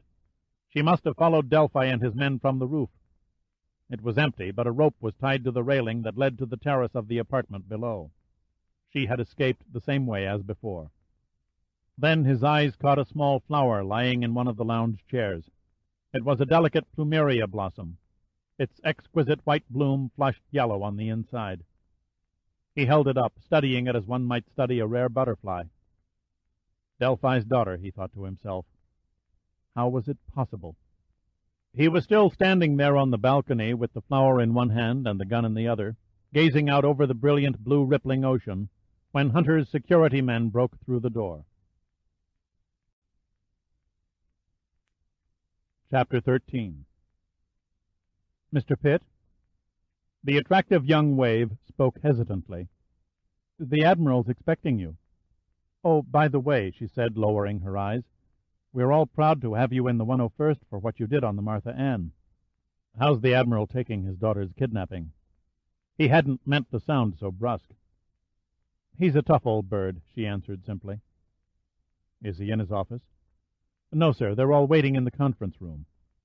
She rose and came from behind her desk. This way, please. He followed her down a corridor where she stopped at a door on the right, knocked, held it open, announced him, and closed it quietly behind him when he had passed through. There were 4 men in the room. 2 he knew, 2 he did not. Admiral Hunter came forward to shake Pitt's hand. He looked older, far more weary than when Pitt had last seen him only 4 days previously. Thank God you're safe, Hunter said warmly, surprising Pitt with a tone of intense sincerity. How's your leg? Okay, Pitt said briefly. He looked into the old man's eyes. I'm sorry about Captain Janana and Adrian. It was my fault. If only I'd been more alert. Nonsense, he said with a tight grin. You got 2 of those bastards. It must have been quite a fight. Before Pitt could answer, Denver came up and thumped him on the back. Good to see you. You look as rotten as ever. Dog-tired, maybe. 30 minutes sleep out of 24 hours beats the hell out of my girlish complexion. Sorry about that, said Hunter, but we're running out of time. Unless we can raise the Starbuck damned quick, we can write her off for good. The harsh edge of strain showed unmistakably in the lines around Hunter's eyes. For what little time that is available, we have you to thank. Flooding the forward torpedo compartment was an act of genius. Pitt grinned. The Martha Ann's helmsman was dead sure we'd both wind up paying for damages out of our wages. Hunter allowed the bare hint of a smile to tug at the corner of his lips. Come and sit down. But first, let me introduce you to Dr. Elmer Chrysler, Chief of Research for Tripler Hospital. Pitt shook hands with a short little man who had a bony hand grip like a pair of pliers. The head was completely shaven, and the ears held a giant pair of horn-rimmed glasses. The brown eyes in back of the lenses were beady, but the smile was large and genuine. And Dr. Raymond York, head of the Marine Geology Department for the Eaton School of Oceanography. York didn't look like a geologist. He looked more like a burly truck driver or longshoreman. He was big, just touching 6 feet, and wide in the shoulders. He flashed a set of perfectly spaced teeth. As they were introduced, Pitt's hand was crushed by 5 of the largest and meatiest fingers he'd ever seen. Hunter motioned Pitt to a chair and then said, We're anxious to have your account of the Martha Ann's loss and the fight in your hotel room. Pitt relaxed and tried to force his tired mind into categorizing the events in their proper perspective. He knew they were all watching him closely, listening to every detail he could dredge up from memory. Denver nodded. "Take your time, and forgive us if we butt in every now and then with a question." Pitt began softly. "I suppose it all started when we discovered the rise on the seafloor, a rise not charted on our underwater topographical maps." Then Pitt told them everything. The two scientists took notes while Denver watched over a tape recorder.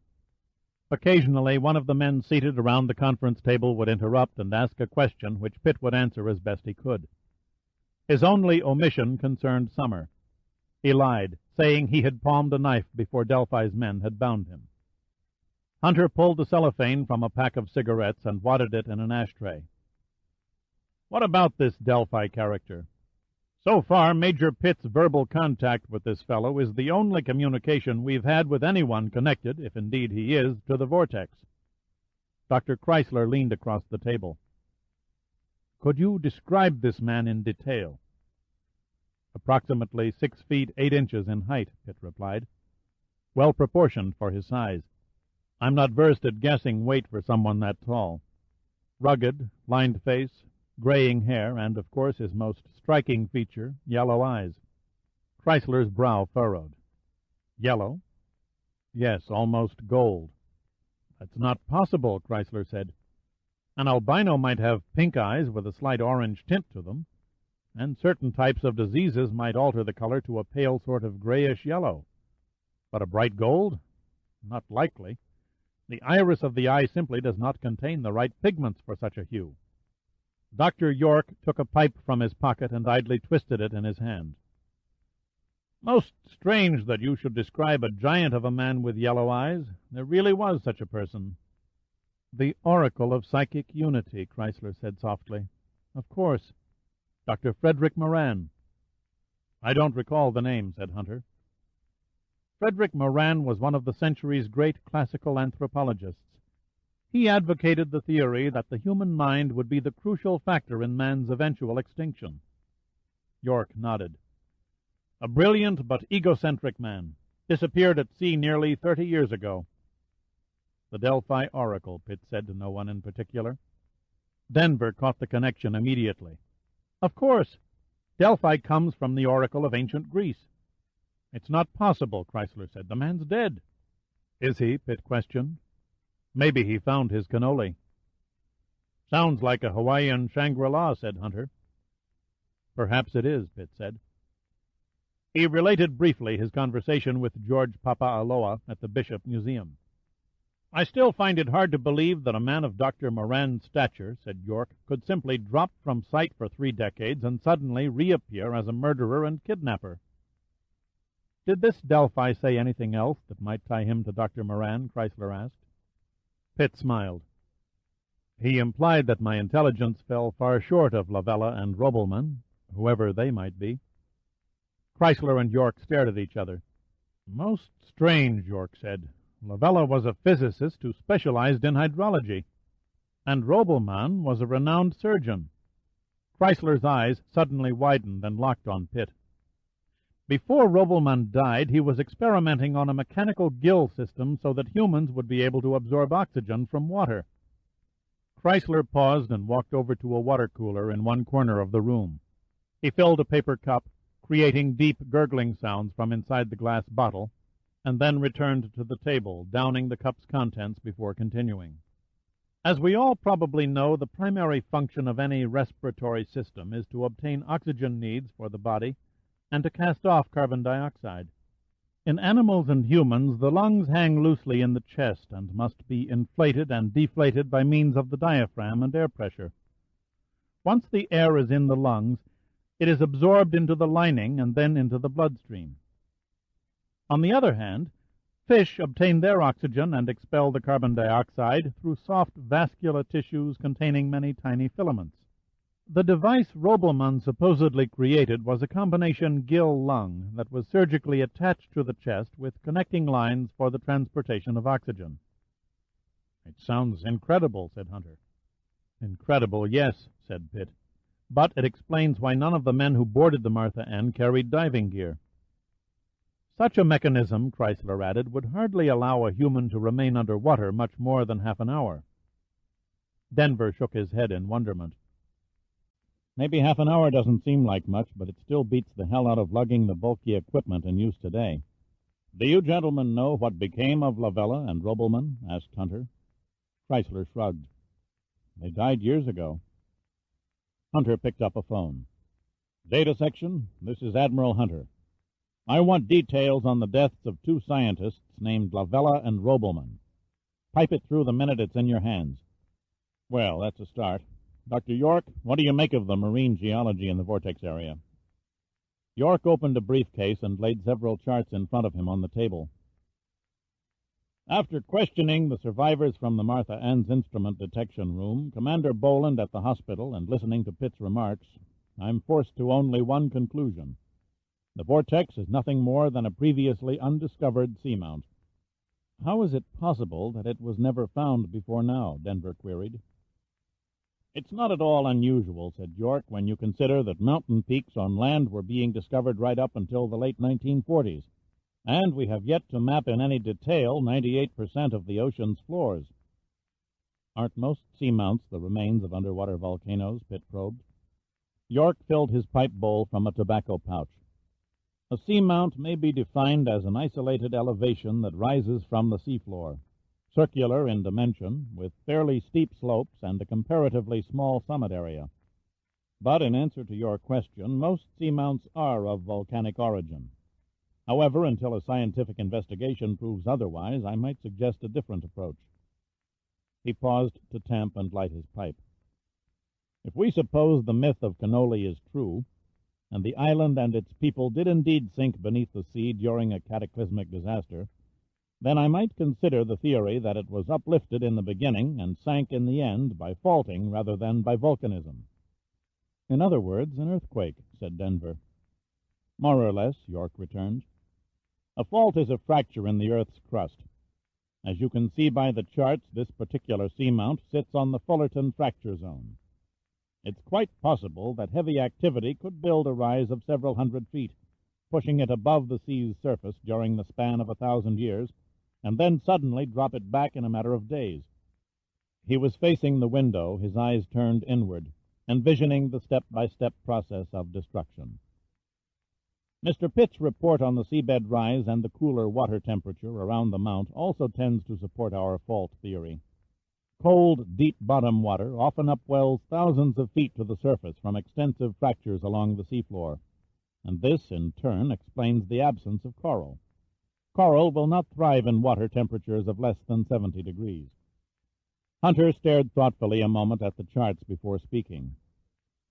Since the people who boarded the Martha Ann had to come from somewhere, could they have come from the seamount itself? I don't understand, York replied. Nothing showed on the Martha Ann's radar. That eliminates another ship in the area. Except for the sunken wrecks, no other vessel was detected on sonar, which eliminates a submarine. That leaves two choices. They either came from a man-made underwater living chamber or from within the seamount itself. I'd have to strike out the underwater chamber, Pitt said. We were attacked by a force of nearly 200 men. It would take an immense facility to house that number underwater. Then we're left with the seamount, said Hunter. Chrysler rested his chin on his hands and looked across the table at Pitt. I believe you said, Major, that you smelled eucalyptus when the fog surrounded the ship. Yes, sir, that's correct. Odd, most odd, Chrysler murmured. He turned to Hunter. As astounding as it might sound, Admiral, your suggestion of the seamount isn't too far-fetched at that. How so? Eucalyptus oil has been used for a number of years in Australia for purifying the air in mines. It is also known to lower the humidity within a closed area. The phone buzzed. Hunter picked it up, saying nothing, only listening. When he replaced the receiver in the cradle, he wore a satisfied expression. Doctors Lavella and Robelman were lost at sea on board a research vessel named the Explorer. It was under charter to a Pisces Metals company for an expedition to study deep-sea geology for a positive mining operation. The Explorer was last seen steaming north of Hawaii about 30 years ago, Denver finished. He looked up from a sheaf of papers in his hands. The Explorer was the first ship to disappear in the vortex. A dime to a donut, Frederick Moran went down on the same ship, said Pitt. Most likely the leader of the expedition, Chrysler said flatly. And the puzzle is taking shape, York muttered. Yes, by God, it figures. He leaned back in his chair and looked up as if contemplating the ceiling. Many of the islands where Pacific natives lived were honeycombed with caverns. They were used primarily for religious reasons, burial caves, temples, idol rooms, and such. Now, if the Vortex seamount was a volcano and disappeared in a shattering explosion, obviously nothing of the native civilization would be left. But if the island dropped beneath the surface due to a movement of the Fullerton fracture, the likelihood is excellent that many of the caves survived. What's your point? Hunter asked impatiently. Dr. Lavella's field was hydrology, and hydrology, gentlemen, is the science dealing with the behavior of water in circulation on the land, in the air, and underground.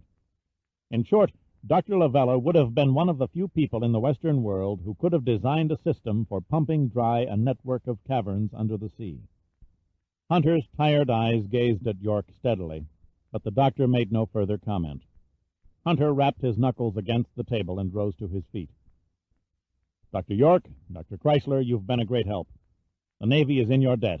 Now, if you'll please excuse us. The two civilians shook hands, bid their goodbyes, and left. Pitt rose and walked slowly over to the big map on the other end of the long room. Denver slouched in his chair. Now, at least, we know who we're up against. I wonder, Pitt said quietly, staring at the red circle in the middle of the map. I wonder if we'll truly ever know.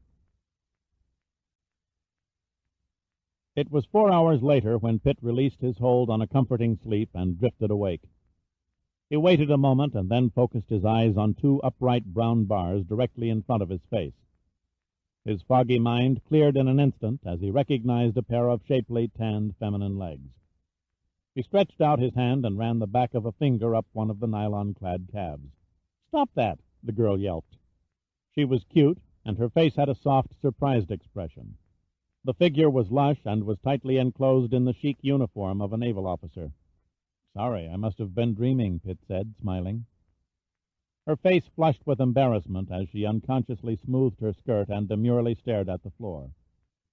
"I didn't mean to wake you. I thought you were already up, and I brought some coffee." Her eyes smiled nicely. "I can see now that you don't need it." Pitt followed her snappy swivel action as she walked from the room. Then he sat up on the leather couch, stretching his arms as he glanced around the Admiral's paneled study. It was obvious that Hunter was busy. The desk and floor were littered with charts and papers, and a huge ornate ashtray was filled to the hilt with cigarette butts. Pitt groped in his pockets for his cigarettes, but couldn't find them. He resigned himself to their loss and reached for the coffee. It was hot, but the acid taste restored his dulled senses to near normal. At that moment, Hunter walked briskly into the room. "My apologies for not allowing you more shut-eye, but we've made a couple of breakthroughs.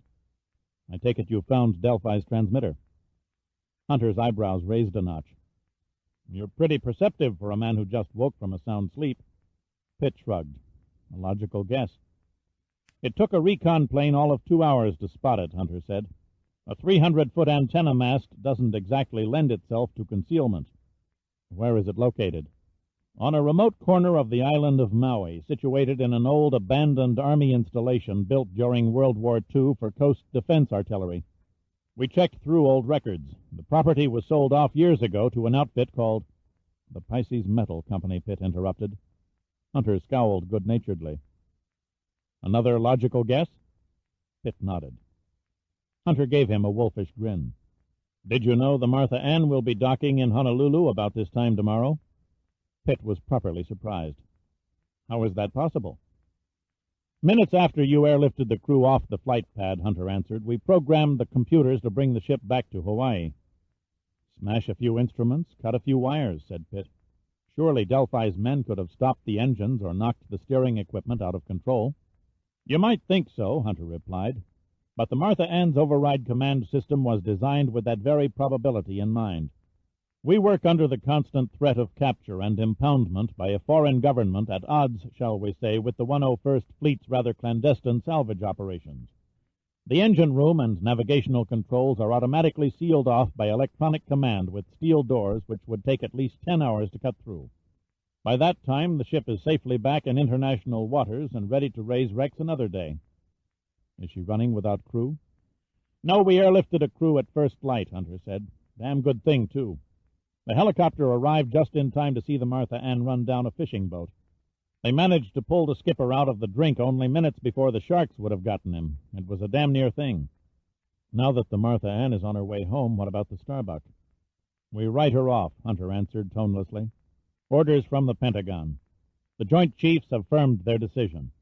Better to mangle the Starbuck as soon as possible so her missiles can't be launched and then raise her later. How do you intend to mangle her?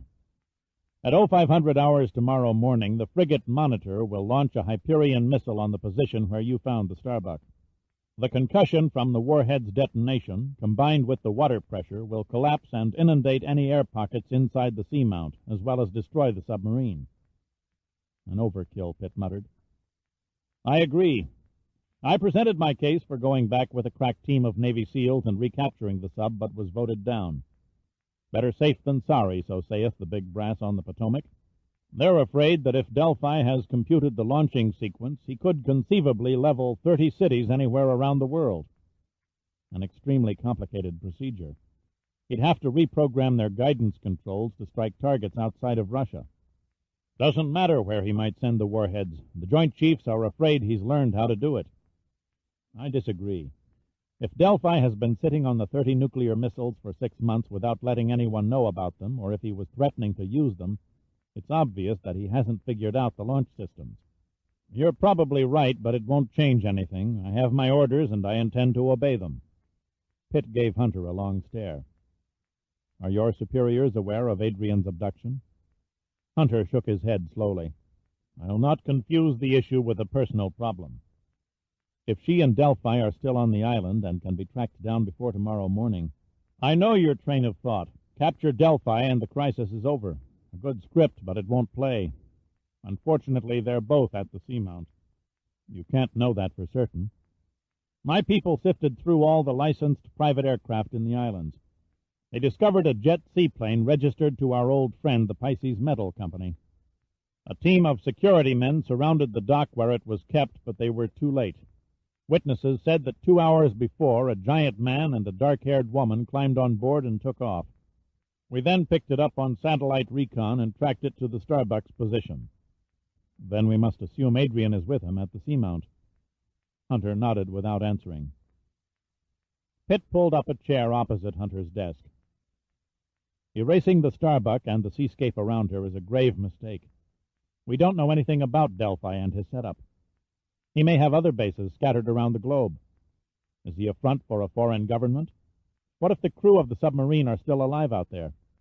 There are too many unanswered questions at stake to let the whole thing be blown away. Give me one bona fide reason why we should sit around like zombies while a bunch of conference table intellectuals 7,000 miles away dictate our actions from a few scraps out of a data processor. I say we ought to... That will do. Hunter's voice was authoritative. I do what I'm told, and so will you. No, I won't. Pitt's tone was quiet. I refuse to stand idle while a terrible mistake is being committed. A subordinate had never refused to obey Hunter in his 30 years in the Navy. He was at a loss as to how to react. I can have you locked up till you cool off, was his only retort. You can damn well try, Pitt said coldly. I'm right, and you have no sound argument. If we eliminate Moran or Delphi, or whatever he calls himself, and another ship disappears, we'll always wonder. And if more vanish over the next few years, we'll have to start from scratch. There'd be nothing to go on but a nagging doubt that we failed. Hunter gazed at Pitt. 20 years ago, it would have been Hunter on the other side of the table, staking his life on a conviction, ready to gamble away a service career on something he believed in. Giving up a ship, in this case the Starbuck, ran counter to the traditions he had served since his first day at the Naval Academy. Yet he had never disobeyed an order in his life, and there were times he wished he had. There might be a chance, an almost hopeless, impossible chance. Something that Admiral Sandecker had said about Pitt came back to him. With this man, almost anything is possible. He made his decision. Okay, he said, you bought yourself a show. There will be hell to pay in Washington, but we'll worry about that later. Whatever plan you've got, it had better be good. Pitt relaxed. Simply put, we put a trained submarine crew inside the Starbuck and order a squad of Marines to shut down Delphi's transmitter before 0500 hours tomorrow. Easier said than attempted, muttered Hunter. We've less than 15 hours. For several moments Pitt was silent. When he spoke, he sounded cold and grim. There's a solution. It'll cost the taxpayers a few bucks, but it has a better than 50-50 chance at succeeding. Hunter stirred uneasily as Pitt explained his plan. He reluctantly gave his permission, thinking that either the plan was insane or that Pitt hadn't told him all of it. He guessed the latter.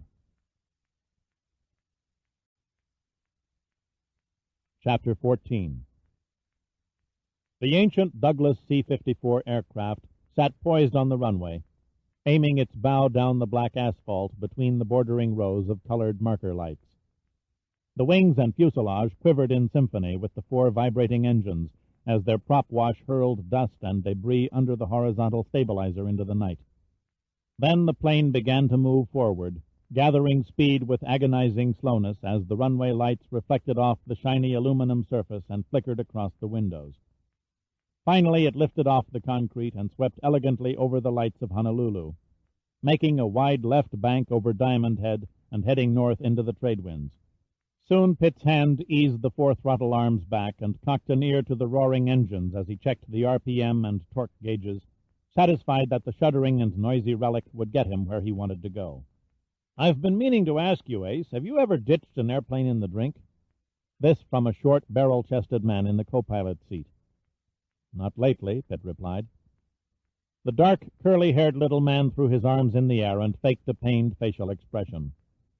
"Oh, Lord, why did I let myself get conned into this insane comedy?" He turned and offered Pitt a crooked smile.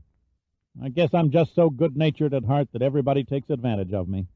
"Don't hand me that crap," Pitt blurted. "I've known you since kindergarten. No one's ever taken advantage of you." Al Giordino slouched down in his seat and brushed a straggling lock of black hair from one eye. "Is that so? What about the time I worked for months selling violets on street corners so I could take that gorgeous little blonde cheerleader to the high school prom?" "Well, what about it?" "God, what gall! Well, what about it?" he mimicked. "You bastard! When we got to the dance, you told her I had the clap. She wouldn't have anything to do with me for the rest of the evening." "Ah, yes, now I remember," chuckled Pitt. "She even insisted I take her home."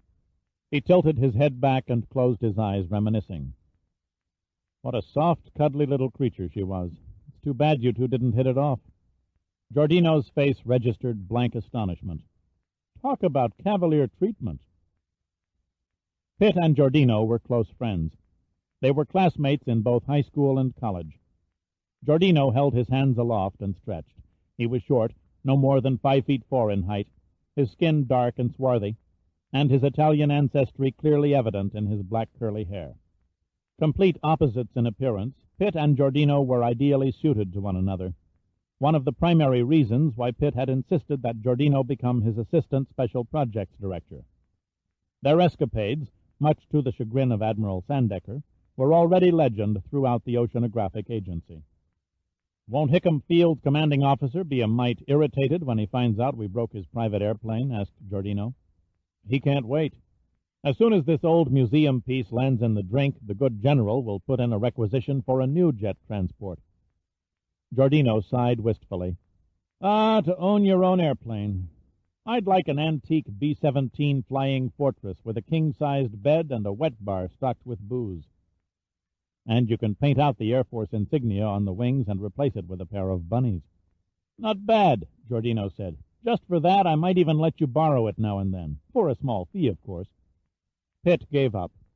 He looked out the side cockpit window at the sea below and spotted the lights of a merchantman headed in a northeasterly direction toward San Francisco. He could discern no whitecaps. The black ocean seemed smooth and unbroken. A calm sea is best for impact, he reflected, but it also makes it difficult to judge height. "How much further to your mysterious playground?" asked Giordino. "Another 500 miles, Pitt replied. "At the rate you're pushing this old whale, we should be there in less than 2 hours." Giordino propped his feet on the instrument panel. We're already at 12,000 feet. When do you want to start your descent?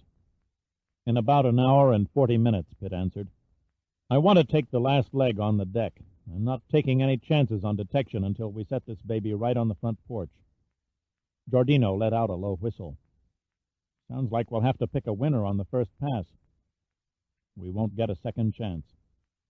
Giordino leaned over and tapped a wide dial in the middle of the instrument panel. We might do it so long as that underwater position marker keeps beeping away. Pitt glanced at the homing device and adjusted his course until the needle behind the circular glass settled between the proper markings. The signal should become stronger the closer we get. Just get us within 500 yards, Giordino said hopefully, and Selma's snoop will take us the rest of the way.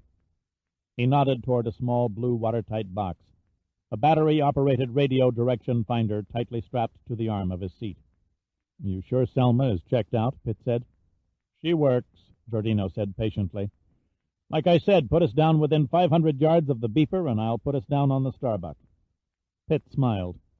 In spite of his indolent attitude, Giordino was a perfectionist who rose to every occasion with a style that always amazed Pitt. He motioned silently to Giordino and lifted his hands from the control column. Giordino nodded and took over command of the aircraft as Pitt unreeled from the cramped pilot seat, left the cockpit, and moved aft into the passengers section of the fuselage. Seated in the plush comfort of the General's private transport were 20 men. Probably, Pitt mused, 20 of the most resigned men on the face of the earth. They were resigned to death. There was no other way to describe it. True, they volunteered, but the prospect of adventure had overridden their desire for a long and fruitful life. Each man was encased in a black rubber wetsuit with the zipper pulled open to allow cool air to evaporate the sweat oozing from his skin. Behind them, lashed to cargo rings on the floor, rested an assortment of equipment and variously shaped bundles. And toward the rear of the fuselage was a row of air tanks, firmly secured and shielded to prevent them from hurtling across the compartment during the touchdown. The nearest diver, a blond man with Scandinavian features, gazed up at Pitt's arrival. Madness, sheer madness. Lieutenant Commander Samuel Crowhaven was definitely a very unhappy man. A promising career in the submarine service, and I have to throw it away by smashing into the ocean in the middle of the night. No great danger. It's really no different than driving a car into a garage, Pitt said soothingly. I wouldn't worry too much. Crowhaven was genuinely surprised. Like driving a car into a... You've got to be kidding. Easing this bird down on the water is my responsibility, Commander. If I were you, I'd worry about what comes next. I'm an engineering officer on a submarine, Crowhaven said morosely. I'm not cut out to play commando. I promise not to murder you and your men on landing, Pitt said quietly. And Giordino will get you to the Starbuck. After that, it's your show. Are you sure she's dry? Except for the forward torpedo compartment, she was dry when I left her. If nothing's been touched, I can have the torpedo room pumped clean and the sub underway inside of 4 hours. The schedule allows for 4.5. That only leaves you a safety margin of 30 minutes. Not much time. It's all you've got. Crowhaven shook his head sorrowfully. Suicidal, that's what it is. You realize, of course, that you may have to fight your way into the sub. As I've said, I'm no commando. That's why I invited those steely-eyed killers from the SEALs. Pitt looked at the 5 men Crowhaven jerked his thumb at. Members of the Navy's Select Security Force. There was no denying that they were a hard-looking lot. They sat off by themselves, constantly checking and rechecking their equipment and weapons. Big, silent, purposeful-looking men, highly trained for fighting on land or underwater. Pitt turned back to Crowhaven. And the others? Submariners, Crowhaven said proudly. Not many to operate a submarine the size of the Starbuck, but if anyone can bring it back to Pearl Harbor, they can. Providing one of the reactors is doing its thing. If we have to start cold, we'll never get her clear in time. You'll have a reactor, Pitt said confidently. He put up a calm front. In truth, there was no way of knowing whether the sub was still there, or if the port reactor was still pounding its atoms. Wait and hope. The phrase crossed his mind again. There was little else he could do except face the obstacles when the time came. But if you have problems, get your men out of there by 0430. I'm no hero, Crowhaven said dolefully. Pitt patted him on the shoulder, turned, and walked back to the cockpit.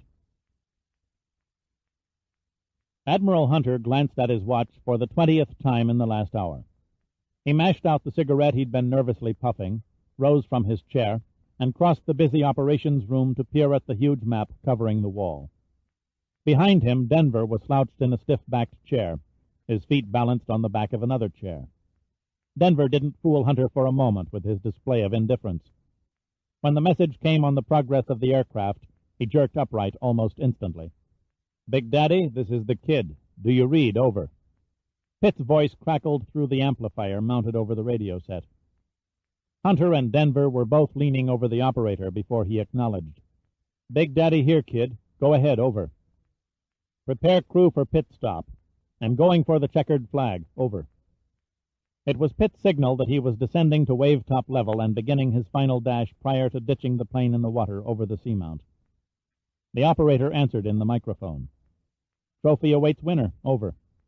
"See you in the winner's circle, Big Dad." The voice over the speaker stopped in mid-word. Hunter snatched the microphone. "Come in, Kid. This is Big Daddy, over." There was a pause. Then the voice came in stronger with a slight change in tone. "Sorry, Big Daddy, for the delay. What are your instructions, over?" "Instructions?" asked Hunter slowly. "You request instructions?" "Yes, please comply." As if in a trance, Hunter set the microphone down and switched off the transmission switch. "Dear God, they're onto us," he said mechanically. Denver couldn't hide his shock.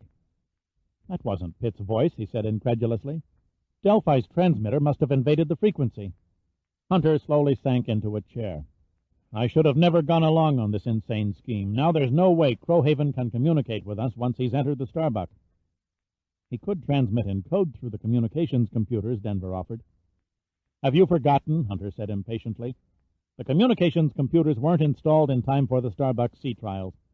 The radio can only be operated on standard frequencies. Until the Marines move in on Delphi's transmitter, he'll be monitoring every open frequency on the air.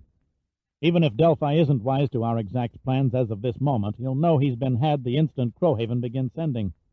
"And attack the Starbuck or blow it to pieces," Denver finished. Hunter's voice dropped until it was barely distinguishable. "God help them," he murmured. "He's the only one who can now." Pitt ripped off his earphones and hurled them on the cockpit floor. "The bastard's cut us off," he snapped. "If Delphi guesses what we're about, he'll lay a trap sure as hell." "A wonderful feeling, knowing that I've got friends like you," Giordino said with a sarcastic smile. "You are lucky." There was no answering smile on Pitt's face. "Chances are Admiral Hunter is praying we'll abort the mission." "No way," Giordino said seriously. "You people overestimated this big yellow-eyed clown. Bet you a case of good booze we get in and out before it dawns on him that he's been hit by the two greatest submarine thieves in the Pacific." "If you say so." "Face it," Giordino said loftily. "Nobody in their right mind would voluntarily ditch an aircraft in the sea during the dead of night. Except you, that is. This Delphi guy probably thinks we're only on a reconnaissance flight. He won't suspect anything before daylight." "I like your optimism." "Mom always said I had a way with words." "What about our passengers?" "Nobody begged them to come. They're probably back there writing their obituaries anyway. Why disappoint them?" "Okay, we'll go for it."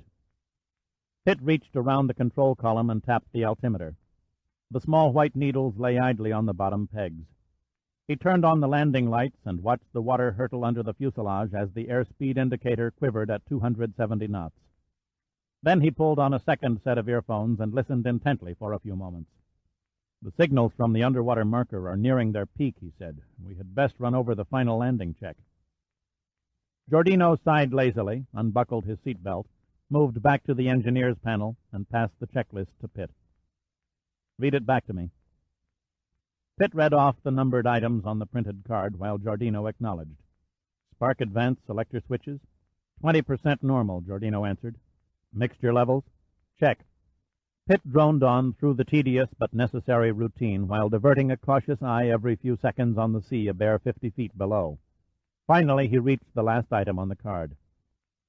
"Center wing tank line valve and boost switches." "Closed and off." "That's it," Pitt said, flipping the check card over his shoulder onto the cabin floor.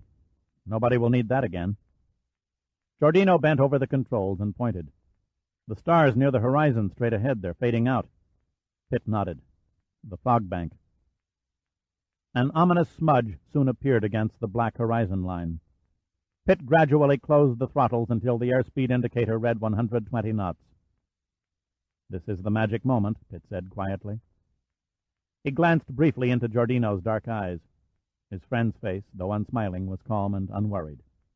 "Give me 100-degree flaps," Pitt said. "Then get back in the main cabin with the others and act like a bored streetcar conductor. I'll entertain them with a series of my best yawns." Giordino leaned over the co-pilot seat and held the on position of the flap switch until it registered 100 degrees. "So long, pal. See you after the bash." He gave Pitt's arm a gentle squeeze, then he turned and left the cockpit cabin. There was a crosswind. Pitt crabbed the C-54 to compensate for the drift.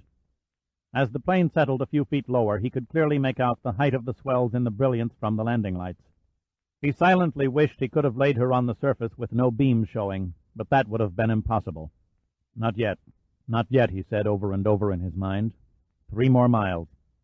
It would take split-second timing to ease the plane down short of the marker and the fog, and still have momentum left to carry it well into the target area.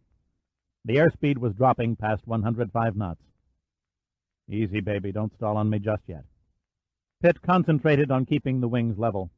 If one of the tips dug into a wave crest, the plane would be transformed into a giant cartwheel. He gently nudged the plane lower, dropping behind the rows of waves, attempting to land on the downward side of one, using its slope to slacken the impact. The propellers were throwing up huge billows of spray behind the engine nacelles, and the fog was beginning to enshroud the cockpit windshield when the first impact came. It was like a clap of thunder, only louder. A round, red auxiliary fire extinguisher broke loose from its mounting and sailed over Pitt's shoulder, crashing into the instrument panel. Pitt was just recovering from the shock when the plane bounced over the water like a skipping stone and smacked its aluminum belly for the second time. Then the nose dug into the back side of a swell, and the C-54 stopped abruptly in the middle of a great splash. Pitt stared dazedly through the dripping windshield at the mist. He did it. He had brought her down in one piece. The plane was gently rising up and down with the swells. It would float, maybe for a few minutes, maybe for days, depending on how badly the underbelly was ruptured. He exhaled a tremendous sigh and relaxed, noting with satisfaction that the batteries had survived the impact and were keeping the interior of the cabin bathed in a soft light. He flicked off the ignition switches and the landing lights to conserve the battery cells, tore off his seatbelt, and hurried through the door to the main cabin. He found a far more confident group of men this time. Crowhaven was the first to slap his back. The rest whistled and applauded, all, that is, except for the 5 SEALs. They were already efficiently going about their business, removing the escape hatch and checking each man's equipment. "Good show, Dirk." Giordino grinned broadly. "I couldn't have done better myself. Coming from you, that's a blue ribbon compliment." Pitt quickly donned his diving gear, slipping on an air tank and adjusting a face mask. "How long will she float?" asked Crowhaven. "I checked the lower deck," said Giordino as he examined the air tanks on Pitt's back. "There's only minor seepage." "Shouldn't we chop a hole in her so she'll sink?" Crowhaven persisted. "Not a wise move," Pitt answered. "When Delphi discovers an abandoned aircraft floating around with no crew, he'll think we took to the life rafts. That's why I left all the rescue equipment back at Hickam. It would never do for him to find the life raft safe and sound and unopened. Hopefully he'll be searching for us on the surface while we're below." "There must be an easier way to make Admiral," Crowhaven said acidly. Pitt went on. "When you get the sub underway, communicate with Admiral Hunter on 1250 kilocycles." Crowhaven's eyes narrowed. "You're putting me on. That's a commercial frequency. I could get my tail in a sling with the Federal Communications Commission if I transmitted over 1250. "Very likely," Pitt agreed wearily. "But Delphi's got a monitoring system that won't quit. He's already invaded our pre-planned frequency. 1250 is your only chance of getting through. We'll worry about where the chips fall if we're lucky enough to enjoy the next sunrise." Pitt pulled on his fins and checked his breathing regulator.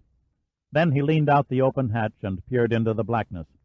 The swells were washing across the leading edge of the wings as the plane took on a slight nose-downward attitude. He turned to Giordino.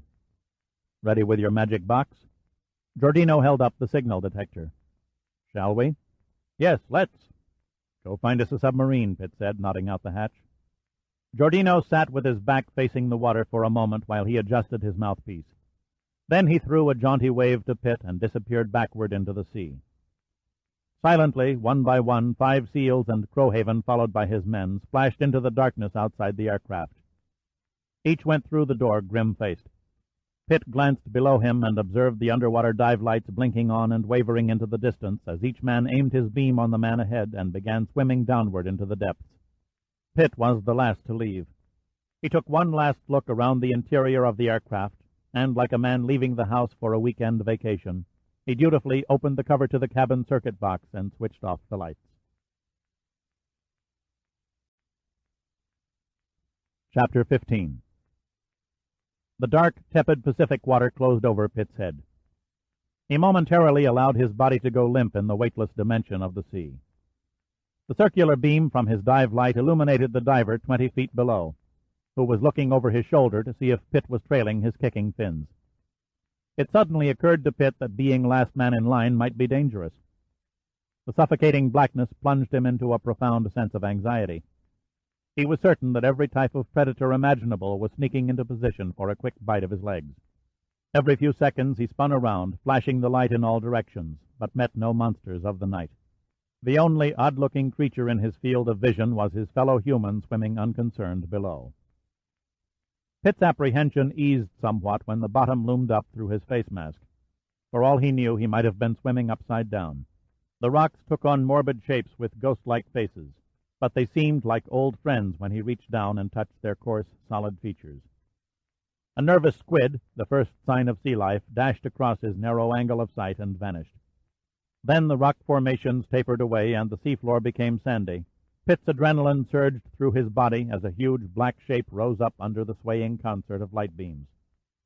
The Starbuck lay just as he'd left her, looking like a great spectral monster in the blackness. Kicking his fins, Pitt swam past the Navy men to the head of the line and, grasping Giordino by the arm, peered into his friend's face mask. The face inside was softly distorted by the dive light, but Giordino's eyes were bright, and in spite of the mouthpiece, his grin was clear and distinct as he gave a thumbs-up sign. Pitt wrote some words on his message board, motioned to Crowhaven, and held it up. "This is where we get off. She's all yours." Crowhaven nodded, his blond hair drifting in loose strands. He quickly began distributing his men. 4 submariners and 1 SEAL were to enter through the flooded forward torpedo compartment and close the vents and valves left open by the Martha N's divers. The rest of the men were to drop through the aft escape chamber into the dry section of the submarine and make their way to the control room. The submariners' fear had left them now. The time had come for them to rely on their own skills and experience. The men forward entered in one group, but the crew aft had to divide into 3 shifts due to the chamber's compact interior. Pitt closed the hatch after the last 5 men dropped into the sub and waited until he felt the surge from the exhaust vents as the water was expelled from inside the escape compartment. Then he pounded the butt of his knife against the hull 3 times. Almost immediately, 3 muffled knocks came from inside, signaling no problem so far. Pitt swam along the narrow top deck to the bow, where he repeated his poundings. The reply came back much slower this time, with more of a muted sound, due to the acoustics of the flooded torpedo room. Pitt wrote again on the board. "Entrance around somewhere, 18 minutes." Giordino understood. 18 minutes of air. That's all the time they would have to search for the entrance to the seamount.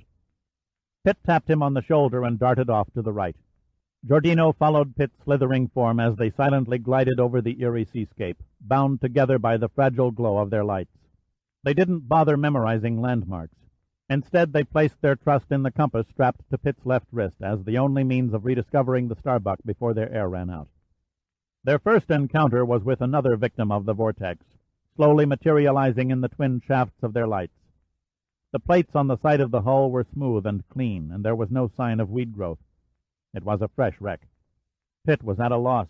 He had studied the list of missing ships, and except for the Starbuck, no new disappearance had been reported in the last 6 months.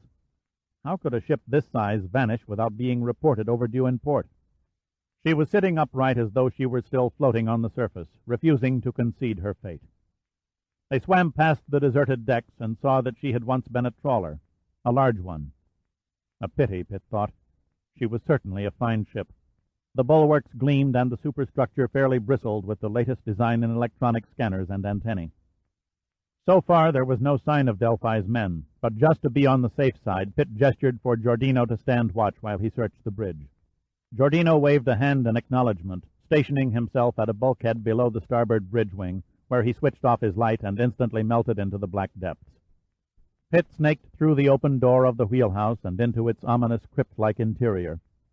He shined his light about, rooted to the spot by the strange surroundings. His eye caught an ugly, transparent snake that wiggled across the ceiling and dissolved into an open vent. Then another long reptilian form that slithered into a ceiling corner and then slowly meandered into the vent. The snakes were streams of his own exhaust bubbles that had risen to the top of the cabin before discovering an escape route to the surface.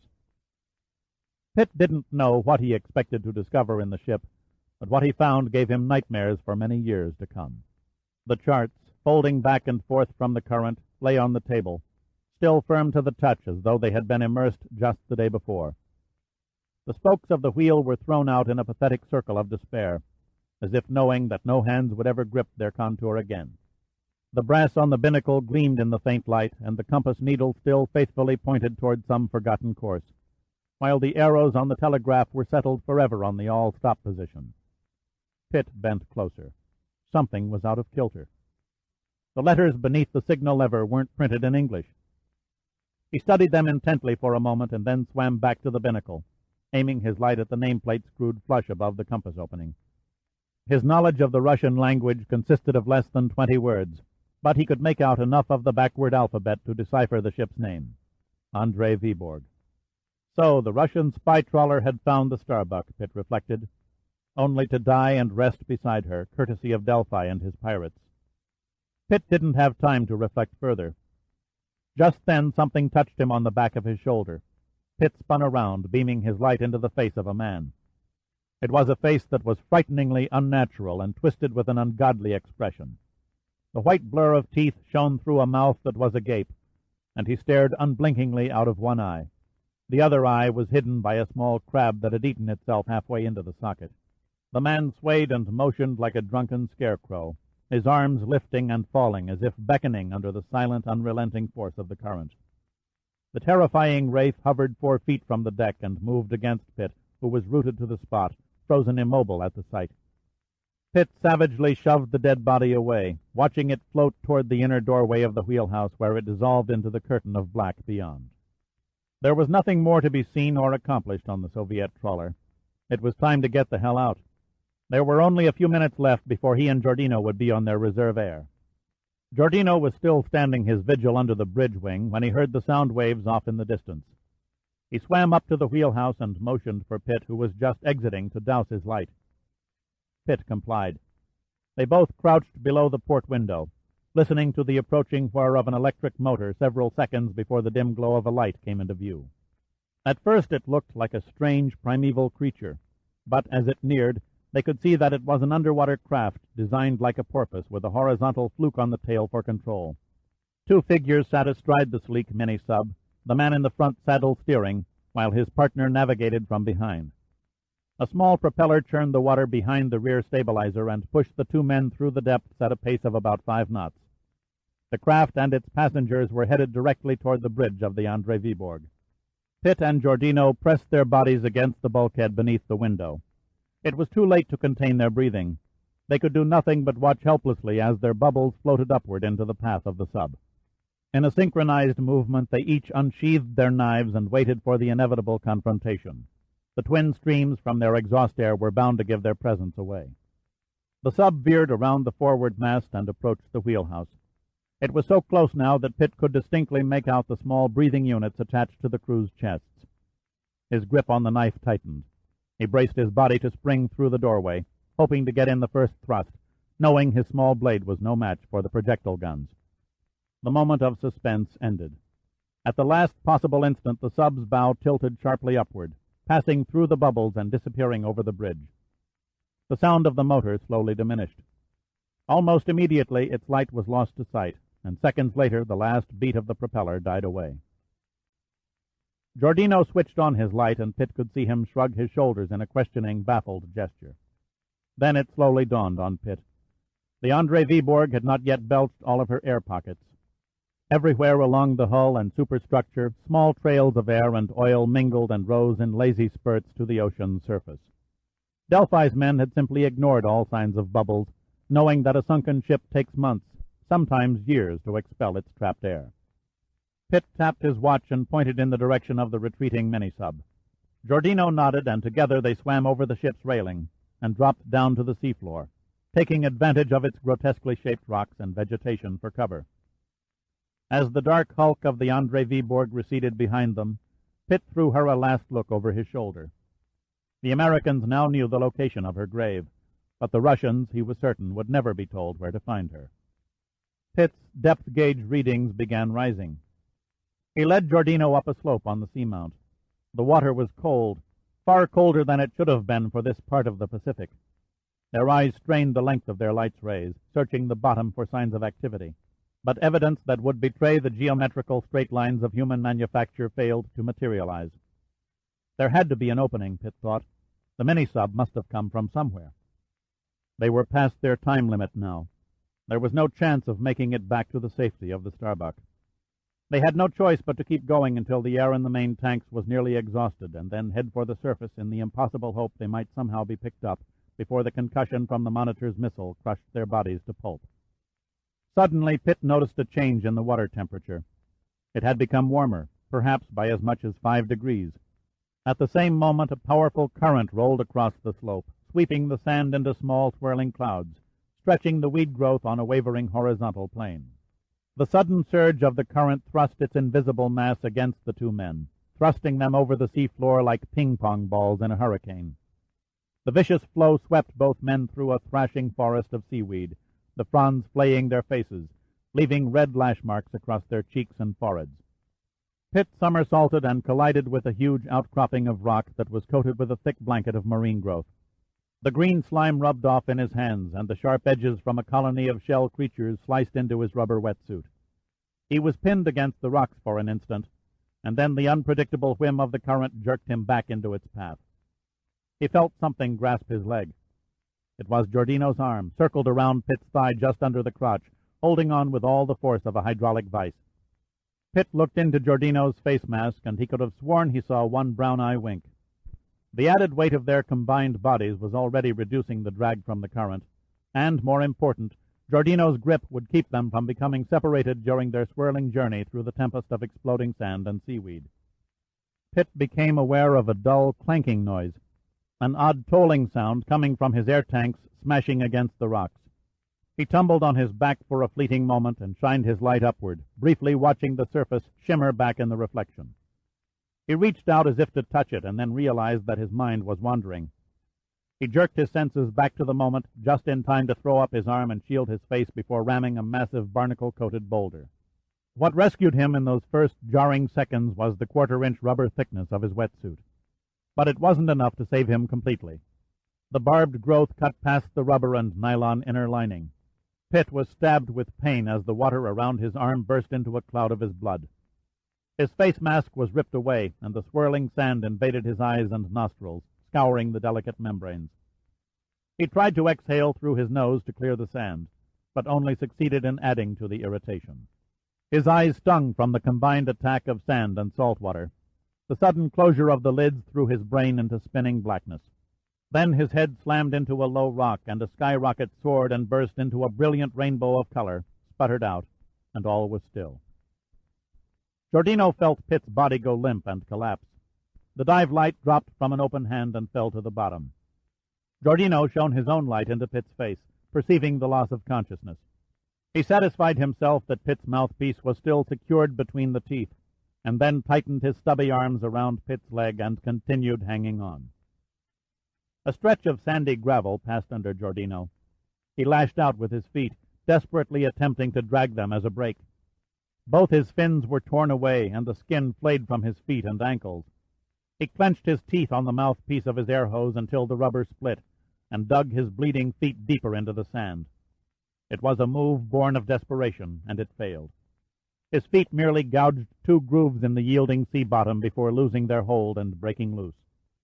Suddenly, like a cat who tires of a mouse, the treacherous undercurrent spun them out of its mainstream and released them. Giordino quickly reached out and grabbed a handful of seagrass, pulling his unconscious burden toward a small crater-like pocket on the bottom. Then he relaxed and drifted downward in the calm water, letting Pitt sink gently beside him. It was quiet in the operations bunker at Pearl Harbor. The typewriters were mute.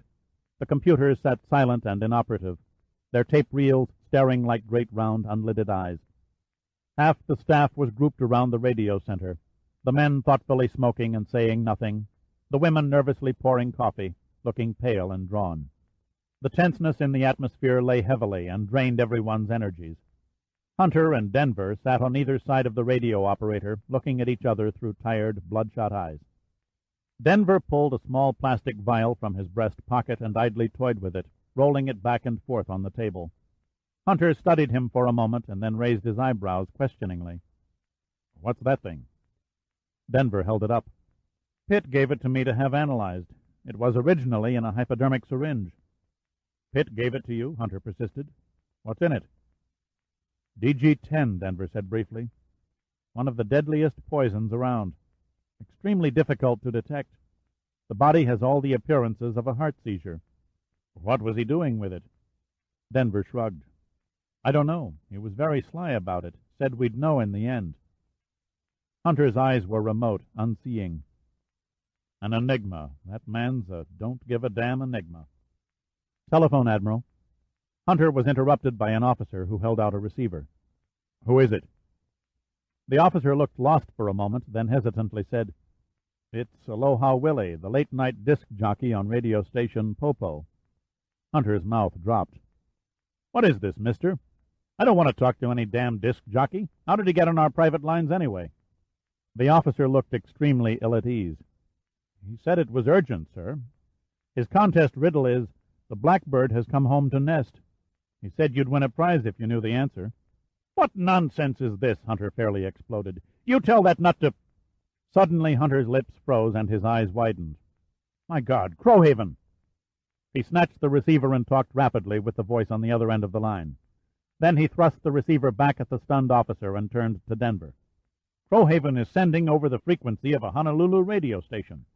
Denver's expression was one of abject bewilderment. "I don't understand." "It's brilliant, positively brilliant," Hunter said excitedly. "Delphi would never think to monitor the frequency of a commercial broadcast station, especially a rock and roll program. Nobody but a handful of kids would be tuned in at this time of the morning." He leaned over the radio operator. "Set your frequency to 1250. At first the concrete walls were greeted by a loud blast of music which assaulted the eardrums of everyone in the bunker. Then, before the confused staff crowded around the radio fully absorbed the shock, a high-pitched voice that spit words like a machine gun broke through the speaker. "Hi-ho there, you early morning bird watchers. This is Aloha Willie with the top 40 tunes rocking your way across the tropical airwaves with some really great sounds for you discounts. Time now, 3:50. Okay, are you ready, group? Glue your ears to the transistors and listen now as we play the flip side of the latest comedy record by Big Daddy and his gang. Take it away, Big Daddy." The radio operator in the bunker pushed the transmit button and cut in on the program. "Big Daddy calling our gang. Come in, please. Over." "This is our gang, Big Daddy. Do you read? Over." Denver leapt to his feet. "That's Crowhaven. He's done it. He's calling from inside the Starbuck." "We read you, our gang. Over." "Here is the final score. Visitors, 1 run, 1 hit, 3 errors. Home team, no runs, 3 hits, 4 errors."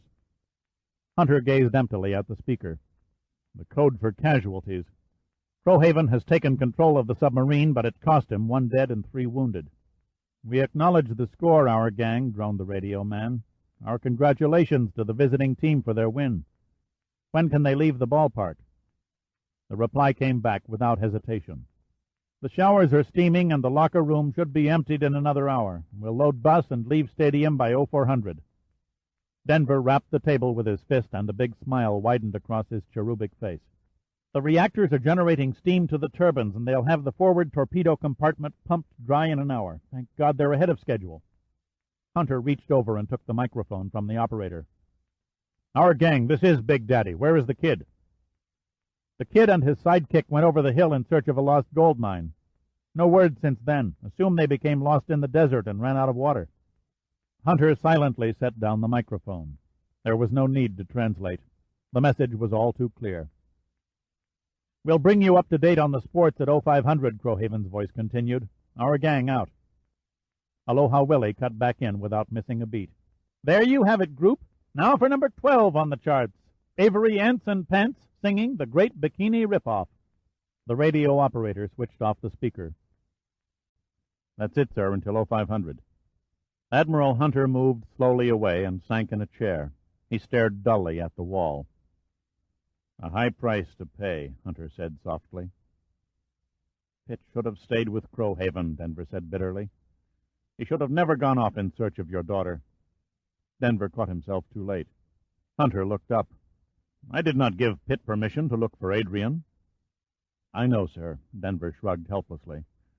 "I tried to discourage him, but he insisted on making the attempt. He does what he wants to do." "Did what he wanted to do," Hunter said hopelessly, his voice trailing off softly. "Welcome back to the land of the walking dead." Pitt slowly focused his eyes and looked up into the ever-grinning face of Giordino. "Who's walking?" Pitt muttered. He wished he were unconscious again, wished the burning ache in his gashed arm and the throb from his bruised head belonged to someone else. He didn't move. He just lay there and soaked up the sea of pain. "For a while there, I thought you'd need a casket," Giordino said casually. He held out his hand, and Giordino pulled him to a sitting position. Pitt blinked his eyes to remove the sand and salt water. "Where in hell are we?" "An underwater cave," Giordino answered. "I found it right after you blacked out and we escaped from that god-awful current." Pitt looked around the small chamber, lit dimly by Giordino's dented dive light. It was about 20 feet wide and 30 feet long, and the ceiling was between 5 and 10 feet high. 3/4 of the floor was water, while the remainder consisted of the rocky shelf that he and Giordino rested on. The walls of the semi-flooded gallery were smooth and covered by a score of tiny crabs that scooted about the ledge like frightened ants. "I wonder how deep we are," Pitt murmured. "My depth gauge read 80 feet outside the entrance." Pitt longed for a cigarette. He dragged his sore body across the shelf to one wall and leaned against it, staring in dumb fascination at the blood that splotched his black rubber wetsuit. "A pity I don't have a camera," said Giordino. "You'd make a great human interest story." "Looks worse than it really is," Pitt lied. He nodded at Giordino's feet. "I'm sorry I can't say the same about your bug crushers." "Yeah, I don't think any of my piggies will be going to market for a while." Giordino coughed up mucus and spat it in the water. "Now what?" "We can't go back outside," Pitt said thoughtfully. "With all this blood, we'd draw every shark within 10 miles. He paused, glanced at his watch, and then stared at the water. "We've got nearly 2 hours before the monitor cuts loose. What say we spend it looking around?" Giordino's expression was devoid of enthusiasm. "We're hardly in prime condition to go exploring caves. You know how easily I get bored sitting around." Giordino wearily shook his head. "The things I do for a friend." He took careful aim at a crab, spat, and missed. "I guess anything beats an evening with these guys. What's the status of our equipment?" "I'd hoped you wouldn't ask," Giordino said. "All in about the same shape I'm in. Except for our air tanks, which are, if you'll pardon the expression, on their last gasp, we have exactly 1 face mask, 40 feet of nylon line, 1 flipper, and this light, which has just about had it. Forget the air tanks. I'll try a free dive first." Pitt slipped the fin on a foot and took the nylon cord, wrapping one end around his waist. "You rest easy and hold on to the other end of the line. When you feel 3 jerks, get out of there fast. 2 jerks, pull like hell. 1 jerk, follow me in." "It'll be lonesome here," Giordino sighed. "Just me and the crabs." Pitt grinned. "You won't be lonely long." Pitt picked up the light and sat on the edge of the shelf. He inhaled and exhaled several times, hyperventilating to purge the carbon dioxide from his system. Finally, satisfied that his lungs could hold no more, he slid into the gloomy water and stroked toward the bottom of the cavern. Pitt was an excellent diver. He could stay underwater, holding his breath for nearly 2 minutes. His muscles ached and the bloody cuts in his skin smarted from the salt water, but he plunged downward with one hand touching the smooth surface of the wall, while the other gripped and aimed the light. The wall sloped on a broken angle for 15 feet and then leveled out into a confining shaft. Pitt came to a mound of fallen rock that nearly blocked his forward progress, but he managed to snake over the obstacle and found that the walls began expanding away from his line of vision. He pulled his body through into the new chamber and made a gliding ascent, slowly waving the one flipper. In a matter of seconds, he popped into sweet air and a gallery that was flooded by a soft yellow glow. It was a golden world, a world of yellow where even the shadows were cast in matching hues. The roof was at least 20 feet high and glistened with a mass of tiny stalactites which trickled water in small splashing drops throughout the interior. Pitt breaststroked through the gold-tinted water to a rock-carved grand stairway, which stretched into a long curving tunnel with odd-looking triangular grooved notches embedded in the steps. 2 effigies of square-bearded men with fishtails instead of legs crouched in a sphinx-like fashion on each side of the landing. The statues were deeply eroded from the dripping water and appeared to be extremely old. He hoisted his buttocks onto the bottom step of the landing and removed his mask, blinking his eyes to adjust to the eerie strangeness of the light. The tightness of the wetsuit began to irritate his arm. Tenderly, favoring the gashes on his arm, he managed to slip it from his body. When he unwrapped the nylon cord from around his waist, he noticed a scant 3 feet of slack. He gave the cord one sharp tug, and as soon as it became taut, he hauled it in hand over hand until Giordino's curly head popped to the surface. "I've gone to a yellow hell," Giordino sputtered. He pushed the hair out of his eyes and extended his hand to Pitt. "Welcome to Delphi's House of Horrors." He grabbed Giordino's hand and hauled him from the water onto the step. Giordino nodded toward the sculptures. "The local reception committee?" He rubbed a hand over one of the squared-off beards, stroking the stony surface. "Any idea what causes the weird light?" "It seems to emanate from the rocks." "That it does," Giordino agreed. "Take a look at my hand." He held up his palm, and the skin emitted a faint glow. "I can't give you a chemical analysis of the mineral content, but I'm reasonably certain it contains a healthy dose of phosphorescence."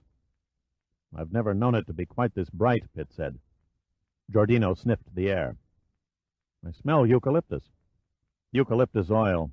They use it to lower the humidity and keep the air from getting stale."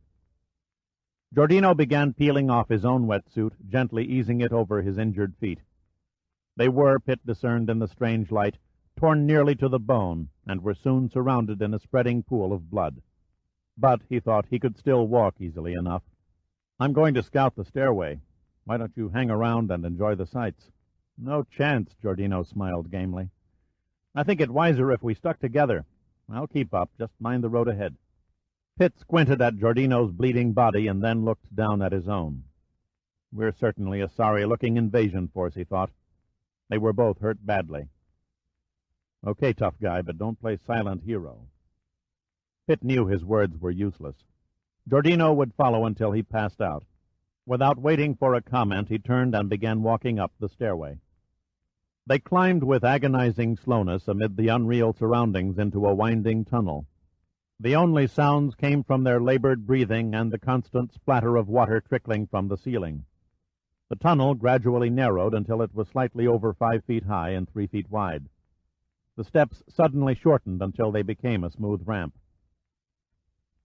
Pitt kept his back pressed against the damp surface of the wall, and stooped to keep from hitting his head while inching his way through the passage. The batteries of the dive light were almost dead, and the beam they projected through the lens barely cast more illumination than the phosphorescence. Every 30 feet he paused and waited for Giordino to hobble painfully within arm's length. Pitt noted that each time he halted, Giordino took a little longer to catch up. It was becoming increasingly apparent to him that Giordino couldn't last much longer. "Next time, find a cave with escalators," Giordino panted. It took him 3 breaths to get the words out through clenched teeth. "A little workout never hurt anybody," Pitt said. He had to keep Giordino going now. If they didn't find a way to the surface above the seamount, they would die a lonely death, crushed under thousands of tons of rocks and water. Pitt pushed on. The dive light was down to a faint glow, and he simply, uncaringly let it slip from his hand to the rock floor. He hesitated a moment, staring unconcernedly at the light as it rolled down the tunnel in the direction he had climbed. He vacantly wondered what Giordino would think when it came rattling by. Pitt's goose-flesh rose in unison with the sudden cold air current that danced across his skin. There had to be a vent or an opening ahead. Soon a gentle, textured blue film met his eyes. The blue seemed to waver and alternate in tones that cast soft, animate shadows on the passage walls. Pitt moved closer. The thing swirled with a movement that was familiar.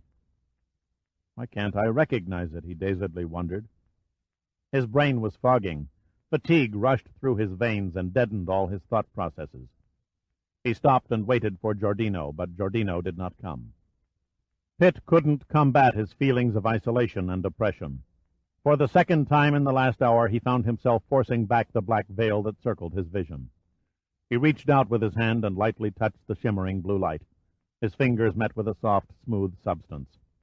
A curtain, he mumbled to no one. A lousy curtain. He parted the folds and stumbled into a fairyland of gleaming black statuary and blue velvet-covered walls. The huge room was decorated with delicately sculptured fish in ebony stone embedded in a deep indigo carpet. The carpet was unlike anything Pitt had ever seen. It encased his feet to the ankles. He looked up and saw that the entire fantastic setting was reflected in a gigantic mirror which spanned the ceiling from wall to wall.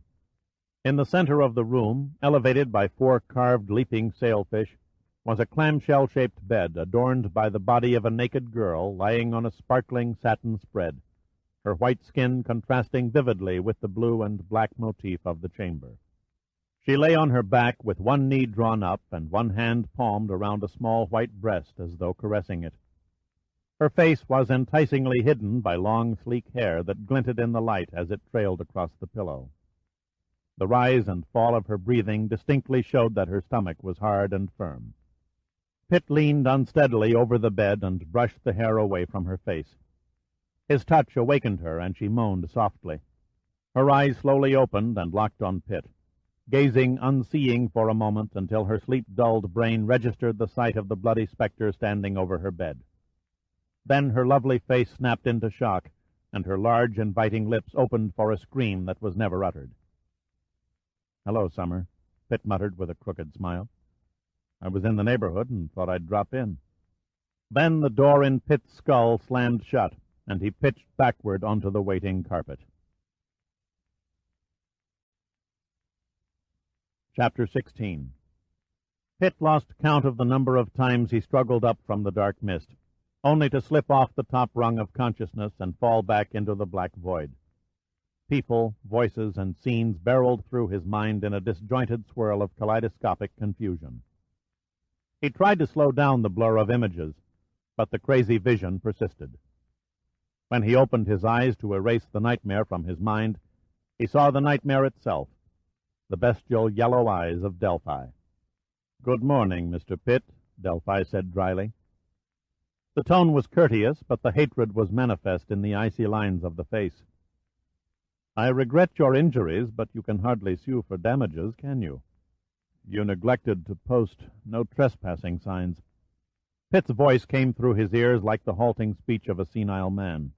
"An oversight, but then no one invited you to blunder into our power turbine's exhaust current." "Power turbine?" "Yes." Delphi seemed to relish Pitt's questioning look. "There are over 4 miles of tunnels here in my sanctuary, and, as you've noticed, it can be rather cold.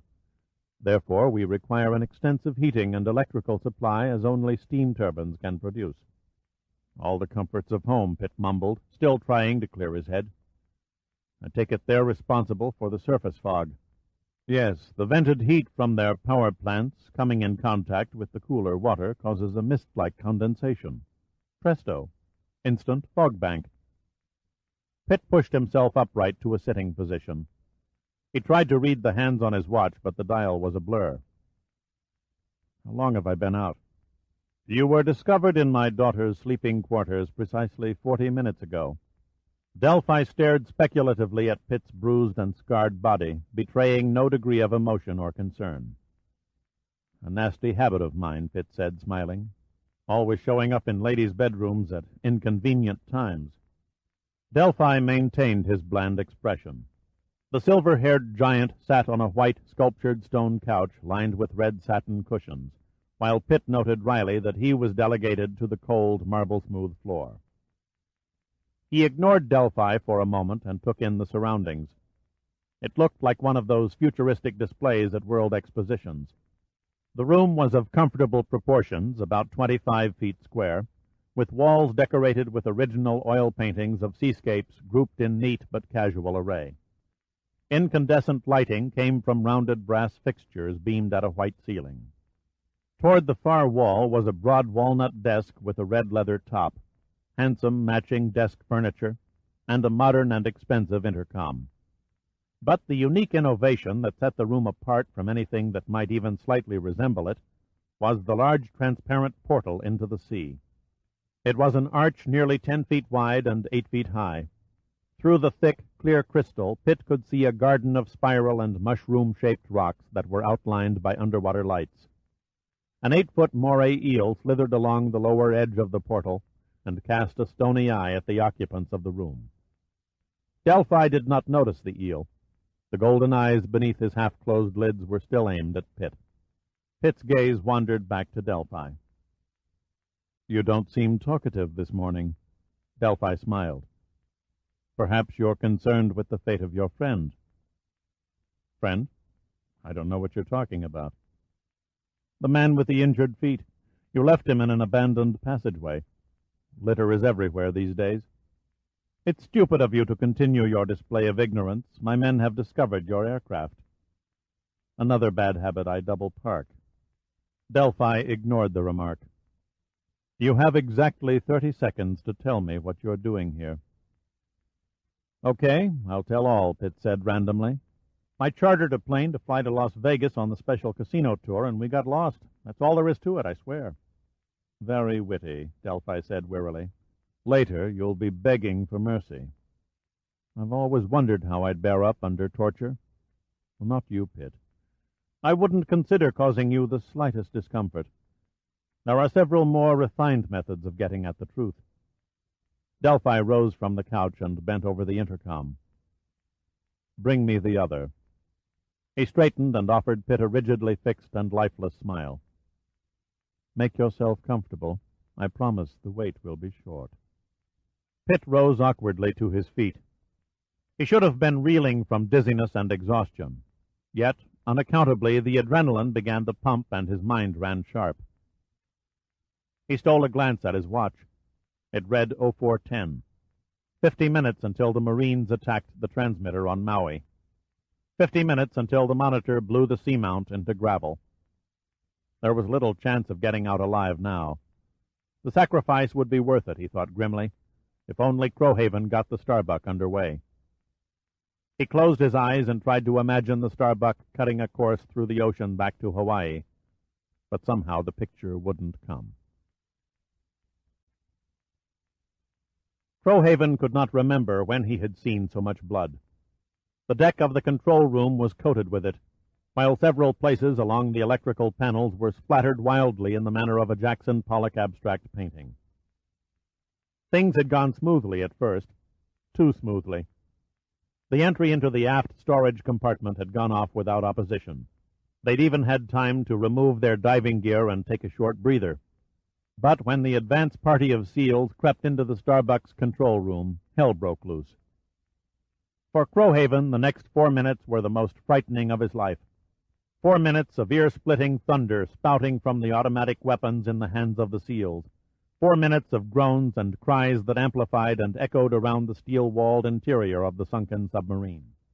Delphi's men were firing their strange, silent guns until cut down by no less than 6 to 8 solid hits from the SEALs' rapid-fire weapons. He wondered how it was possible for anyone to stand up to such punishment unless they had gone mad. 3 men were killed outright, and the other 4 had died since his message to Hunter. Nothing could have saved them. As for his side, 1 SEAL was dead.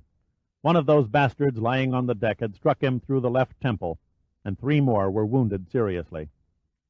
Gritting their teeth against the pain, they were secure in the knowledge that he, Crowhaven the wizard, was going to raise this big steel death trap and get them proper medical treatment faster than a speeding bullet.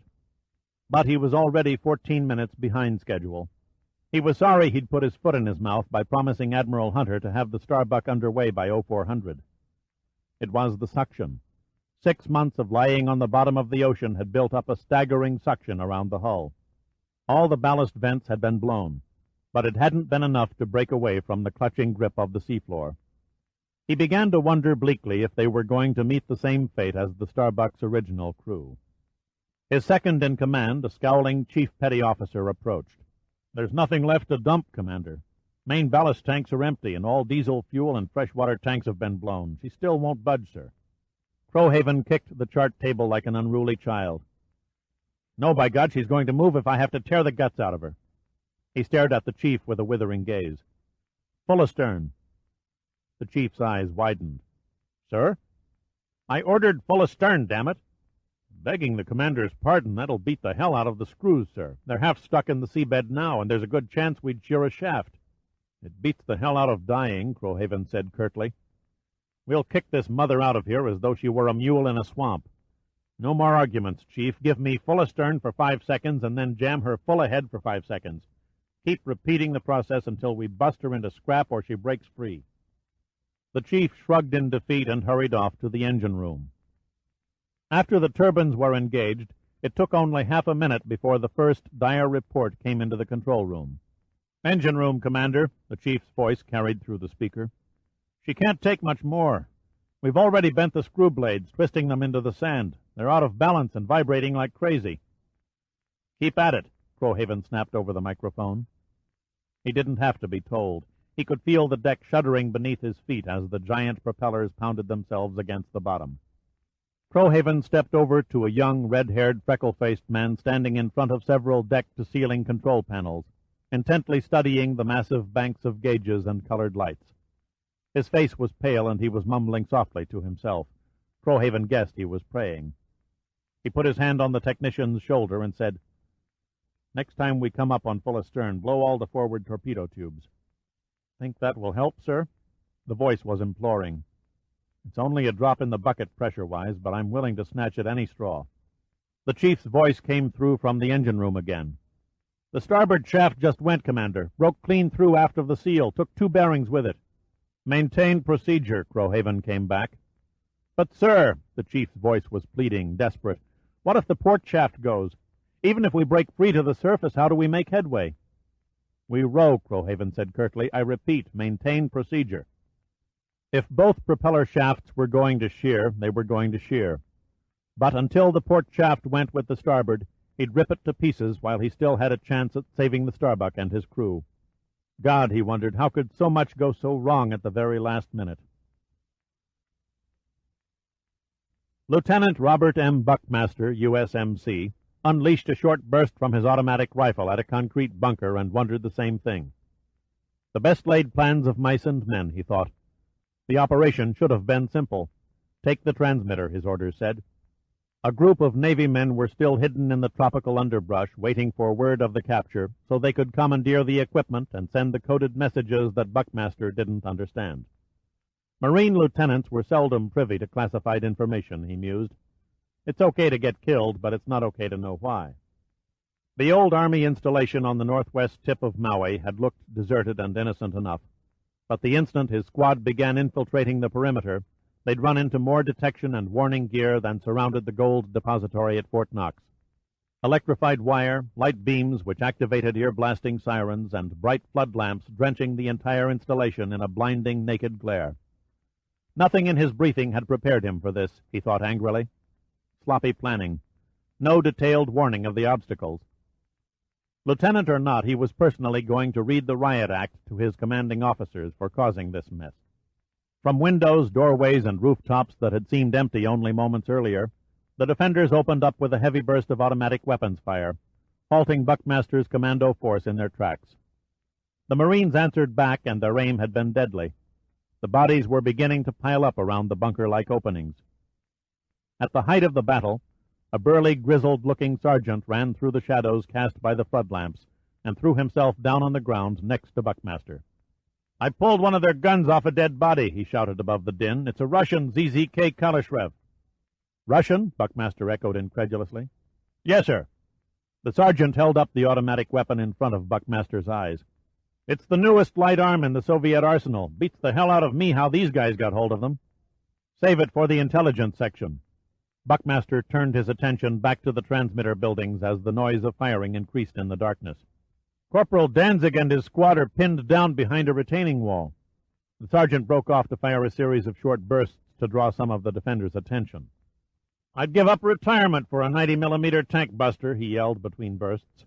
This was supposed to be a surprise assault, remember? They told us we wouldn't need any heavy armament.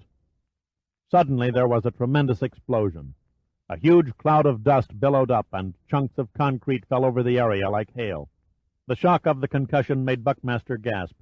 Then he slowly rose to his feet and stared at the shambles of the transmitter buildings. Radio, he shouted. Damn it, where's the radio man? A Marine with a blackened face, clad in black and green camouflage fatigues, raced from the shadows. Here, Lieutenant. Lieutenant Buckmaster took the offered receiver, dreading what he had to say. Big Daddy. Big Daddy, this is Mad Chopper, over.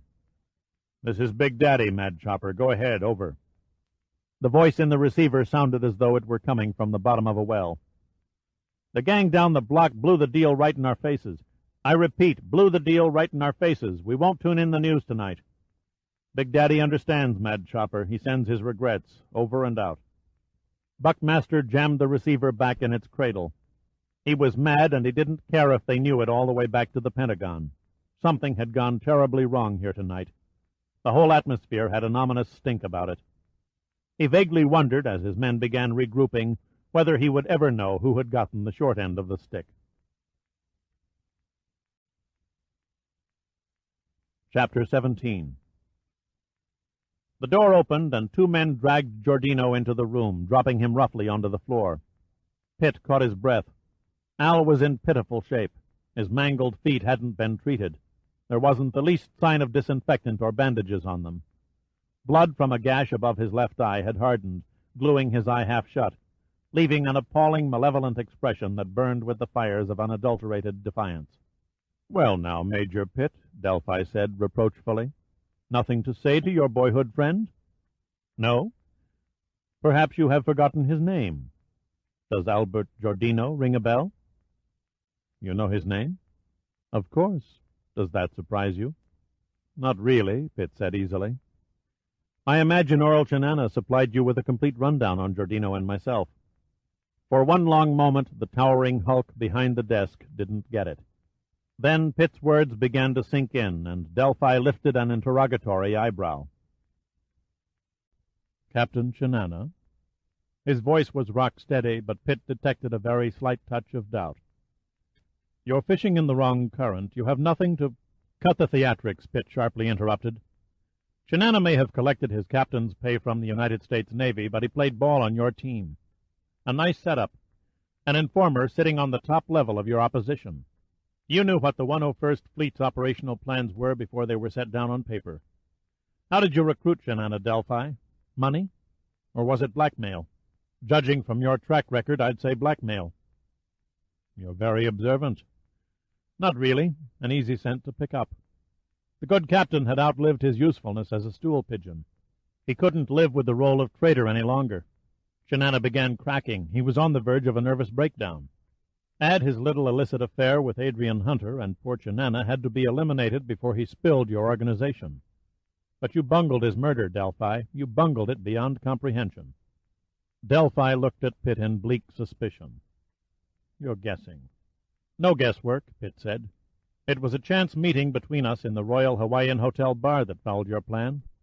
Chanana was waiting for Adrian Hunter when I wandered in the door. He, of course, had no idea I was another one of Adrian's playmates. But he couldn't run the risk of an embarrassing introduction. A rendezvous with an admiral's daughter, 20 years his junior, in a dark corner of a bar might conjure up any number of nasty visions. So he ducked out before she showed up. Then, when Summer stepped on stage for the assassination, she mistook me for Chanana. And why not? I fit the description. Neither Chanana nor I had worn our uniforms that night, and to top it off, I was conveniently drinking with Miss Hunter. There was no doubt in Summer's mind. She took care of Adrian and then lured me onto the beach where she tried to pump me full of poison. It was only after she found herself in my apartment that it began to dawn on her that she'd made a terrible mistake. My first hint came when she addressed me as Captain, and later you yourself supplied the clincher when you admitted to having an informant. 2 and 2 went together. The answer was Chinana. All in all, very elementary. Yes, you're a weird breed of cat, Delphi. What other man would have sent his own flesh and blood out in the dead of night to commit murder? Hardly the Father of the Year. Even your hired help wander around like robots. What's your trick, Delphi? You sprinkle mind-deadening drugs in their cornflakes, or do you mesmerize them with those phony yellow eyes? Delphi looked unsure. Pitt wasn't acting like a man who'd come to the end of his string. You push too far. Delphi leaned forward and locked a hypnotic gaze on Pitt's eyes. Pitt's deep green eyes never hesitated, meeting Delphi's stare with burning intensity. Don't strain yourself, Delphi. I'm not the least impressed. As I've said, they're phony. Yellow contact lenses, nothing more. You can't cast a spell over a man who's laughing at you. You're a fraud from top to bottom. Lavella and Robelman. Who are you trying to kid? You're not fit to wipe their blackboards. Hell, you can't even do a decent impression of Frederick Moran. Pitt broke off abruptly, dodging to the side as Delphi, clenched teeth bared in rage, leapt from behind the desk and swung in a wide windmilling arc with his fist. The blow carried every ounce of Delphi's immense strength, but the blinding haze of anger blurred his timing, and the fist soared past without making a connection. He stumbled, recovered, and then lost his balance, going down on his hands and knees with a grunt of agony as Pitt's foot caught him on the side of his body. He stayed where he was, swaying from side to side. There was a moment of stunned silence throughout the room as Delphi rose unsteadily, supporting himself on the top of the heavy desk. His breath was coming in gasps, his mouth a taut white line. Pitt stood frozen, cursing himself for overplaying his hand. There was no doubt in his mind, there could be no doubt in the mind of all who were in the room, that Delphi meant to kill him and Al. Delphi reached behind the desk, pulling open a drawer and lifting out a gun. Not one of the projectile pistols, but an automatic, Pitt noticed uneasily. A heavy, dark blue 44 Colt revolver. Hardly the gun he expected Delphi to wield. Unhurriedly, Delphi broke the gun open, checked the shells, and snapped it shut again. The yellow eyes hadn't yet changed. They were as expressionless and icy as ever. Pitt turned and looked down at Giordino, who met his eyes with a wry grin. They tensed their bodies, waiting for the end. But Delphi's yellow eyes strayed over his targets toward the door. "No, Father," Summer implored, "not that way." She stood at the door, wearing a green robe that came to mid-thigh, her beautifully tanned and smooth skin radiating warmth and self-assurance. Pitt's blood began to pump rapidly through his veins. She moved into the room, her eyes touching Delphi with a confident, challenging gaze. "Do not interfere," Delphi whispered. "This matter does not concern you." "You just can't shoot them down here," Summer persisted. "You just can't." Her great gray eyes suddenly became soft and pleading. "Not within these walls." "Their blood can be washed away." "It's no good, Father. You've had to kill to maintain our sanctuary, but that was outside in the sea. You must not bring death into your own house." Delphi hesitated and slowly dropped the gun. "You're quite right, daughter." He smiled.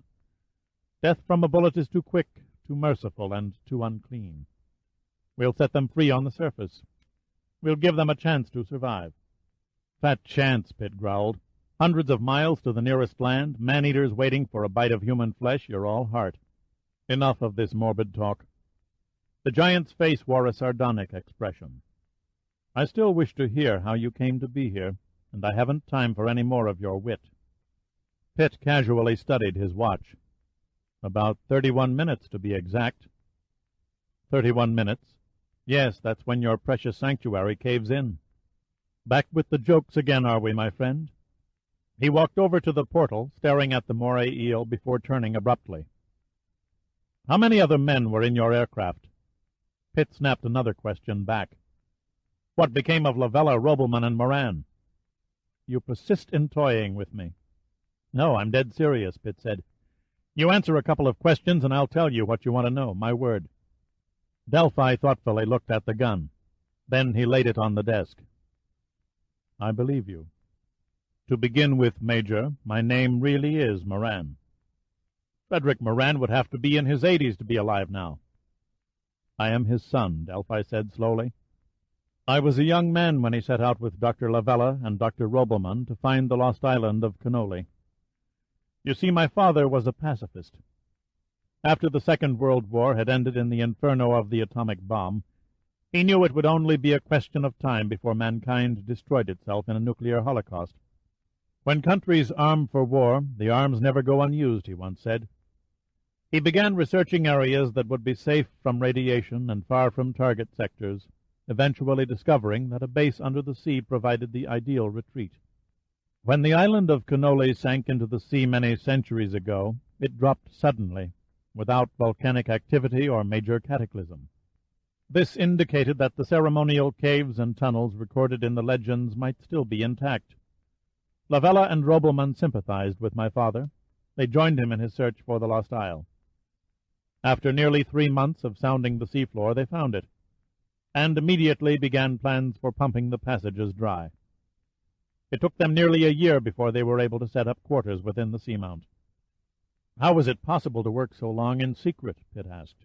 The records list the expedition ship as missing only a few months after it left port. Secrecy was no great problem, Delphi continued. The ship's hull had been modified so that divers and equipment would be able to pass in and out of the sea.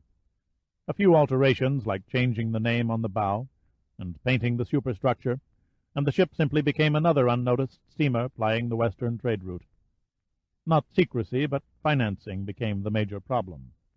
The rest I know, Pitt said with an unnerving degree of certainty. Delphi looked up. Summer took a step forward, the identical expression of doubt showing in their faces. How odd you didn't catch on to the fact that the entire 101st Fleet, the entire Navy Department, discovered your setup. What purpose do you serve by lying? Delphi demanded. You should have guessed, Delphi. Remember when you left my apartment? I mentioned Cannoli, yet you hardly batted an eye. Probably because you knew I was about to die, so my little revelation was of no consequence. How could you? The curator at the Bishop Museum. He remembered your father, but that was only the beginning. The pieces are all there, Delphi, and they all neatly finish the puzzle. Pitt walked over and knelt down beside Giordino. Then he faced Delphi again. You kill because of greed, nothing else. You've even embedded the same cold-blooded philosophy in your own daughter. Your father might have been a pacifist, but what Dr. Moran began for strictly scientific and humanitarian reasons unwittingly became, in your hands, the slickest hijack operation in maritime history. Don't stop, Delphi said grimly. I want to hear it all. You want to hear it told from the other side? Pitt asked, his tone neutral. Want to hear how you're put down in the files? Very well. Before continuing, however, I'd appreciate it if you could make Giordino here a bit more comfortable. It's embarrassing for him to have to lie on the floor like an animal. Delphi nodded reluctantly to the guards, who lifted Giordino by the arms and carried him to the red-cushioned couch. Only when Giordino was sitting more comfortably did Pitt continue. The next few minutes wouldn't make much sense unless he could guess enough of the plot behind Delphi's strange organization. If they were to have even one chance in 100 of escaping the crush of the coming explosion, he'd have to get Giordino and Summer out of that room. The great crystal port would be the first to go, unleashing 1,000,000 gallons of seawater. He could only pray for an interruption. He took a deep breath, hoping his imagination was operating in high gear, and began. The Explorer, your father's ship, had outlived her usefulness by the time the scientists had made the seamount livable. Dr. Moran needed money to buy equipment in order to continue underwater construction. So he resorted to the world's most common con game, taking an insurance company. Screwing the establishment out of a few bucks in the name of science consoled his conscience. And what the hell did he care? He and Lavella and Robelman had dropped out of society anyway. So he sailed the Explorer to the States, loaded the holds with worthless junk, insured the ship and cargo to the hilt, all this under a different name and registry, of course. Then he sailed the ship back to Cannoli, where he opened the seacocks and became the first victim of the vortex. He immediately applied for the insurance. The scheme worked so smoothly, Delphi, that you couldn't resist opening up for business in a big way after the good scientists died off and could offer no objections. Only this time you refined the operation. You used chips that didn't belong to you. There was more loot in this method, as you weren't out the original cost of the ship. It must have been one hell of a profitable scheme, and still is, for that matter. It's almost ridiculously simple. You arrange for a few of your men to sign on as crew members on a merchantman heading west from the mainland to the Indies and the Orient. Why always west? The western steamer lanes cut right over your backyard, and not only does cannoli lie near its path, but goods stamped "Made in the USA" are easier to sell in the backwater black markets. All your clandestine crew had to do was deviate the ship a few degrees off its course, signal all stop to the engine room, and then stand by while you and your merry band of pirates climbed aboard and murdered the loyal crew. No trace of the vessel is ever found. How could it be? The bodies were weighted and dumped over the side, the hull was repainted from stem to stern, a few prominent areas of its superstructure were altered, and presto, you had a new ship. Then it was only the small matter of selling the cargo, unless it was easily traceable and too hot to handle, in which case it was expediently dropped in the sea. You made a few honest trade runs under a new registry before you then reinsured it, and then you sunk it on the summit of the seamount so you could always get at the remains for spare parts needed to make phony modifications on future acquisitions to your ill-gotten fleet. God, how all the buccaneers of the Spanish Main would have envied your organization, Delphi. Next to you they were nothing but a gang of muggers. Why, hell, you've got half the world fooled into thinking there's almost 30 ships out there on the bottom, when in reality there's only half that many. Every one of them was listed as missing twice, once under their original name and again when you scuttled them under yours. Very penetrating. The scoff in Delphi's tone was belied by the deep absorption in his eyes. The Lily Marlene, Pitt went on in a quiet voice. That was a clever hoax. Things were getting a little too hot around the seamount. Too many private pleasure crafts cruising about, trying to treasure hunt the missing ships. It was only a matter of time before a fathometer or sonar picked up the outline of the hoax. So you cooked up the Lily Marlene affair to get the heat off your operation. The Coast Guard, the Navy, the Merchant Marine were all taken in by the eerie discovery on board the yacht. You'd make a great press agent, Delphi. That description of the dead bodies with green skin and burned faces put the fear of the unknown into every superstitious seaman sailing the Pacific. Ships and crews began avoiding these parts like the plague. You had them all conned. No one considered the notion of a trumped-up facade. You sent that phony message from the Lily Marlene's radio. The operator was already dead. The crew of the Spanish freighter, the San Gabriel, had murdered him and everyone on the yacht. Pitt paused to let his words sink in. That was a neat touch, having the Lily Marlene blow herself and the boarding crew to shreds. In reality, there was no explosion. The yacht had been captured and sailed away to the seamount for a complete facelift. She was too pretty a ship to scuttle. You've probably got her tied up this minute at one of the Honolulu yacht marinas under a new name and registered to the same outfit, on paper at any rate, that owns your other ships. What's the name again? The Pisces Pacific Corporation? Delphi suddenly stiffened. You know about Pisces Pacific? Doesn't everybody? Pitt asked. I can easily inform you that everything you own outside the seamount is under custody at this moment. Your amphibian aircraft, corporation offices, the radio transmitter on Maui, to mention a few. Pitt realized that his imagination had hit home. You've had a good thing going, Delphi. Every contingency was covered. Even if one of your victims managed to get off a Mayday signal, your transmitter on the island effectively garbled it and then rebroadcast a confused message that just happened to mention the ship's position, a position over 100 miles away from where the actual act of piracy actually took place. Delphi's face was a mask of malevolence. You should have died, Pitt.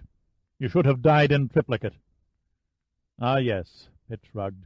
The slimy crud in the gray panel truck, for one. A damnably crude attempt for someone of your finesse. But I suppose you were pressed for time, especially since Chinana had informed you that I was placed on duty with Admiral Hunter and his staff that morning. After the botched job by Summer the night before, it would have been awkward if I'd launched an investigation of my own. Or worse yet, if Adrian Hunter let slip a few choice remarks about her affair with Chinana.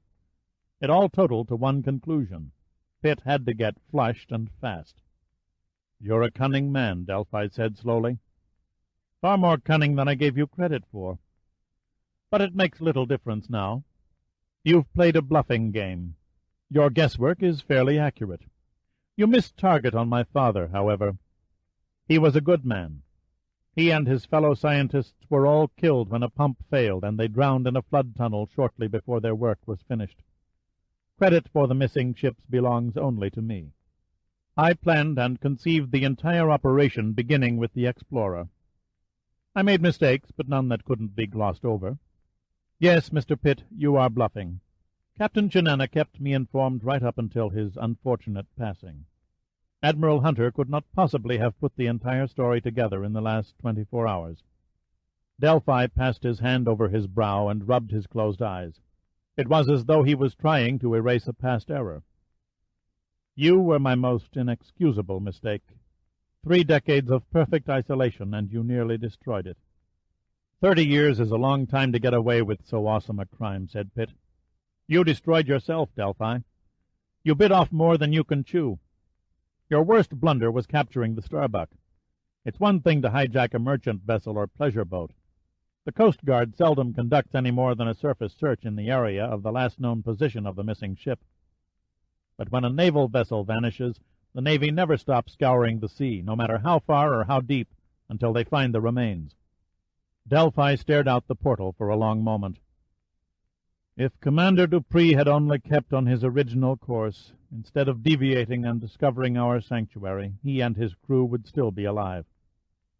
Pitt's eyes were like round chunks of ice. How did you do it? How did you capture a nuclear submarine while it was underwater? Really quite simple, Delphi answered. My men stretched heavy steel cable in the sub's path, snagging the propellers. When she drifted to a stop, we forced open several of her outside ballast vents, allowing water to enter her air tanks while flooding 2 interior compartments. As the Starbuck sank to the bottom, its low-frequency radio signals were jammed, and the escape hatches were sealed from the outside. Months later, when the food stocks ran out and the crew were weakened by starvation, my people entered and disposed of them. Really quite simple, Pitt repeated grimly. The Starbuck was the greatest prize of the century, the crowning zenith of criminal plunder. And you were home free. The Navy was searching hundreds of miles away. It took only a few days to clean out the flooded compartments, and there sat the Starbuck as good as new in only 90 feet of water. Except you had a problem, Delphi. I couldn't figure it at first. It didn't make sense.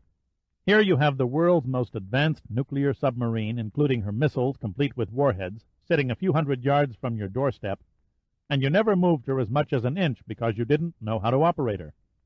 The Starbuck is a highly complex piece of machinery.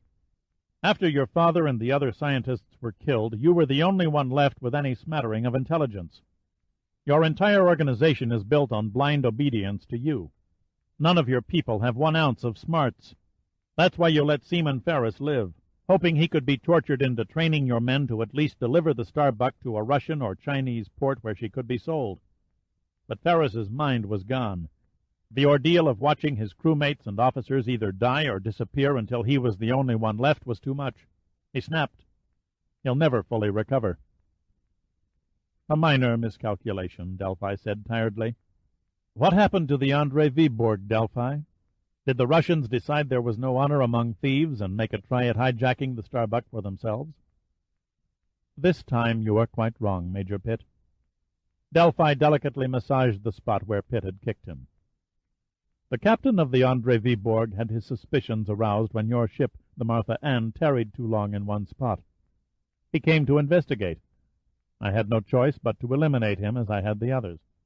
It must have broken your heart to lose the Martha Ann, Pitt said acidly. She spoiled your record by being the first and only victim to have gotten away. Unfortunately, our losses in capturing the ship were quite heavy, Delphi said. The Martha Ann was activated to return to Pearl Harbor before my men could take the necessary steps to stop her. You could have blown her out of the water. Too late. Captain Chenana warned us of a new crew that was already flying from the islands to take command. We only had time to remove our dead and wounded.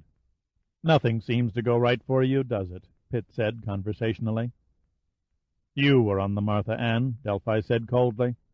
It was you who shot down my men and spirited away the ship's crew in the helicopter. It has always been you who has corrupted my plans. Get screwed, Pitt said viciously. You invited me to the party, remember? I didn't ask to find that phony message capsule. Delphi bared his teeth. Why did you come here? He demanded. What exactly is your mission? To rescue Adrian Hunter, Pitt snapped back. You lie, Delphi shouted. Suit yourself. Delphi's eyes widened. Suddenly he knew. He hit Pitt across the face savagely, and Pitt stumbled back against the wall, tasting the blood in his mouth. The submarine, Delphi said in a quiet, toneless voice. You found the Starbuck operable, killed my men, and escaped with Ferris. Now you've returned with a crew to reclaim it. As I promised, Pitt said, nothing less than the truth. You're right, Delphi. I brought a crew of Navy submariners with me to salvage the Starbuck. While we've been standing here discussing the sins of your criminal acts, the sub has been raised off the bottom. Pitt studied his watch. It was 11 minutes to 0500. I should put her about 25 miles south by now. How the fortunes of war swing from side to side, Pitt said quietly. But it shouldn't come as a surprise, really. You couldn't be fool enough to think you could get away with it forever. In 11 minutes, the missile cruiser Monitor is going to fire a small nuclear warhead on the center of your precious seamount. In 11 minutes, we all die. Nothing can crush these walls, Delphi said calmly. Look around you, Major. The base of this seamount is granite, a hard quartz-type granite. It's stronger than reinforced concrete. Pitt shook his head. One crack. All it takes is one crack, and thousands of tons of water will come bursting through these caverns with 10 times the pressure of a fire hose. Everyone will be crushed from the water's force before they have a chance to drown. You're overly inventive, Delphi said. Anyway, no missile will be fired as long as you, Captain Giordino, and Miss Hunter are here. Don't bet on it. The decision came from Washington, not Admiral Hunter. You underestimate Hunter. He won't plead for our lives against orders. Besides, he probably thinks Giordino and I are already dead. As for Adrian, no one will know until it's all over that his daughter was accidentally killed during a naval operation to destroy the Pacific Vortex. The man has an overabundance of guts. He won't hesitate to sacrifice Adrian's life to put your operation out of business. The calmness slowly faded from the giant's gaunt face, leaving it frozen in uncertainty. Words. Nothing but words. You can prove nothing. Pitt decided to throw out his last card. With 10 minutes to go, it was now or never. I can give you absolute proof that what I've told you is gospel. Check with your radio facility. You'll find that your transmitter on Maui is in the hands of the United States Marines. You will also discover that Admiral Hunter has been trying to reach you for the last 20 minutes to negotiate your surrender. Delphi suddenly started laughing, malevolently, angrily. You fool! He managed to gasp between uproars. You stupid fool! Your desperate bluff has failed. You weren't as smart as you thought. You couldn't have known, could you? The transmitting station on Maui is no longer mine. I sold it out lock, stock, and barrel to the Russians 6 weeks ago. I haven't been monitoring your transmissions. The Russians have. The Soviet Navy paid dearly to own a radio facility so close to the United States Naval Headquarters of the Pacific. And by monitoring the 101st Fleet's messages, they hoped to find the Starbuck's whereabouts. A masterful deception, don't you agree, Major? They had no idea they were dealing with the organization that had already claimed the submarine. He looked at Pitt vengefully. If you're waiting for a last-minute reprieve, my dear Pitt, you're wasting your time. There will be no communication from Admiral Hunter. There will be no offer of surrender. There will be no atomic missile for the qualified reason that I am leaving the seamount. Its purpose has ended. Tomorrow I will begin moving my organization to a new location. My communication equipment here has already been dismantled, and without that, there can be no contact with Pearl Harbor or any place else, for that matter. Pitt didn't answer. He simply stood in place, wondering if the next 10 minutes would be his last. And that's only the half of it, Delphi sneered. You put the Starbuck 20 miles south of here, indeed. How much practice does it take to inject so much conviction into your face when you spout so many lies? He laughed out loud. You were right about one thing, Pitt. I could not operate the submarine with a non-experienced crew. But I did figure out her ballast system. At this moment, every air tank is empty. Yet there she still sits embedded on the bottom. Nothing short of a major salvage operation will pull the hull free. Months of resting in the same place has built up a suction beyond what her blown ballast is capable of breaking. Yes, a pity. Your crew of submariners are as good as dead, if they're not already dead, by the hands of 7 of my best men.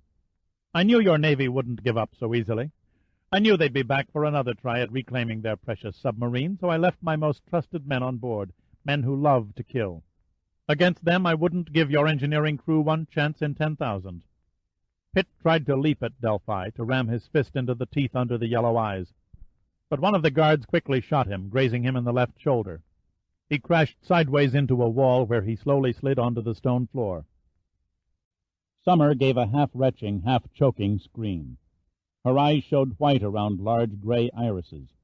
She made a move to go to Pitt, then looked hesitantly at her father. He shook his head, and she shrank back in humble obedience. Giordino had not moved. He stared impassively at Pitt, but Pitt caught a warning millimetric nod of the head. "You've won a battle," Pitt hissed through clenched teeth, "but you haven't won the war." "Wrong again, Major Pitt. I win. Up and down the line I win. The Starbuck was heaven sent. As soon as I can transact her, shall we say, transfer of ownership, I can close out my venture here in the Pacific and retire to less taxing enterprises. I'm sure the new owners will take great delight in the Hyperion missiles." "Nuclear blackmail," Pitt spat thickly. "You're crazy." "Nuclear blackmail? Come, Major. How common of you. That's for fictional spy novels. I have no intention of blackmailing the superpowers over the threat of a nuclear holocaust. My motives are strictly for profit. In spite of what you might think, I have no stomach for murdering women and children needlessly. A man, that's different. Killing a man is the same as killing an animal. There's no tinge of remorse afterward." Pitt pushed himself upright against the wall. "No one knows that better than you." "No," Delphi continued. "My plan is much more subtle, ingenious in its simplicity. I have arranged to sell the Starbuck and her weapons system to one of the Arab oil countries. Which one makes little difference. All that matters is that they are willing to pay a healthy price without haggling." "You're crazy," Pitt repeated. "Totally, hopelessly sick in the head." But Delphi didn't look or act crazy. Everything he said seemed logical. Any one of the rich Arab oil nations would make the ideal buyer. "We shall know soon enough, won't we?" He walked over to the intercom receiver and spoke. "Prepare my mini-sub. I'll be there in 5 minutes." Then he turned back to Pitt. "A personal inspection trip to the Starbuck. I'll give the survivors of your crew, if there are any, your regards." "You're wasting your time," Pitt said bitterly. "I think not," Delphi replied contemptuously. "The submarine sits where I left her. The Navy will never give the Starbuck up. They'll destroy her first. By this time tomorrow they will have no say in the matter. An Arab salvage fleet will be here to raise the hull. These are international waters. Your Navy would never attack another nation over a derelict and be condemned by every country in the world for instigating an act of war. Their only prayer is a deal with the Arabs for the return of the sub. By then I shall have my finder's fee, 300 million British pounds, deposited to a Swiss bank, and be on my way." "You will never leave this seamount," Pitt said, his face twisted in cold hate. "In 8 minutes you will die." Delphi's eyes caught Pitt's. "So? I'm going to die, am I?" He turned as if he were ignoring an insect and moved to the door. Then he looked back. "Then I shall at least have the satisfaction of knowing you died first." He nodded to the guards. "Throw them into the sea." "No last consideration for the condemned?" Pitt asked. "None whatsoever," Delphi said with a satanic grin. "Goodbye again, Major Pitt. Thank you for a most entertaining diversion." The sound of his footsteps died away, and there was only silence. It was 5 minutes before 0500. Chapter 18. The last chapter. Giordino writhed onto his elbows, his entire body leaping in a convulsive spasm as his eyes rolled upward. He fell from the couch, clutching his throat. He had held his breath until his face was nearly purple. He'd even saved a wad of saliva until this moment, letting it burst from his trembling lips in a cloud of spray between labored gasps. It was a masterful performance. and the incredulous and stunned guards were taken in completely. Pitt watched the scene as the two guards, keeping their guns aimed in Pitt's direction, gathered about Giordino and lifted the limp arms across their shoulders. Still without speaking, they motioned for Pitt to walk ahead. He nodded, crossing the room to stand in front of Summer. "Summer," he said softly. He touched her shoulder gently and gazed into her tired face. "I have so much to say and so little time to say it. Will you walk with me?" She nodded and motioned to the guards. They simply bowed their heads in mute understanding. Summer took Pitt's arm and led him out into a well-lit, rock-hewn corridor. "Please forgive me." Her voice was barely more than a whisper. "For what? None of this was your doing. You've already saved my life twice. Why did you do it?" She appeared not to hear. She looked up into Pitt's eyes, and her face radiated a softness and beauty that seemed to make everything else in the passageway dim and fade. "I have a strange feeling when I'm in your presence," she murmured. "It is not simply happiness or contentment, but something else. I can't quite describe it." "The feeling is love," Pitt said tenderly. He bent down, wincing from the pain in his shoulder, and kissed her eyes. The guards on either side of Giordino halted and were stunned. Giordino's feet trailed on the floor. His head lay far across his right shoulder. He was moaning softly, his eyes seemingly shut. The guards did not notice his forearms slipping slowly up their shoulders until his hands rested loosely beside their necks. Then there was a sudden flexing of the great biceps, and the guards were smashed together, bone against bone. Giordino stood there unsteadily on his shredded feet, sporting a satisfied grin. Was that, or was that not, a work of art? "Every move a picture," Pitt grinned back. He took Summer's chin in one hand. "Will you help us get out of here?" She raised her head slowly and looked up at him through her spilled red hair like a frightened child. Then she reached around his waist and clung tightly to him. A wall of tears masked the gray of her eyes. "I love you," she said, savoring the words. "I love you." Pitt kissed her again, this time on the lips. "I don't mean to come between you two," Giordino cut in, "but time is short." Summer hurried ahead, peering in both directions at the unconscious guards. "We must go before one of my father's men finds us like this." "Wait," Pitt snapped. "Where's Adrian Hunter? We've got to take her with us." "She sleeps in the room next to mine." "Take us there." She gently touched his shoulder. "But how? You were wounded, and your friend cannot walk." "I've borne his cross for years." Pitt kneeled down, and Giordino, in silent understanding, grasped him around the neck. Then Pitt hooked an arm under one of Giordino's knees and staggered upright. "I must look like a papoose," Giordino grumbled. "You sure as hell don't feel like one." Pitt then nodded to Summer. "Okay, lead on." Summer hurried ahead, peering in both directions at open corridors to see if all was clear. They walked on until someone approached from a side corridor. Summer waved them back. Pitt loosened his hold on Giordino, and they ducked into a doorway. The footsteps of the intruder could clearly be heard along the corridor across the interchange. For 5 seconds the footsteps pounded along the cross passage. Pitt's heart was pounding from exertion, sweat pouring down his face. One fit man against 2 down-and-out derelicts. 2 good legs against 2 wobbly ones. The odds, Pitt decided, were definitely not on their side. Then the footsteps passed the interchange and faded into the other direction. "Come, come," Summer whispered from another doorway further down the passage. "It's safe now." Pitt lifted Giordino again and struggled on. "How's the time?" Pitt asked. "We aren't going to make it," Giordino answered grimly, "providing the missile is on schedule." "It'll be on schedule," Pitt panted. "Delphi was wrong about that. When the Navy receives no reply to the surrender offer, they'll take it as an act of defiance and blast the seamount anyway." Summer took Pitt's arm and guided him, supporting his aching, overburdened body as best she could. Pitt staggered ahead, one foot in front of the other, telling himself just one more step, and they would be there. Finally, as he reached the last ounce of his endurance, Summer stopped at one of the side doors. She put her ear against the panel and listened a moment. Then she quietly pushed the door ajar and stepped inside. Pitt stumbled in behind her and sank to his knees, letting Giordino slide rump first onto a lush red carpet. Summer ran up to a large bed carved into the far wall and shook the sleeping Adrian. "Wake up, Miss Hunter. Please wake up." Adrian's response was a soft moan. Summer took her by the wrist and dragged her naked body from the bed. The sleep quickly receded from Adrian's eyes as she became aware of Pitt and Giordino on the floor. Making no attempt to cover her nakedness, she rushed across the room and knelt at Pitt's side. "Oh, my God, Dirk, what happened to you? How did you get here?" "We've come for you," he said between labored breaths. She shook her head slowly, disbelieving. No, it's impossible. There's no way out of this place." "In the next room, Summer's bedroom, there's a passage to the sea." Pitt was interrupted by a heavy, rumbling explosion. The room trembled from distant shock waves. The Monitor's missile had struck the surface of the water above the seamount.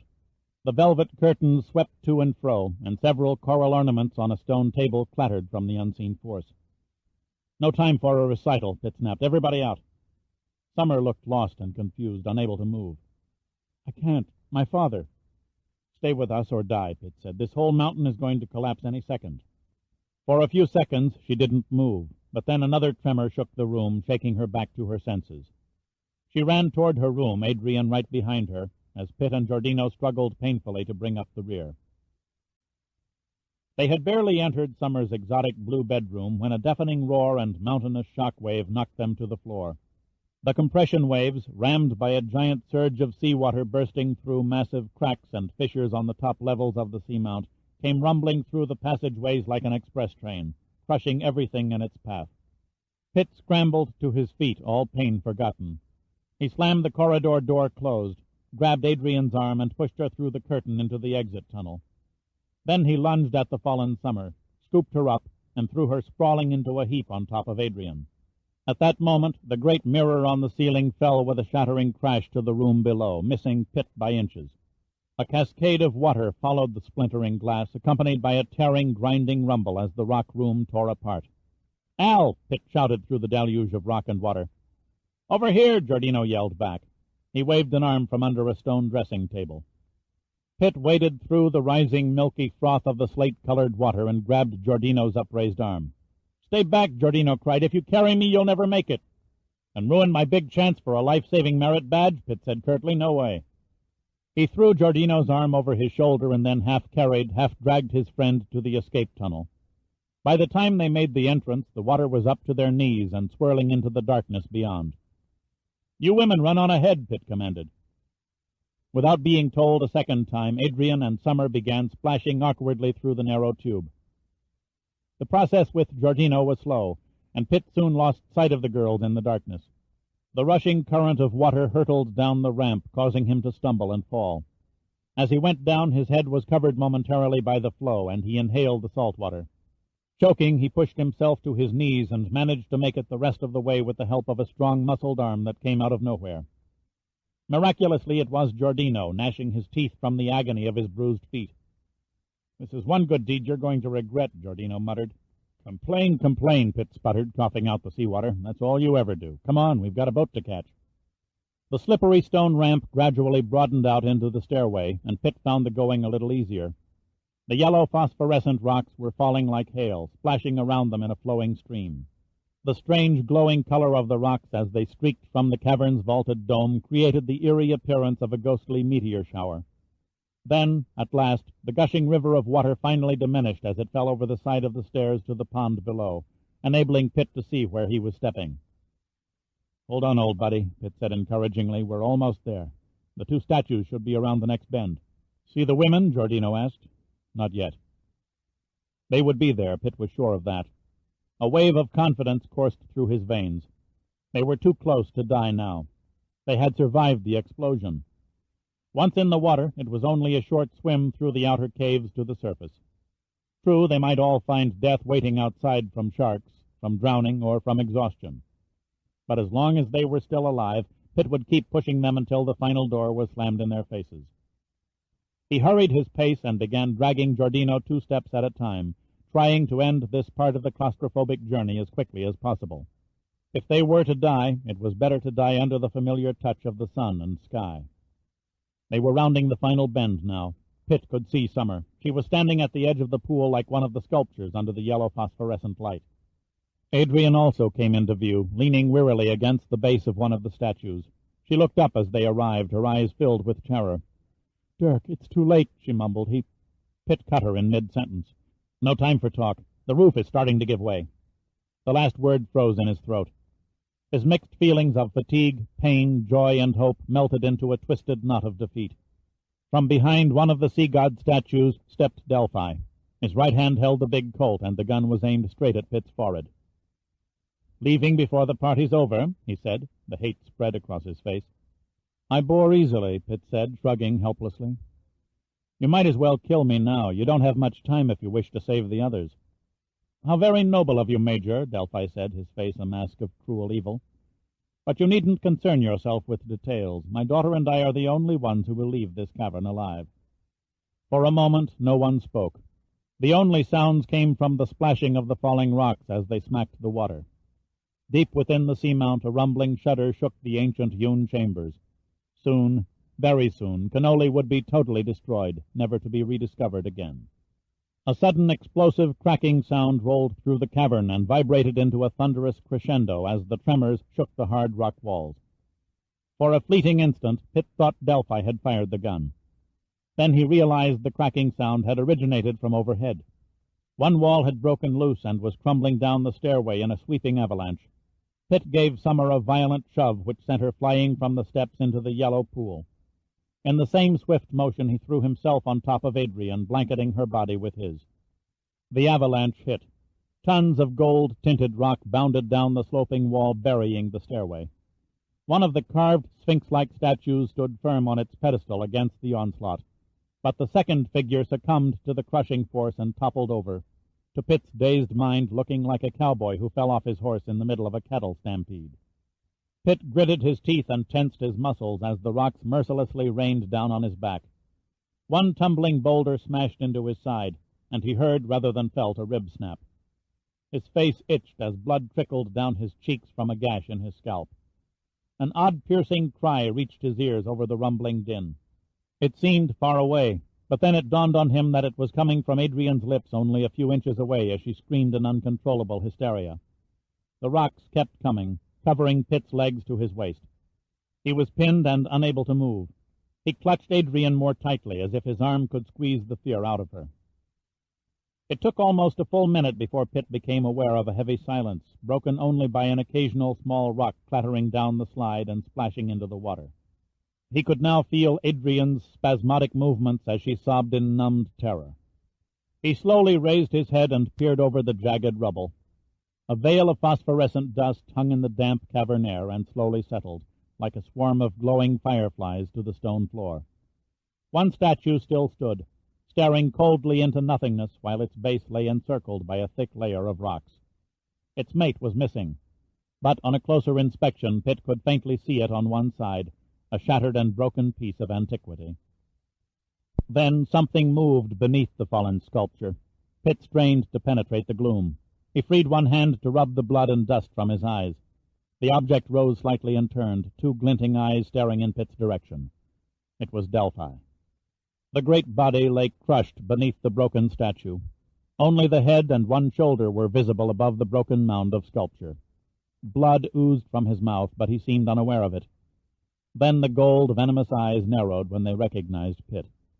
It was becoming lighter now, and Pitt and Delphi saw the Colt at the same time, its steel blue barrel poking up from a pile of debris about 4 feet from Delphi's head. Pitt cursed his helplessness while Delphi's hand crawled toward the gun. Pitt struggled with every ounce of his ebbing strength to pull free, but his legs were pinned too tightly beneath the rubble. His breath came in great gulping pants. His mind raced with a growing sense of hopelessness. The gun was a good 2 feet closer to Delphi. Delphi's face was contorted with the strain. His skin glistened with sweat. He said nothing, conserving every gram of his diminishing strength. He looked at Pitt again, shook his head as if gripped by an enormous spasm of hatred, and willed his fingers on toward the Colt. To Pitt, the seconds decelerated until time slowed to a sluggish halt. He frantically began pushing the boulders from his buried legs, but each try was a tremendous agony, and he had precious little left to give the effort. Delphi's fingertips touched and clawed at the Colt. The barrel tilted slightly, and he hooked 2 fingers around the muzzle tip and pulled. The gun gave 1/8 of an inch, but Delphi lost his fragile grip. Again and again he tried, until at last the .44 fell within reach of his palm. Then he clutched the hand grip with such force his knuckles turned bone white.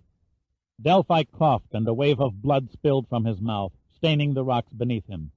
But his intent never wavered. His face twisted fiendishly as he raised the gun barrel. He thumbed the hammer back. A grin swept his face, revealing a set of crimson-coated teeth as he leveled the sights at a point between Pitt's eyes. Suddenly there was a movement a few feet in front of Delphi. Pitt watched in stunned fascination as another arm snaked upward from the rubble. Like a ghostly apparition rising from the grave, the arm and its attached hand rose and swung in an arc toward Delphi.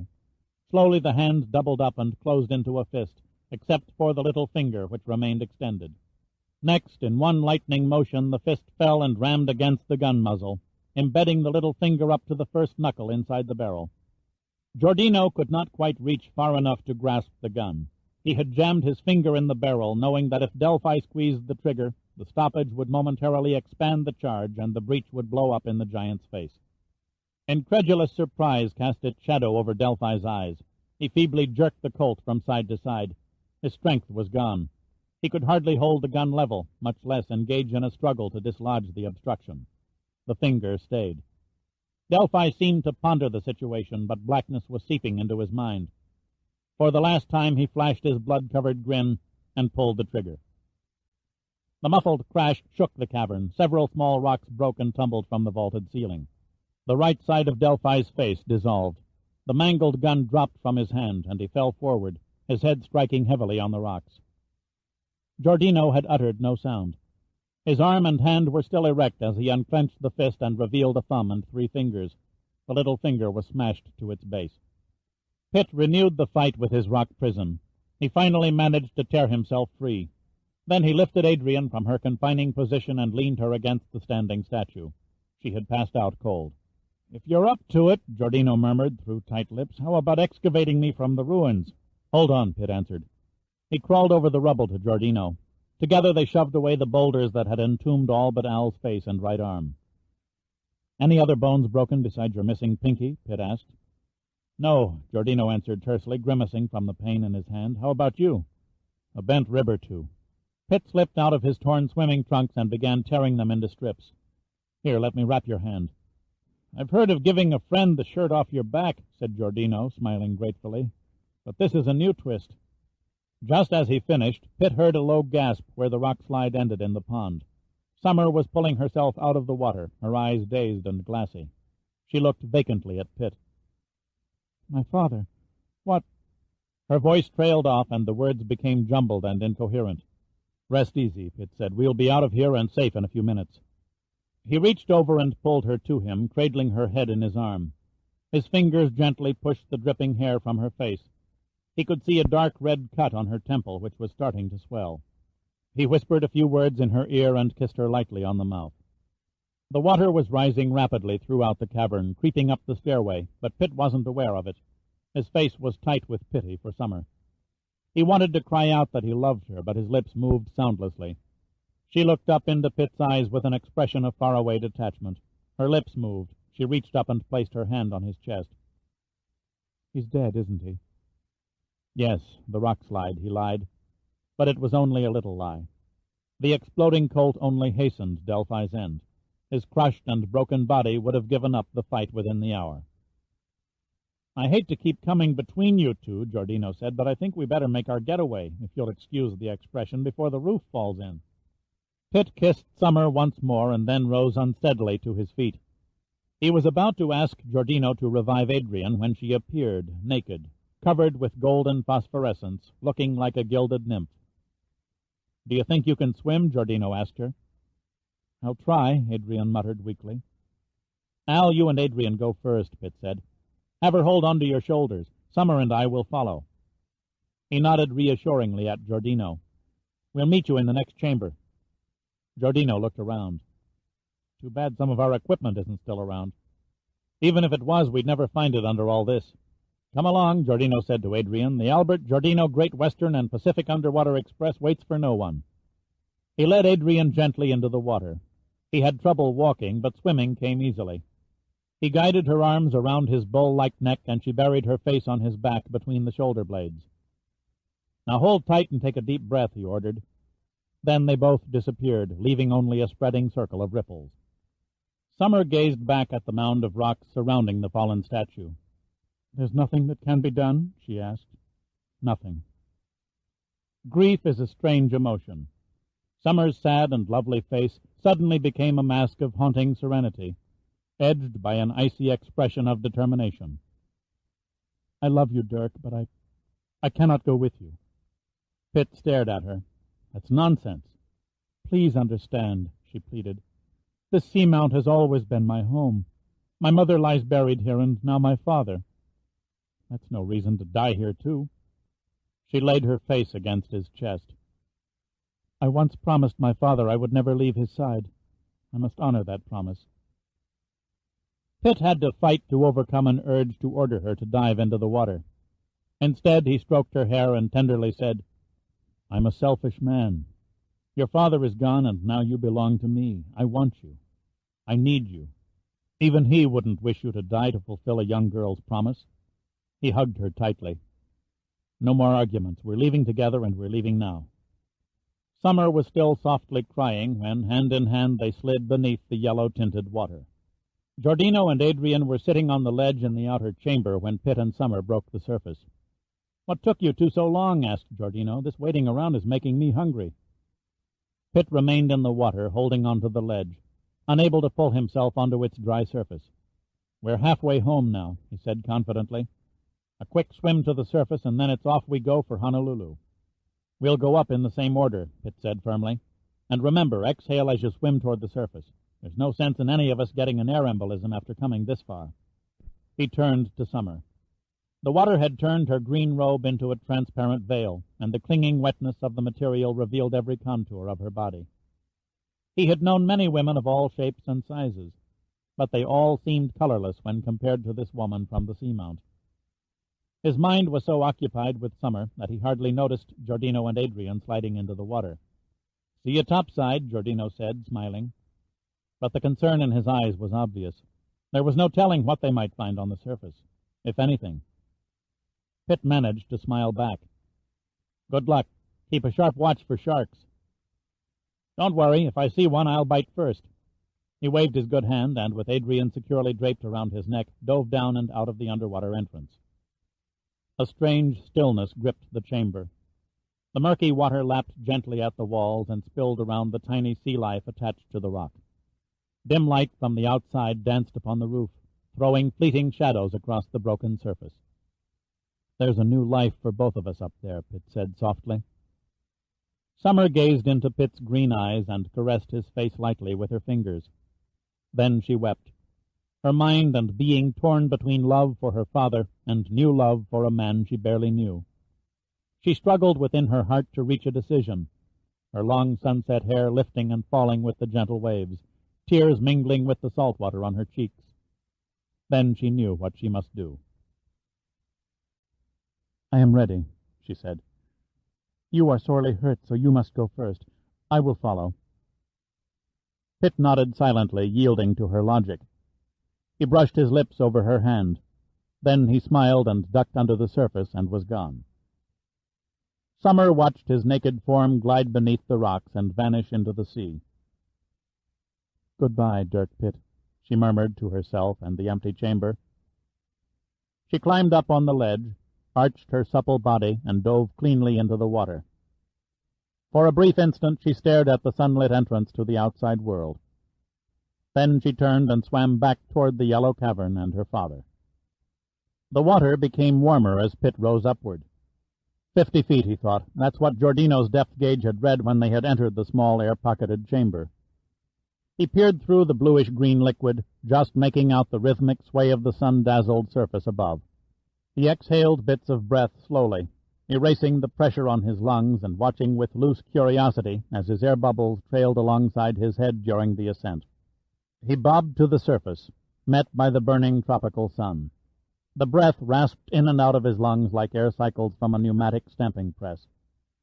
He relaxed a few moments, as much as his aching and exhausted body would allow, floating in the gentle rise and fall of the swells. His eyes blinked clear, and he searched for Adrian and Giordino, spotting their heads 20 feet away as they rose on the crest of a wave just before they dropped and disappeared momentarily in the trough. Suddenly there was a thunderous rumbling sound below as a great spreading swell of bubbles carpeted the sea. Then the depths gave up a clutter of debris containing shattered pieces of wood, slicks of oil, and bits of torn cloth. It was the final end of Cannoli, the final end of the Pacific Vortex. Pitt looked for Summer, desperately searching each wave crest, but there was no sign of her flaming red hair. He shouted her name, but his only answer came from the distant rumble on the seafloor. Burying his head in the water, he dove back to find her, but his body would not respond. It had long reached its limits of endurance. Somewhere in the watery distance he thought he heard the distorted sounds of voices, and he feebly fought to regain the surface. A monstrous fish. That's the only description his numbed brain could offer. A monstrous black fish rose up from the sea and towered above his head, threatening to devour what was left of him. Pitt didn't care. He was ready. The sea had offered him someone to love, only to steal her back within its depths. Then something caught his arm and gripped firm. Nearly insensible with exhaustion, he looked up. A maze of blurred faces came down from the monstrous black fish, gently lifting his nude and badly injured body and wrapping him in a blanket. One of the faces detached itself from the rest and leaned closely over Pitt. "Christ," Crowhaven said in awe, "what's happened to you?" Pitt tried to talk, but he choked and coughed instead, spitting up salt water and vomit on the white blanket. Hoarsely he whispered, "The Starbuck, you raised her?" "The Crowhaven luck," he said patiently. "The Monitor's missile exploded on the opposite side of the seamount, so we were partially shielded from the main force of the underwater shock waves. The concussion was just enough to pop the bottom suction, and up we came. The Navy won't take too kindly to what I've done to their submarine, though. The starboard prop is sheared off, and the port prop looks like a sick pretzel." Pitt leaned his head up.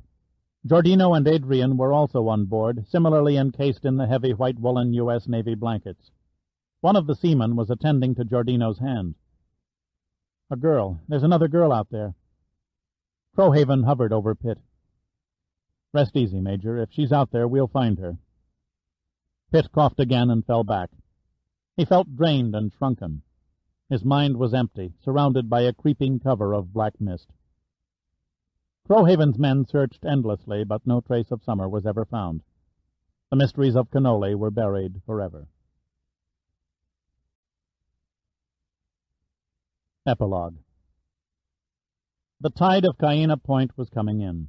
The surf swept the sands just before it touched the feet of the overlooking bluffs. As each wave receded, the clear, tide-washed sand reappeared, while tiny sand crabs burrowed new holes in the firmly packed grains. Pitt stood on the bluffs of Cayena Point and watched the restless waters. He stood for a very long time, even after the tide reached high water and started to ebb. This is where it all began, he thought, and for him this is where it would end. Yet there were some things he knew that stay with a man until his heart hits the last rhythmic beat. An albatross lazily circled overhead in ever-widening arcs. Then, as if sensing danger, it broke and winged away toward the north. Pitt studied the great white and black-feathered bird until it became a small winged speck, finally vanishing in the flat blue sky. The fragrance from the wisp of plumeria in his hand pierced his nostrils. From somewhere beyond the horizon a soft voice seemed to say, "Akamakani hemapa." The words were carried on the light breeze that drifted in from the ocean. Pitt listened intently, but heard no more. He stared at the bouquet for a moment, and then cast it into the sea, watching as the surf rolled over the white blossoms, scattering them in the foaming sand. As he turned away from the shoreline, Pitt sensed a vast feeling of relief. He began to whistle as his AC Cobra leapt down the winding dirt road, leaving a thin vapor of dust to slowly settle over the empty beach. This concludes the reading of Pacific Vortex by Clive Cussler. This book was read by Michael Pritchard.